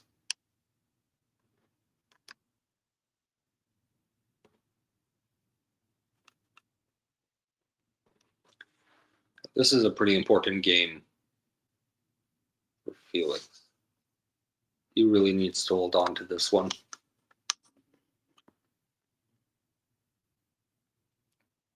Right, first serve hits the tape and bounces back to his side, so second serve now.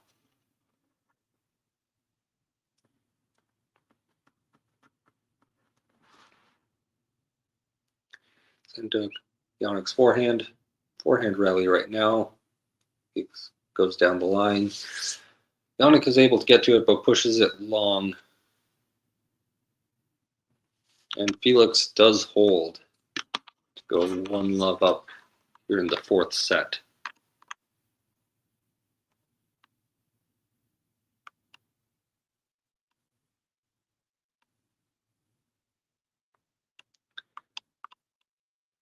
Yeah, I think particularly on the men's side, US Opens over the last few years have been underwhelming is a good word for it on semifinals and finals matches. Haven't been quite as many classics.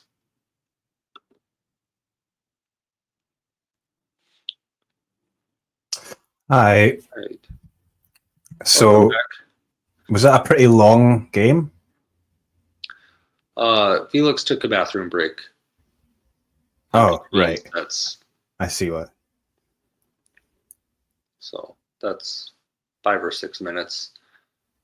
That was a deuce game. What are the odds of Felix taking this set? Oh. What are the odds? Energy looks like it's dropped a little bit, which isn't great. But that was a good way to start off. Yeah, I mean, holding serve. I mean, was it 15-30, I think. So it's facing a little bit of pressure as well.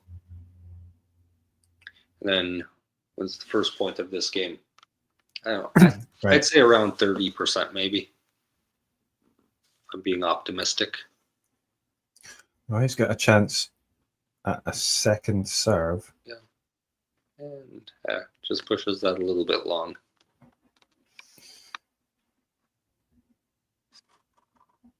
So 15 all.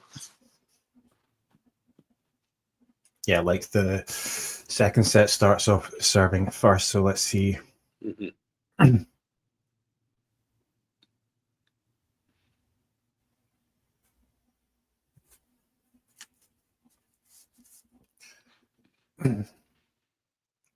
He has gotten to 11 games now, though. Wow. He can pat himself on the back and. Yep. Always have some legendary pictures of him on the replay of this live.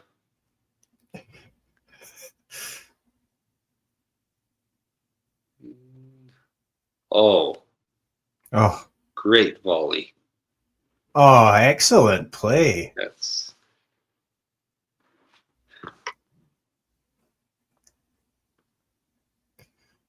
and maybe half of a chance here. Jack from Glasgow. Jack, I don't think I've been on a stream with him though.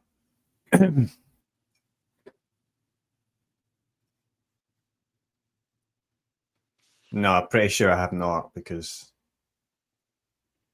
like I've seen him on the stream, but yeah, I've been on with Tom a couple of times with Tom. First serve goes out.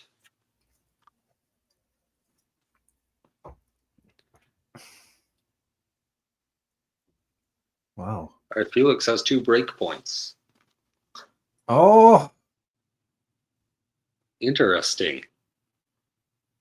Sinner is going to be fuming. Let's see if he can. What's going to happen here? Because he might slap down an ace and shut everyone up, or I think he'll go right back down the tee here.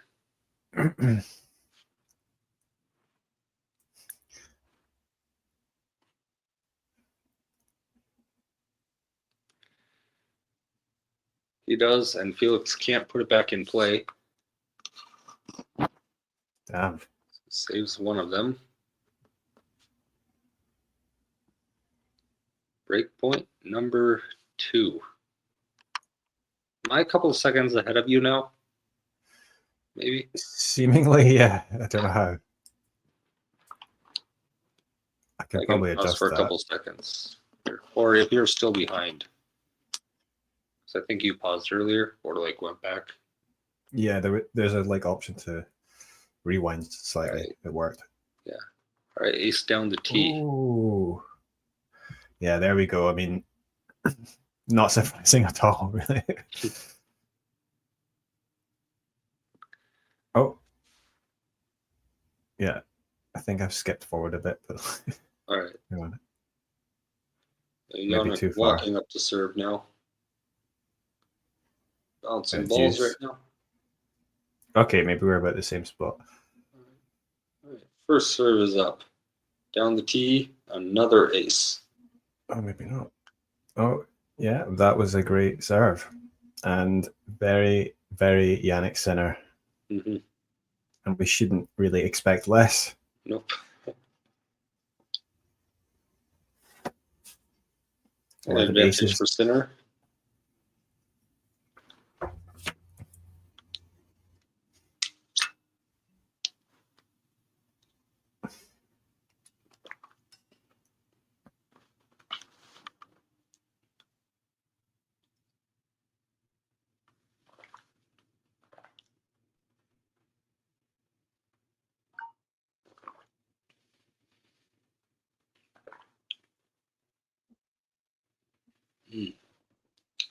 Sinner holds on.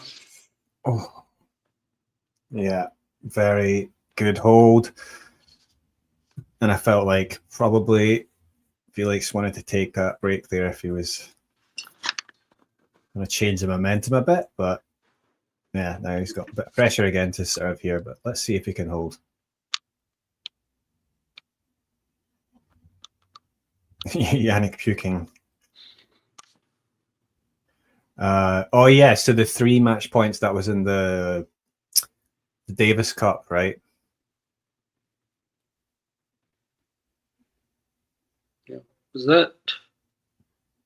Yeah, the Davis Cup final. I think so.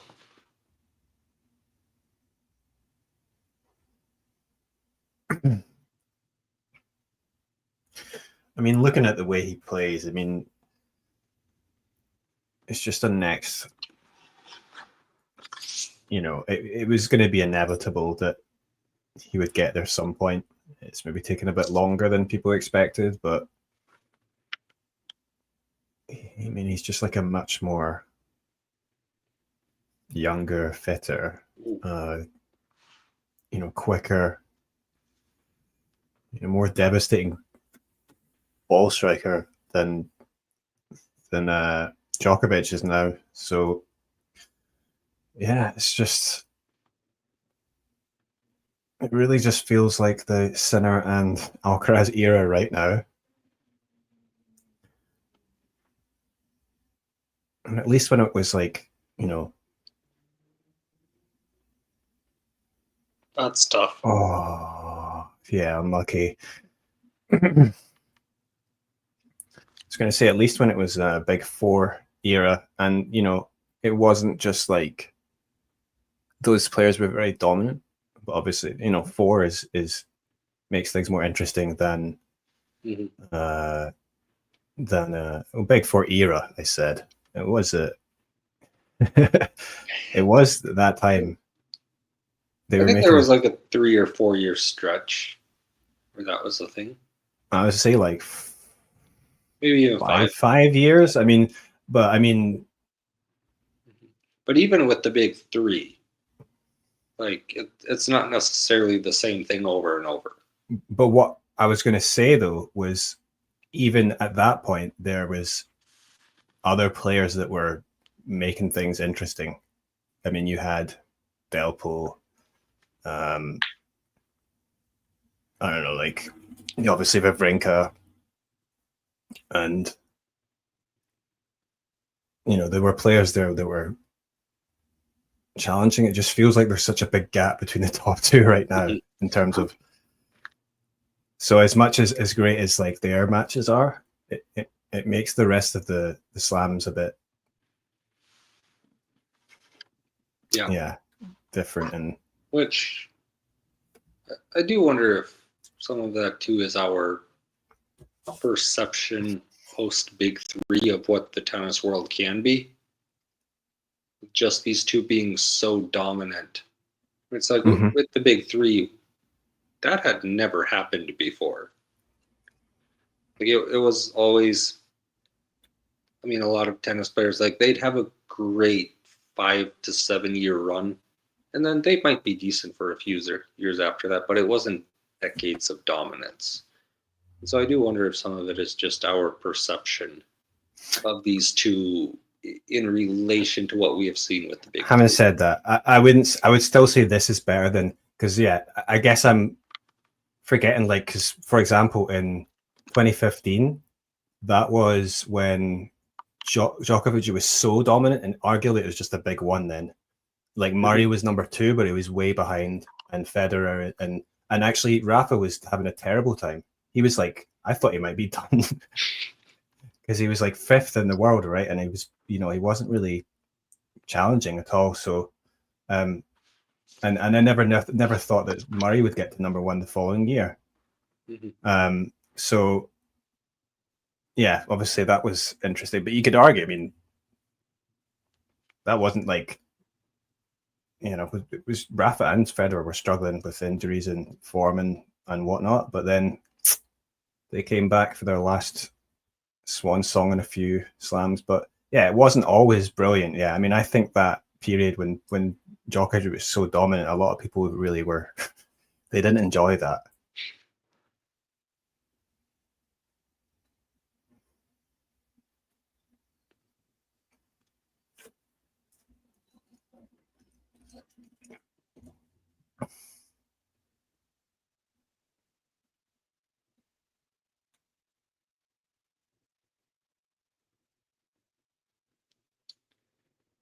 Oh, that is. That's good enough against all but like Oh. 3 or 4 players in the world. But did he kind of think that he'd won the point there, and then I don't know, I'm not sure, because I felt like he sort of stopped there when he hit that drop shot. Let's see this replay. No, you can't really see it what. didn't really show Felix in that, but Yeah, that I mean, produced- yeah, Sinner is insane. I should say though. Oh, okay, good forehand winner. Great 1-2 there. Yeah. Maybe after this game, look, let's see if Felix holds. And that lady is very pumped about it.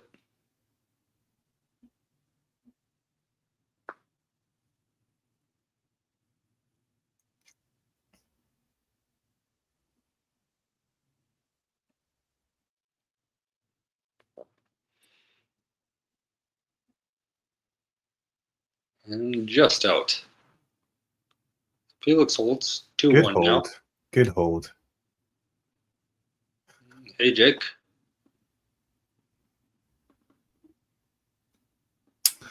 Yeah, what I was going to say was back in 2015, although Djokovic was really dominant, that was also the year that Wawrinka won the French Open, right? So yeah, I believe so. That would have like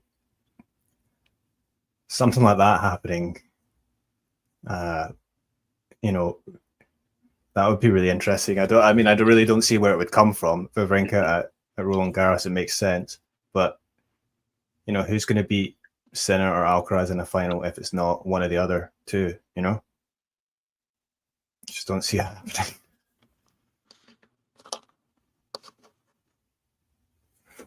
What are my football teams? Is this not talking tennis? We're talking football. Yeah, John might just be trying to keep himself awake at this point.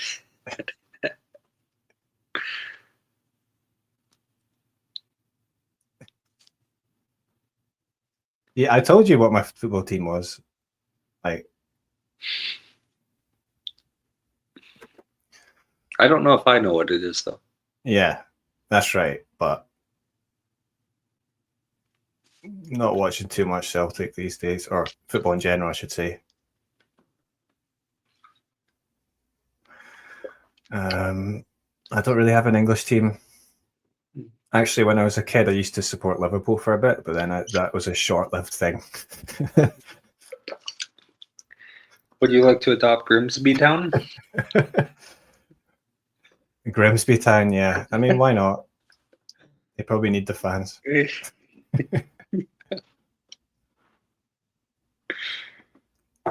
Man United, never.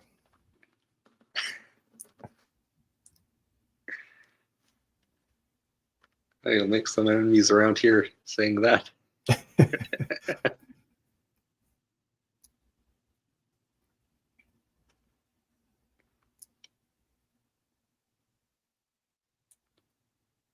Actually, you know, the one Premier League ground I've been to watch a match was at Man City, John.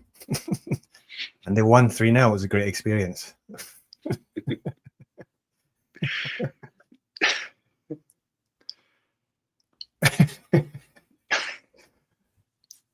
And actually, it was the ex-Man United player that scored. Tevez. A long time ago.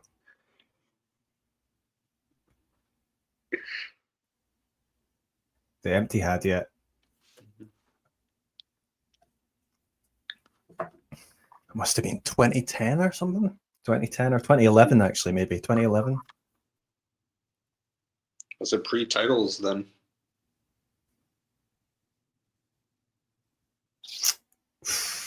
But it was a league match, wasn't it? I think Man City beat some team. I can't even remember who they were playing. Premier League 3-0.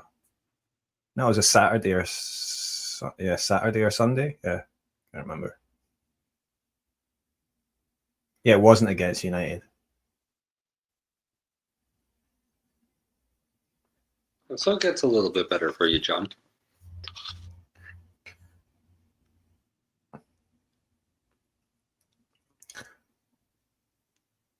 I think United might have lost that day, though. Oh. Great. Great rally here. Oh, my. Oh, my. Oh, shit. I just seen it. I was sure Jannik was going to win that there. What a rally. I thought for sure Felix had lost that point. Yeah. And then... Well, he was brave at the point. And yeah, Jannik can't hit the volley from 3 feet away from the net. That's unfortunate. 30 all. The smile from Felix. he knows he got away with one right there. You'll take it. You'll take it. He's not complaining.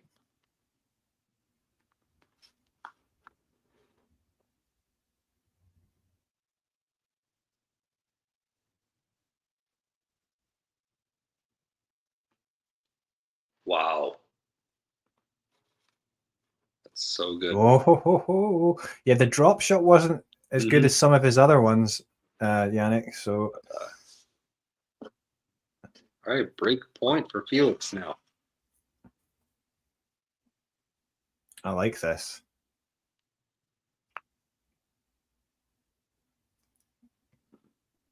Wait, was Felix's previous slam semifinal at the US Open? Yep. Right. I don't even really remember that because it was so long ago. It was a very long time ago.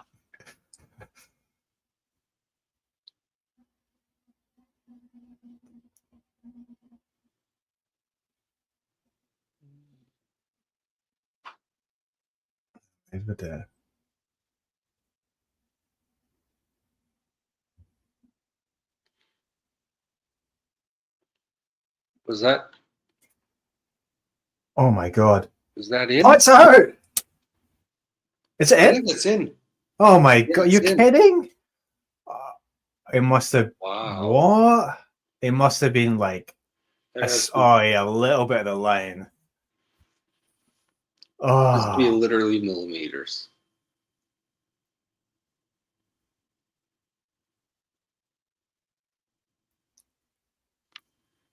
Well, I mean, you gotta give it some credit to Felix. I mean, that was a great point, but And that was a fantastic point.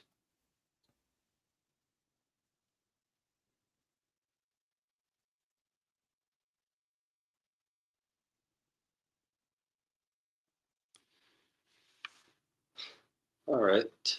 oh, Advantage to center now.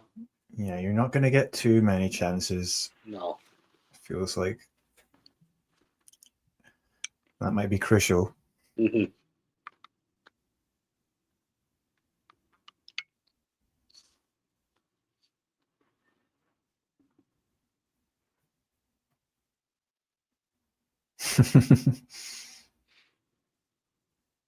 Yeah, well, it's a fair comment there from producer.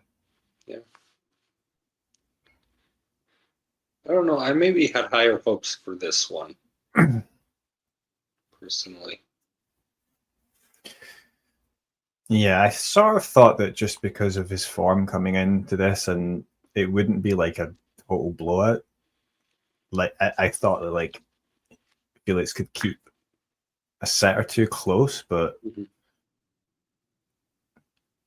I mean, yeah, he's done really well. Yeah, speaking in hindsight is super easy to do.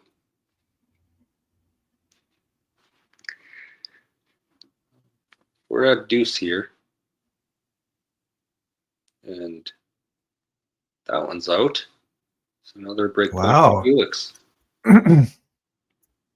And is Sinner wobbling a bit here? Because I feel like that's another error that you wouldn't expect him to make. I mean, I'm not sure we've seen Sinner at his absolute best tonight. No. Like, even during set 1. I mean, we don't really know what he went off Totally. for earlier.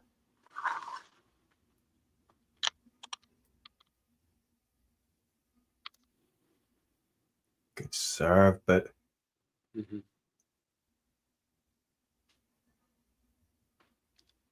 Oh. Error. Just long.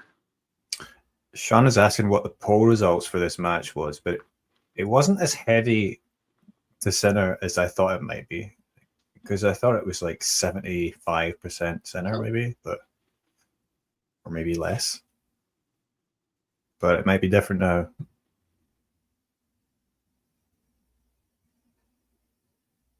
Yeah, I didn't expect that it would be that close.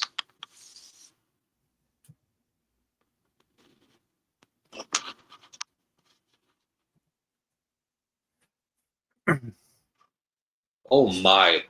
Wow. That's insane. Nice. Good passing shot.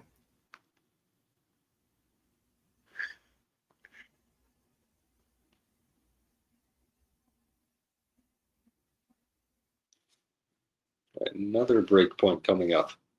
Why doesn't Felix do this all the time? Well, it's not easy, number 1. Oh, there you go. There's the There's the poll. poll. Okay. Pretty lopsided, more than I had seen. That's probably a reasonable percentage there, but not at this time. Maybe if Felix gets the break here. Yeah, first serve is out. Yeah. Pressure for the Italian. Oh. Mistimed that return. Yeah.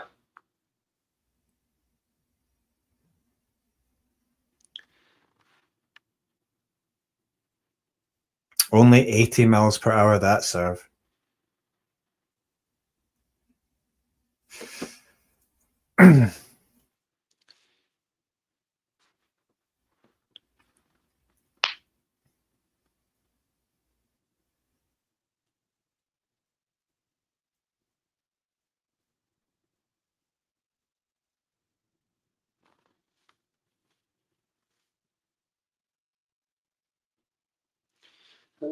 Return there. Felix. It's a pretty good serve from Sinner. The advantage now for Jannik. This game's gone a little over 10 minutes long. I think this is the longest game of the match. Everyone getting quite this deep.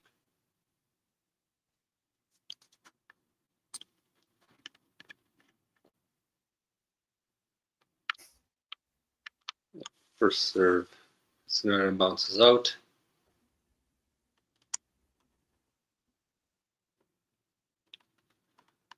And all right, Felix sends the return long, so Sinner holds. Yeah, feels like that chance may have gone.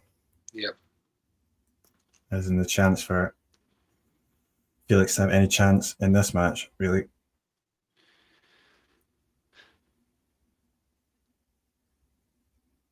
He'll really need to compose himself mentally before this next service game, or this is a really important one. Oh, Sean with the super sticker. Thanks for supporting the channel.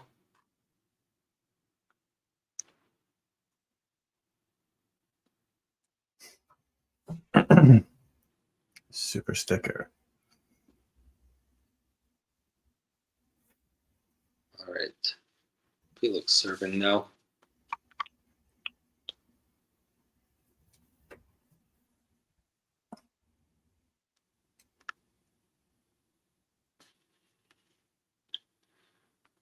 It was a good return from Jannik on the second serve. Felt like he was attacking right away. I mean, Auger-Aliassime has now got to 12 games. And he's already won over Talking Tennis. So,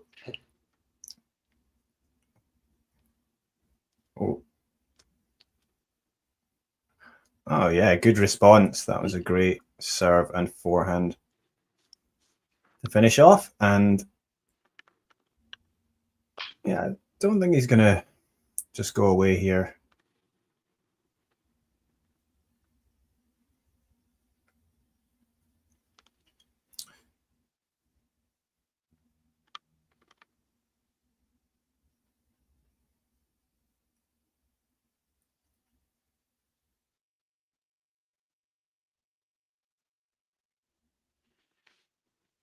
Oh, that's a great serve.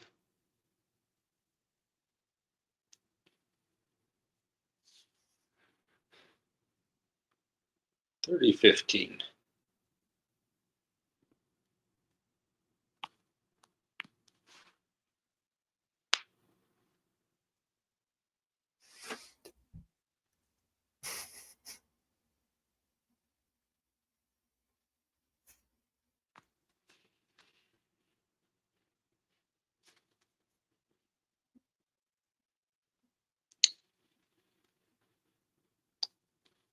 Tough moment for that.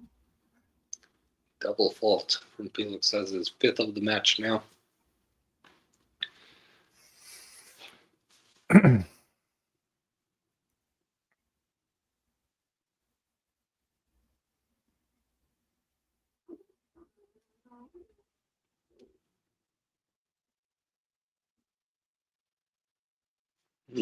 First serve a little bit long.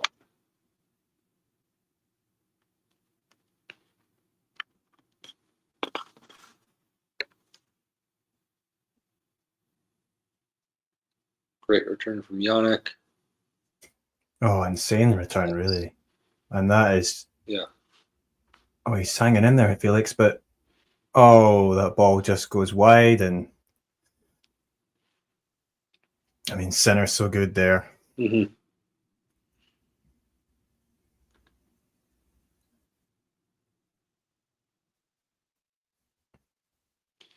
Break point now for Jannik.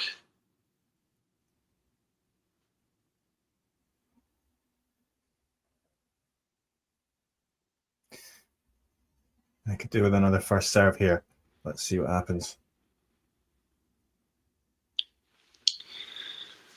Oh no. Tried to go wide and into the net. It must feel so scary having to serve a second serve against Jannik on break point.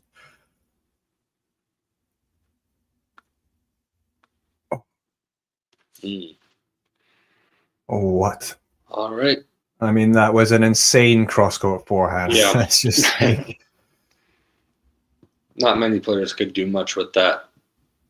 No. But Sinner gets the break, up 3-2 now. Yeah. I feel like he's on his way now. Yeah, that feels like it's pretty much job done. But yeah, we'll see. But I mean, I still think Felix has made this much more interesting than many would have expected. I think the crowd at Arthur Ashe have had a pretty entertaining little match. And yeah, it's not over yet, but yeah, you know, if it does finish with Jannik winning this set, I still think, yeah. I mean, walking into this match, I was a bit worried that it was going to be maybe just around 2 hours straight sets. Mm-hmm. Pretty close book affair. But yeah, Felix has done well too. I mean, after a pretty terrible first set, winning the second set and even the third set, it was still interesting. So he's been playing well.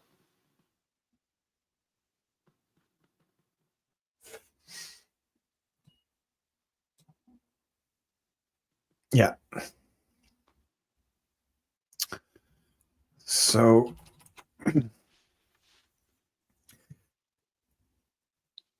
I mean, Sinner v Alcaraz once again. It's going to start. If that final, what time would it start? I believe 3 Eastern time. Okay. Yeah, so it's going to be a horrible time for me here. I don't think I'm going to watch it. Unless it's like a really long match, and I'll probably wake up and watch the last set.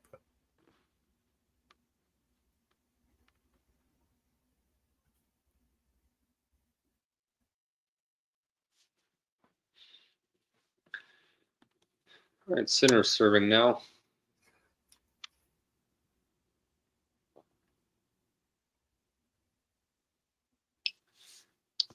And 15 love.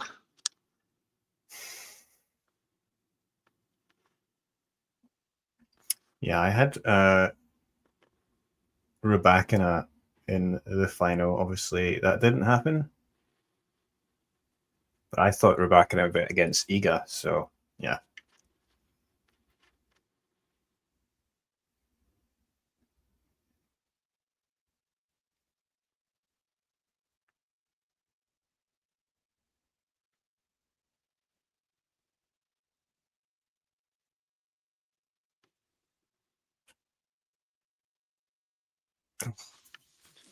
It feels like Jannik is just turning into a brick wall right now, and he's allowing Felix to make all of the mistakes.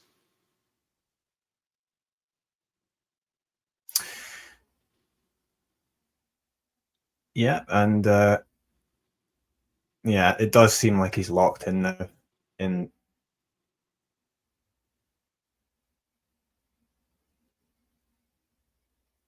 Yeah, his play has been pretty actually top notch in this set.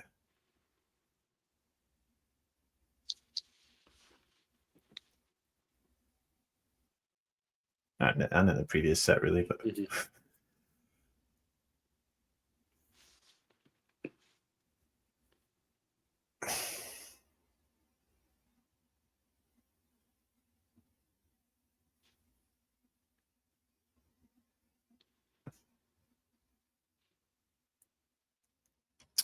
but hey, great for the what looks like inevitable now.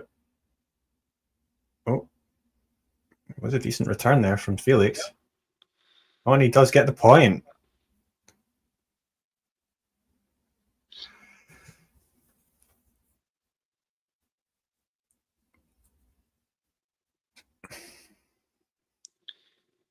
So yeah, if assuming Sinner does get through, it's going to be the first Sin-Karaz match at the US Open in the final. I mean, not the first one, because we had they played in the quarterfinals, right? Yeah, that was quarterfinals. The year yeah. Alcaraz won. 22. Yeah, he won his first Slam title. Same match. Yeah, again, another one similar to the French Open final, where it looked like Jannik was definitely going to win in like 4. I remember that match very well. John, I have a question. When did you make those predictions that are scrolling on the screen right now? Was that recently, or was that like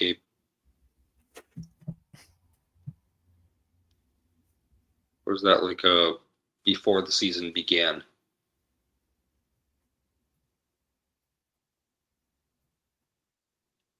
Right, from last December. John's was Anisimova, Mukova, Pegula, Navarro, Andreeva, Swiatek, Zhang, Rybakina, Goff, Sabalenka. Gills, right? Polini, Badosa. Oh, this is a little more rough. Pegula, Navarro, Muhova, Zhang, Goff, Rybakina, Swiatek, Sabalenka. I mean, yours are going to end up being a little bit more accurate. I mean, obviously, you can't account for like Zhang getting Injured and- injured. Badosa injured. Yeah.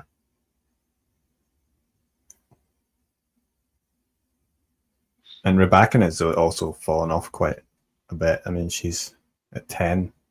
Yeah.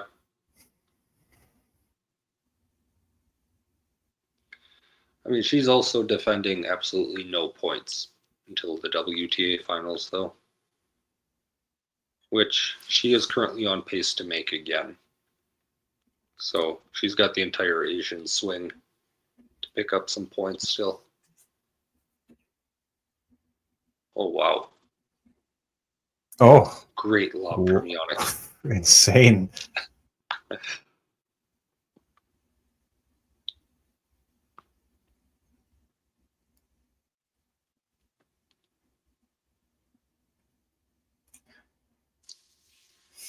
Yeah.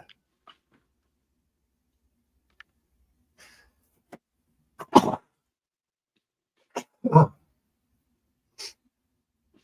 30, 50, or 15-30 now.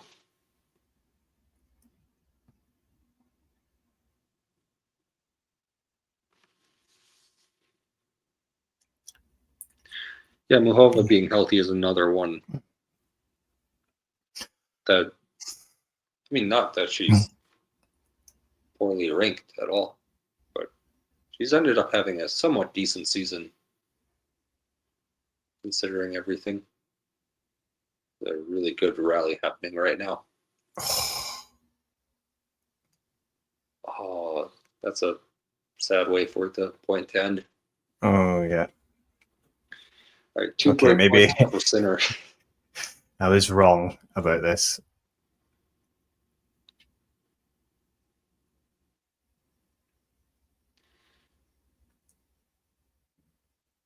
Essentially, these feel like match points to me. Yeah.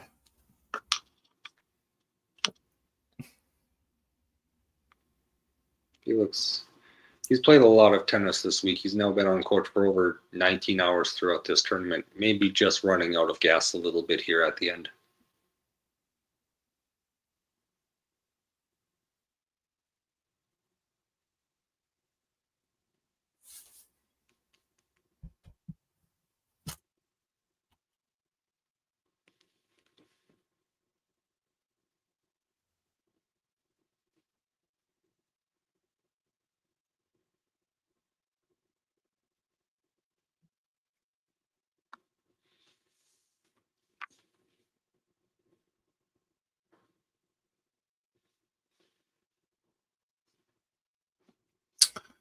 Yeah, second serve here at 15:40.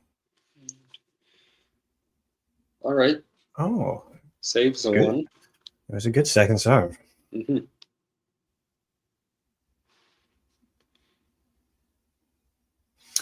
Yeah, Zhang, obviously disappointing with her having an injury. She will be coming back soon for the Billie Jean King Cup.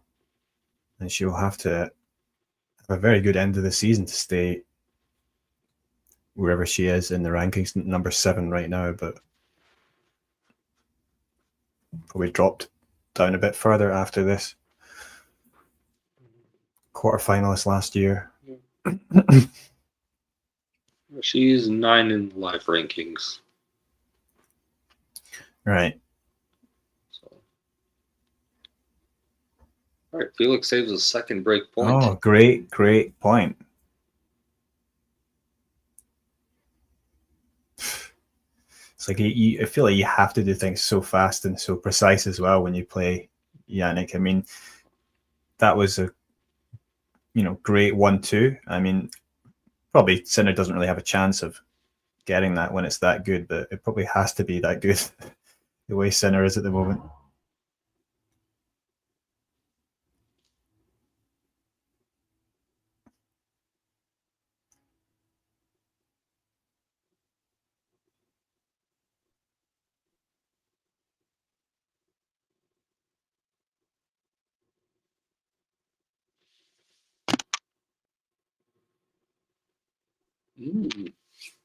Oh, yeah. Error from Sinner. Now Felix has advantage. Good though. I mean, good pace on the ball from Felix and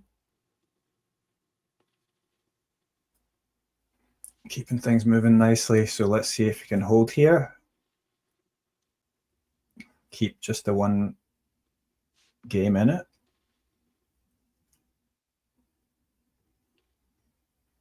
Great serve. Great +1 forehand. Oh, nice. He fends off 2 break points and holds on to this game. Still only a breakdown. Yeah, well, not quite over. 13 games on the board. Yeah, he's well improved. The doubters wrong.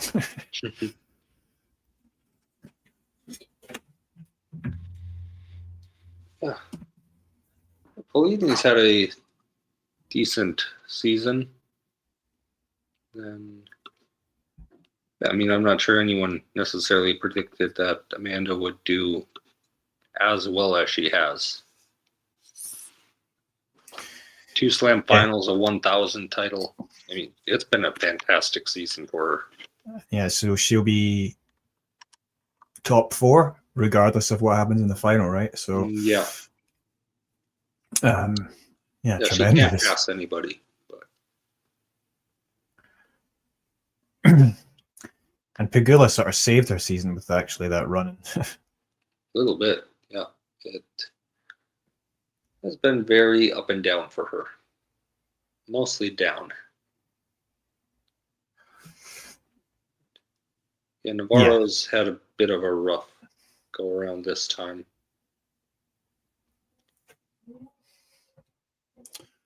Yeah, the two. Yeah, Pegula and Navarro, the two players are often highlighted for their wealthy backgrounds, but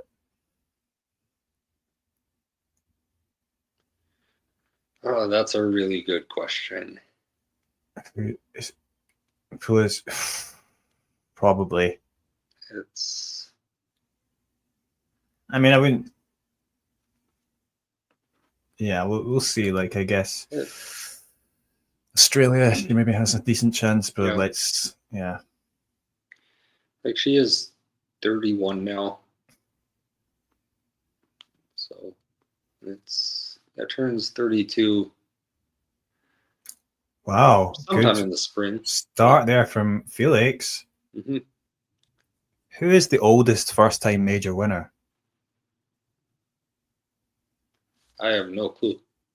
Yeah, that's a good stat, and I don't actually have any idea. I mean, I'm sure there's been someone in their 30s who has won a slam for the first time.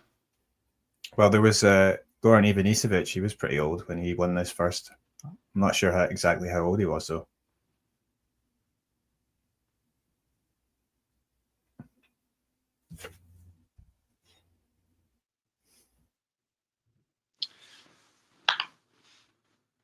Do you want to try to guess who the oldest woman was? Oldest woman. Yeah. It was at the US Open. And it has happened in the last 15 years. Wait. Last 15 years. Let me think.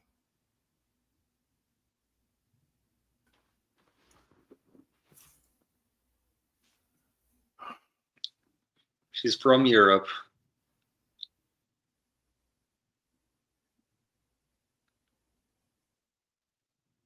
It was her only Grand Slam title. Oh, just insane tennis there from center. That was a good point. It's actually scary sometimes when they show that lower angle where you can just see how much pace there is. Like, I mean, who would it? I actually don't know. I can't think. So in 2015, Flavia Pennetta, All right, 33 years old, won her first and only Grand Slam title. So she was the oldest. Yeah. So the oldest man to win their first was Andres Giamo. Might be saying that wrong. That was the 1972 French Open. Okay. That was a long time ago.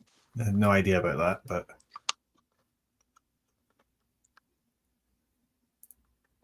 Bit of a goal from Felix there. oof.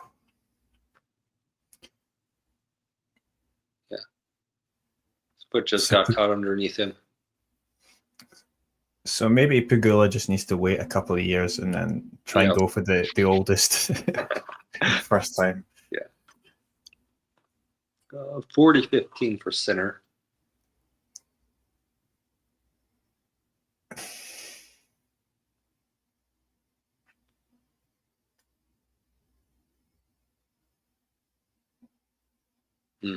All right. Jannik calls. 5-3 now in the fourth set. Felix serving to extend the match now.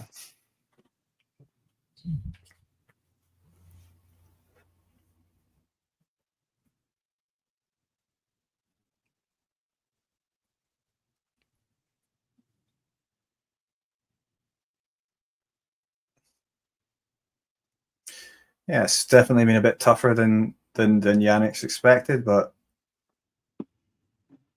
overall, he's still being the dominant player.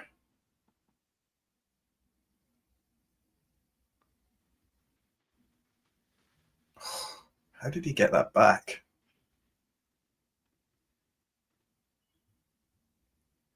Oh, it's in. Wow. No Oh, way. what a point, Felix. This is incredible. 15 love. Yeah, just a fantastic point from him.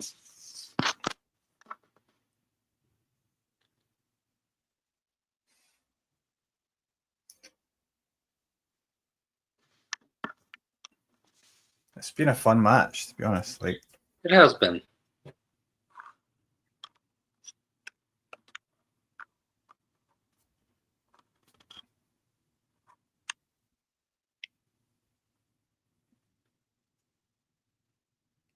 good serve. Oh, how did he? That's such good defense. Yeah, it's just insane. Like, you'd think, like, at least, you know, decent serve from Felix, but then it's like so quickly Sinner just puts him on the back foot. It's like, how?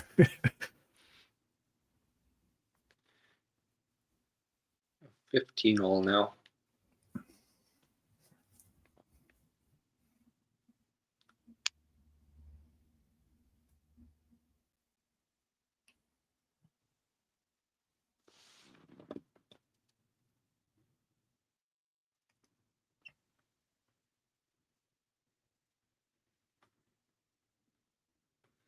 Second serve now.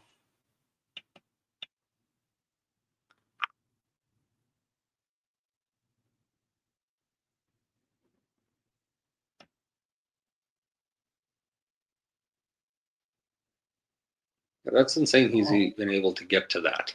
Oh, yeah. But I love that move, though, from Felix.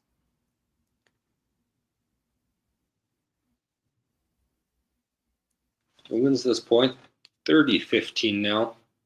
Nice pickup. Yeah. Yeah, against most players, that's the point's done there, but no, Sinner wants to keep it going.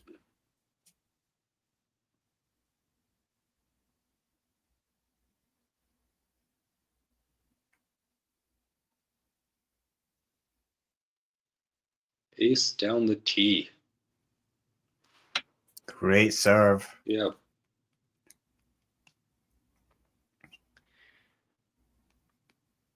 $40-15 now.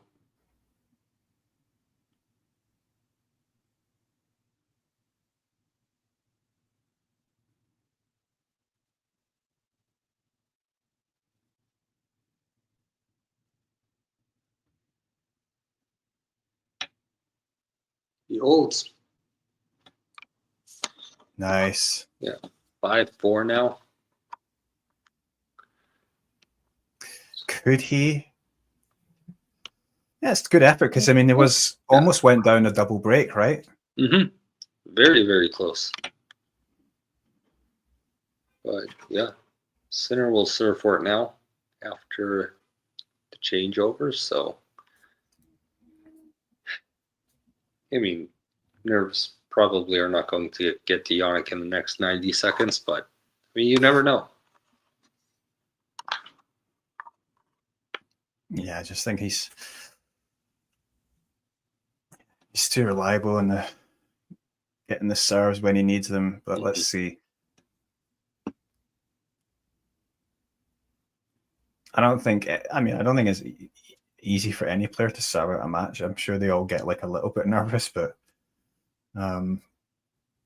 yeah, maybe Felix can slap a big return. And so let's see what happens to start off this game.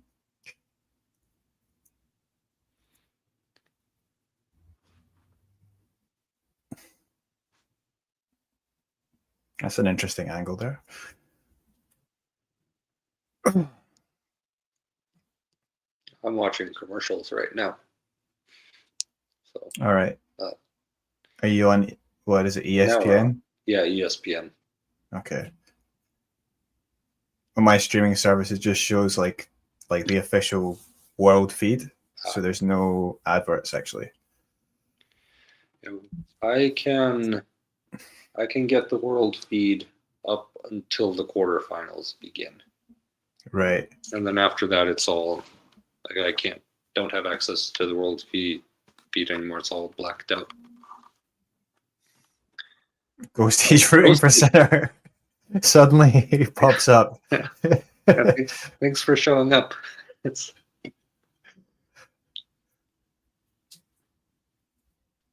great first serve from Jannik. Ghosty's just rooting for Sinner so that he can lose to Alcaraz in the final. That's what he wants, I think. But I think you're probably right.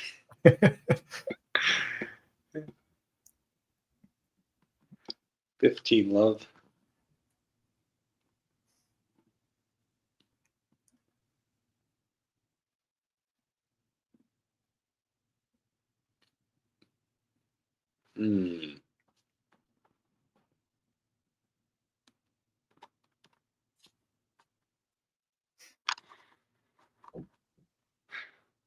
All right, 30 love now.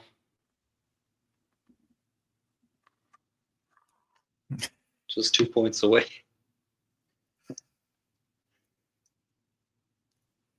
Alright, love, yeah. Sinner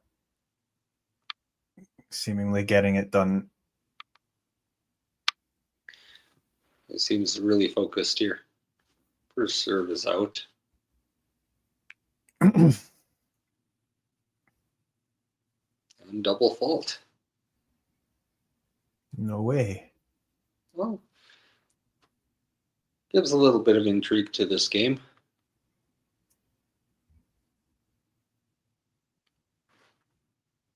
I still like Jannik's chances to hold here.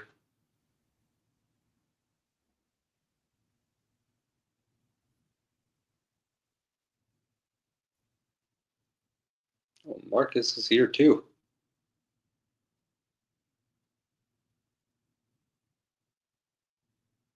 Just in time for probably the ending. Well, second serve. Yeah. Oh,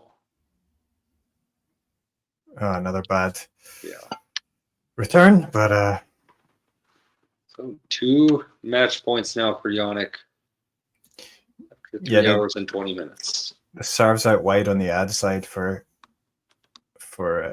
have been difficult for Felix. He's down the tee, maybe? He went down the tee. It's out.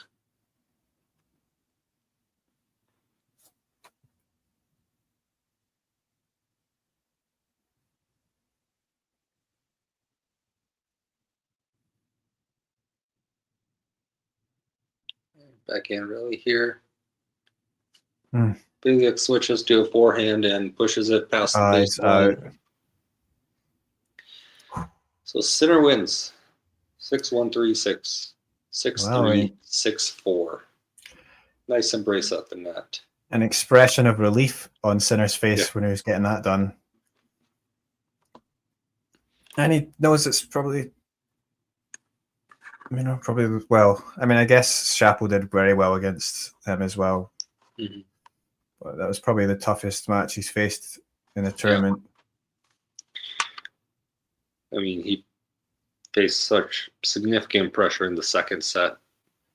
Only was down 1 break, but I mean, Felix had another love 40 return game that he didn't convert. It could have been much more one-sided. So, yeah, and then Felix, he played really well. Felt like his level dropped a little bit beginning of the 4th set, and then by the time he got it back again, just wasn't quite able to catch up. But certainly, played some excellent tennis at times, and especially the way he took that second set was really good, brave tennis. And then, I just think he's made this match being an exciting watch, right? So I think that's more than many people expected. So, hats off to him for doing that. What a great run for him. But we're on for Sinkeras once again. Yeah, part 3, 3rd straight final they're meeting at on all 3 surfaces now. So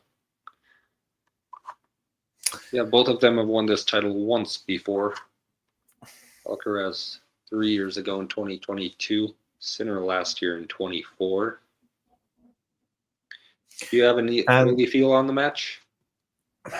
Well, I kind of expected that it would be a Jannik to win the title, and I made that prediction before the tournament. I still think that's going to be the case, but I mean, it's not really a surprise either way if either one wins it. But just this, with it being on hard court here, I think it does give Jannik a bit of an edge. But let's see. I hope it's a good match, ultimately. I hope we have another good final in between the two of them. I picked Jannik before the tournament, so I still think he'll come out, but Carlos definitely won't make it easy. He's been playing so well all tournament long, so I really hope we have a great match in between the two of them. Currently, they're on, what's the slam count between them now? 5 for Carlos? Yeah. Is that right? We should know this. Yeah, 5 for Carlos. And then 4 for Sinner? Yeah, 4 for Sinner.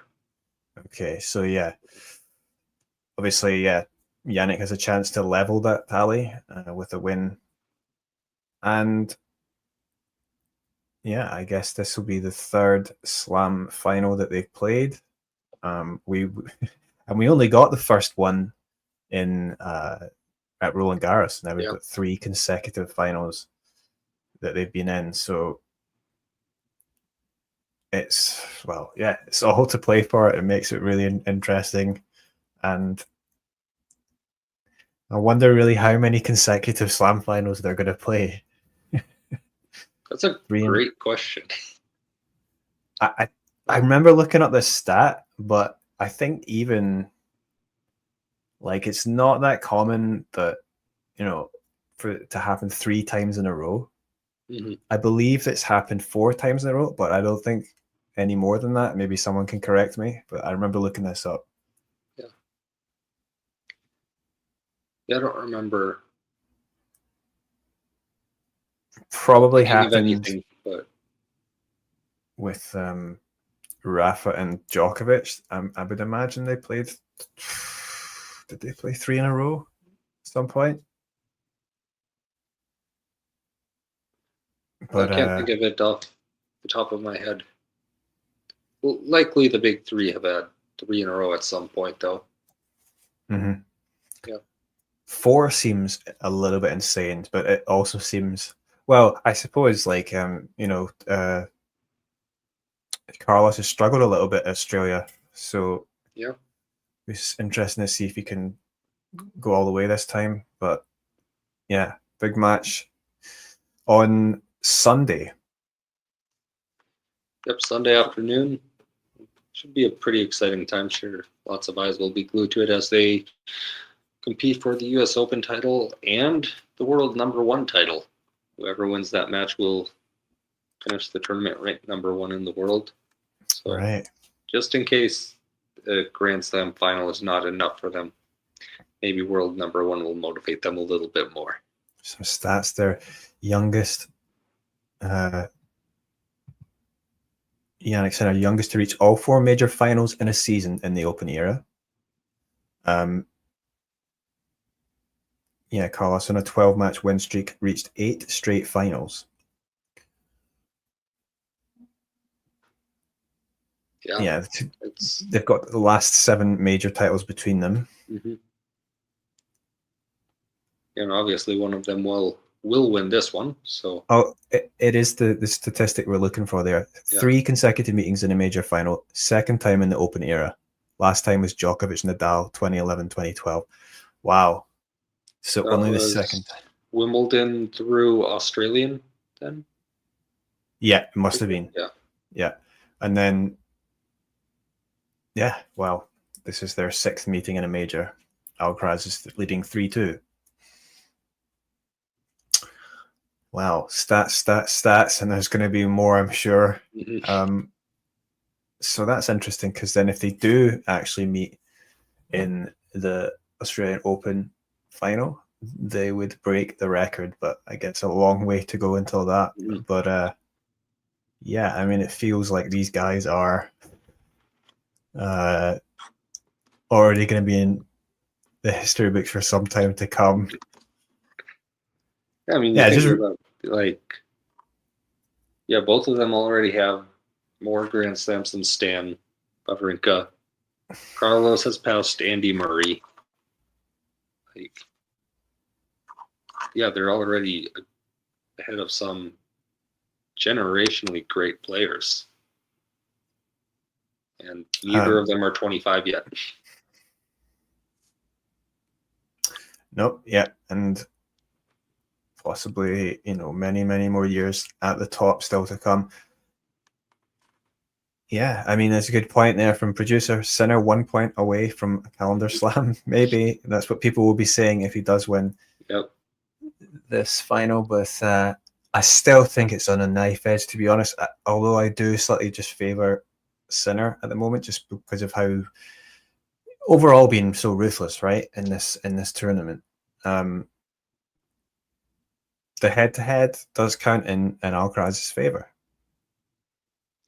Yeah, and I mean, he's done pretty well against Jannik throughout time. Before Wimbledon, I can't remember when Jannik's last win against Carlos was. I feel like it's been a couple of years. But yeah, it's been a while actually, but obviously that last one is a big one. Beijing says there on the screen. Beijing, yeah, well, when it was on the screen there, but so it's 9-5 head-to-head. That does, of course, include the Cincinnati final from 3 weeks ago. That was a bit of a sad match, but Damien would be quick to point out, though, it's 10-5 in favor of Carlos because they played once at challenger level. But which is insane to think that these two were in challengers at one point. Yeah, I actually remember watching Sinner in some challenger matches, like not at the matches, but like just on the stream. Yeah. But yeah, and we've got some more challengers don't count, says Steve. Well, Steve and Damien can fight about that one at some point. I'll stay out of that.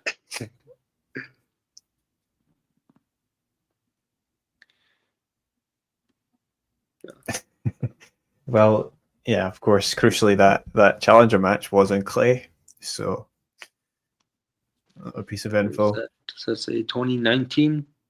I think. Yeah. Yeah. They're both teenagers. Yeah, so I'm disappointed only that I won't be able to watch this live unless, no, I definitely won't be able to watch the start of it. What's the time difference? 13 hours. Yeah, that's brutal. That's like so almost the worst it could possibly be. Middle of Monday morning. So yeah, it's just if it was on, a Saturday, like I would maybe be able to do it because it'd be on. But yeah, unfortunately not. Well, hopefully we get a really good final in between them. I expect that we will. Yeah, I really do think, and hopefully, obviously it's on Arthur Ashe. Hopefully get a good atmosphere as well. And I think the last one was maybe a little bit less competitive than we might have liked. I think, Jannik pretty much was fairly dominant in the latter half of that match. But obviously the Roland Garros final was insane. But yeah, probably not going to be that crazy this time round, but still. I mean, maybe it's going to be difficult to match one of the greatest matches of all time, but yeah, I'm hoping for something a little more competitive than Wimbledon, where, even set one, it felt like Jannik was doing well and he just went down a break relatively early, but yeah, sets 2 through 4, he was clearly the better player of the two, so. Yeah, and I guess this is like it's a hard court, but it's on the slower side compared to Australia and in general. But yeah, I don't know. I think it should be a pretty evenly balanced match, and I really won't be surprised if it goes 5, to be honest. Yeah, I agree. Yeah, I think no result would really surprise me with these two, but I think I would take Sinner in 4. I would maybe be surprised with a straight sets victory. I would be slightly surprised, but yeah. If it was for Carlos straight sets, that would be a little bit surprising, I would think, but it's tough. Like, both of them have played really well, but there is, I don't know, like neither of them had to play Zverev, Fritz. Carlos looked so well against Novak today, but like, I'm not quite sure what Novak's best out of 5 level is compared to them. Like, Draper isn't here, so there's not really like a great comparison for either of them against any of the top 5 players right now. So I don't think it will be like a straight set victory for either one, but like, it's also hard to know. Yeah, Steve makes a good point, is that we, maybe Sinner's struggling a little bit with his abdomen or some sort of muscle strain. He's still obviously got the match done today. Well, there you go. Sinner's average speed declined by 7 miles per hour. Well, he's got 2 days, a day tomorrow to rest. But a little bit less time to rest than Carlos has. Yeah. If he looks that good when his serve is that much slower, though. Like, Jannik, with a serve that's 7 miles per hour slower, like, that's still a pretty good tennis player. And he's seemingly still got the most insane return in the game at the moment. Yeah. So that at least didn't seem hampered.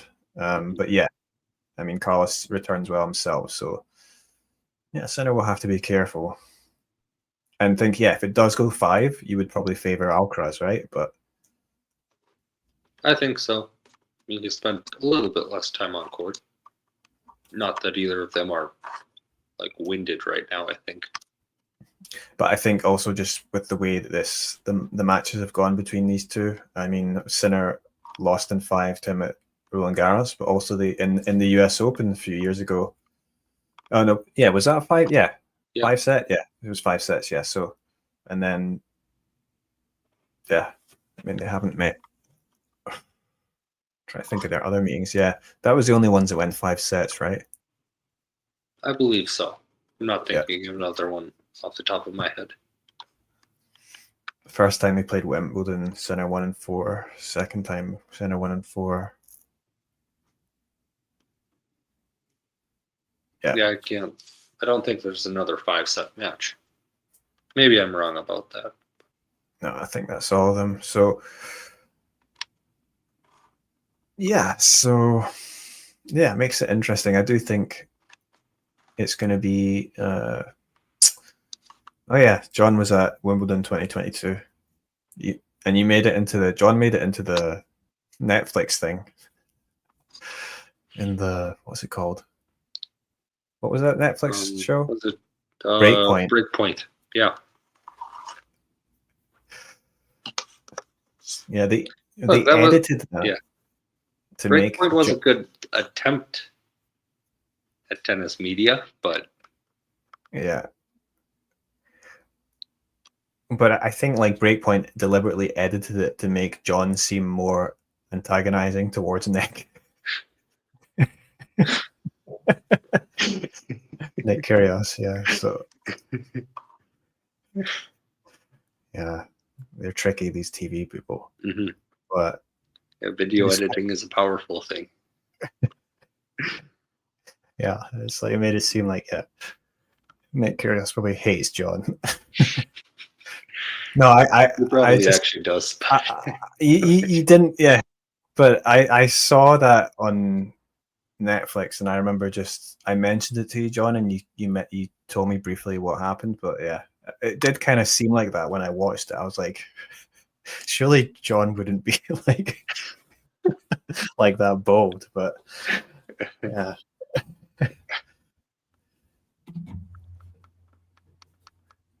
Oh yeah, Nick Kyrgios is playing Arina Sabalenka in a Battle of the Sexes match.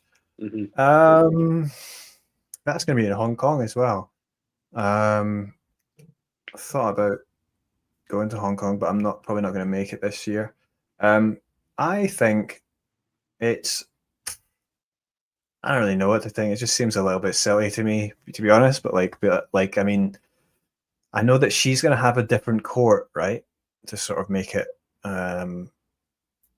So she'll have like a bigger court and to aim into, to make it more even. And then I think they're only going to have one serve each, or something like that. But feels like Nick probably should still win against Sabalenka. But let's see. Yeah. Other than the fact that they're facing each other, I don't know anything about this yet. But, yeah, I don't know exact details. I don't think it's the most necessary thing. Like, I don't know that I'll care about it that much. But. It's just another little silly exhibition. I just see it that way. It's just like we'll both get a good payday from it. And, yeah, that's about it. And yeah, I mean they do the Patrick Mouratoglou, he does that what's it, UTS? Yeah. That's also coming to Hong Kong. Coleman Wong's going to get his moment there. Yeah, I mean, it draws in a certain crowd of people into tennis. I still find that really weird to watch, though. Have you ever watched the UTS? I have. It is strange to watch. Yeah. Yeah, for tennis purists, it's not as enjoyable, but it's yeah. I mean, I find I understand how it could be entertaining for some people, but yeah, it's not exactly what I'm looking for from tennis.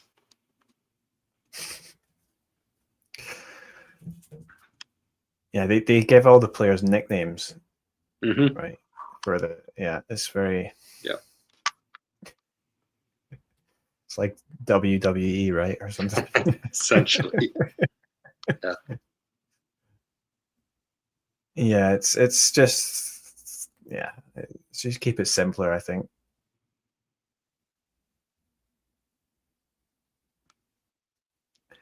Simpler generally better, but yeah, I think I might go here.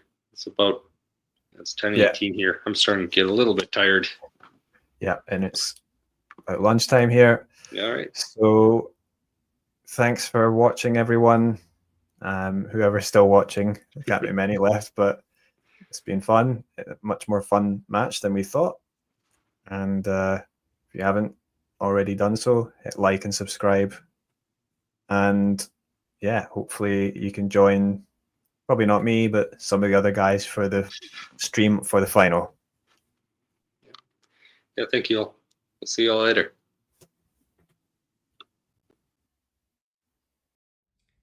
If you enjoyed this video, make sure you hit that like button.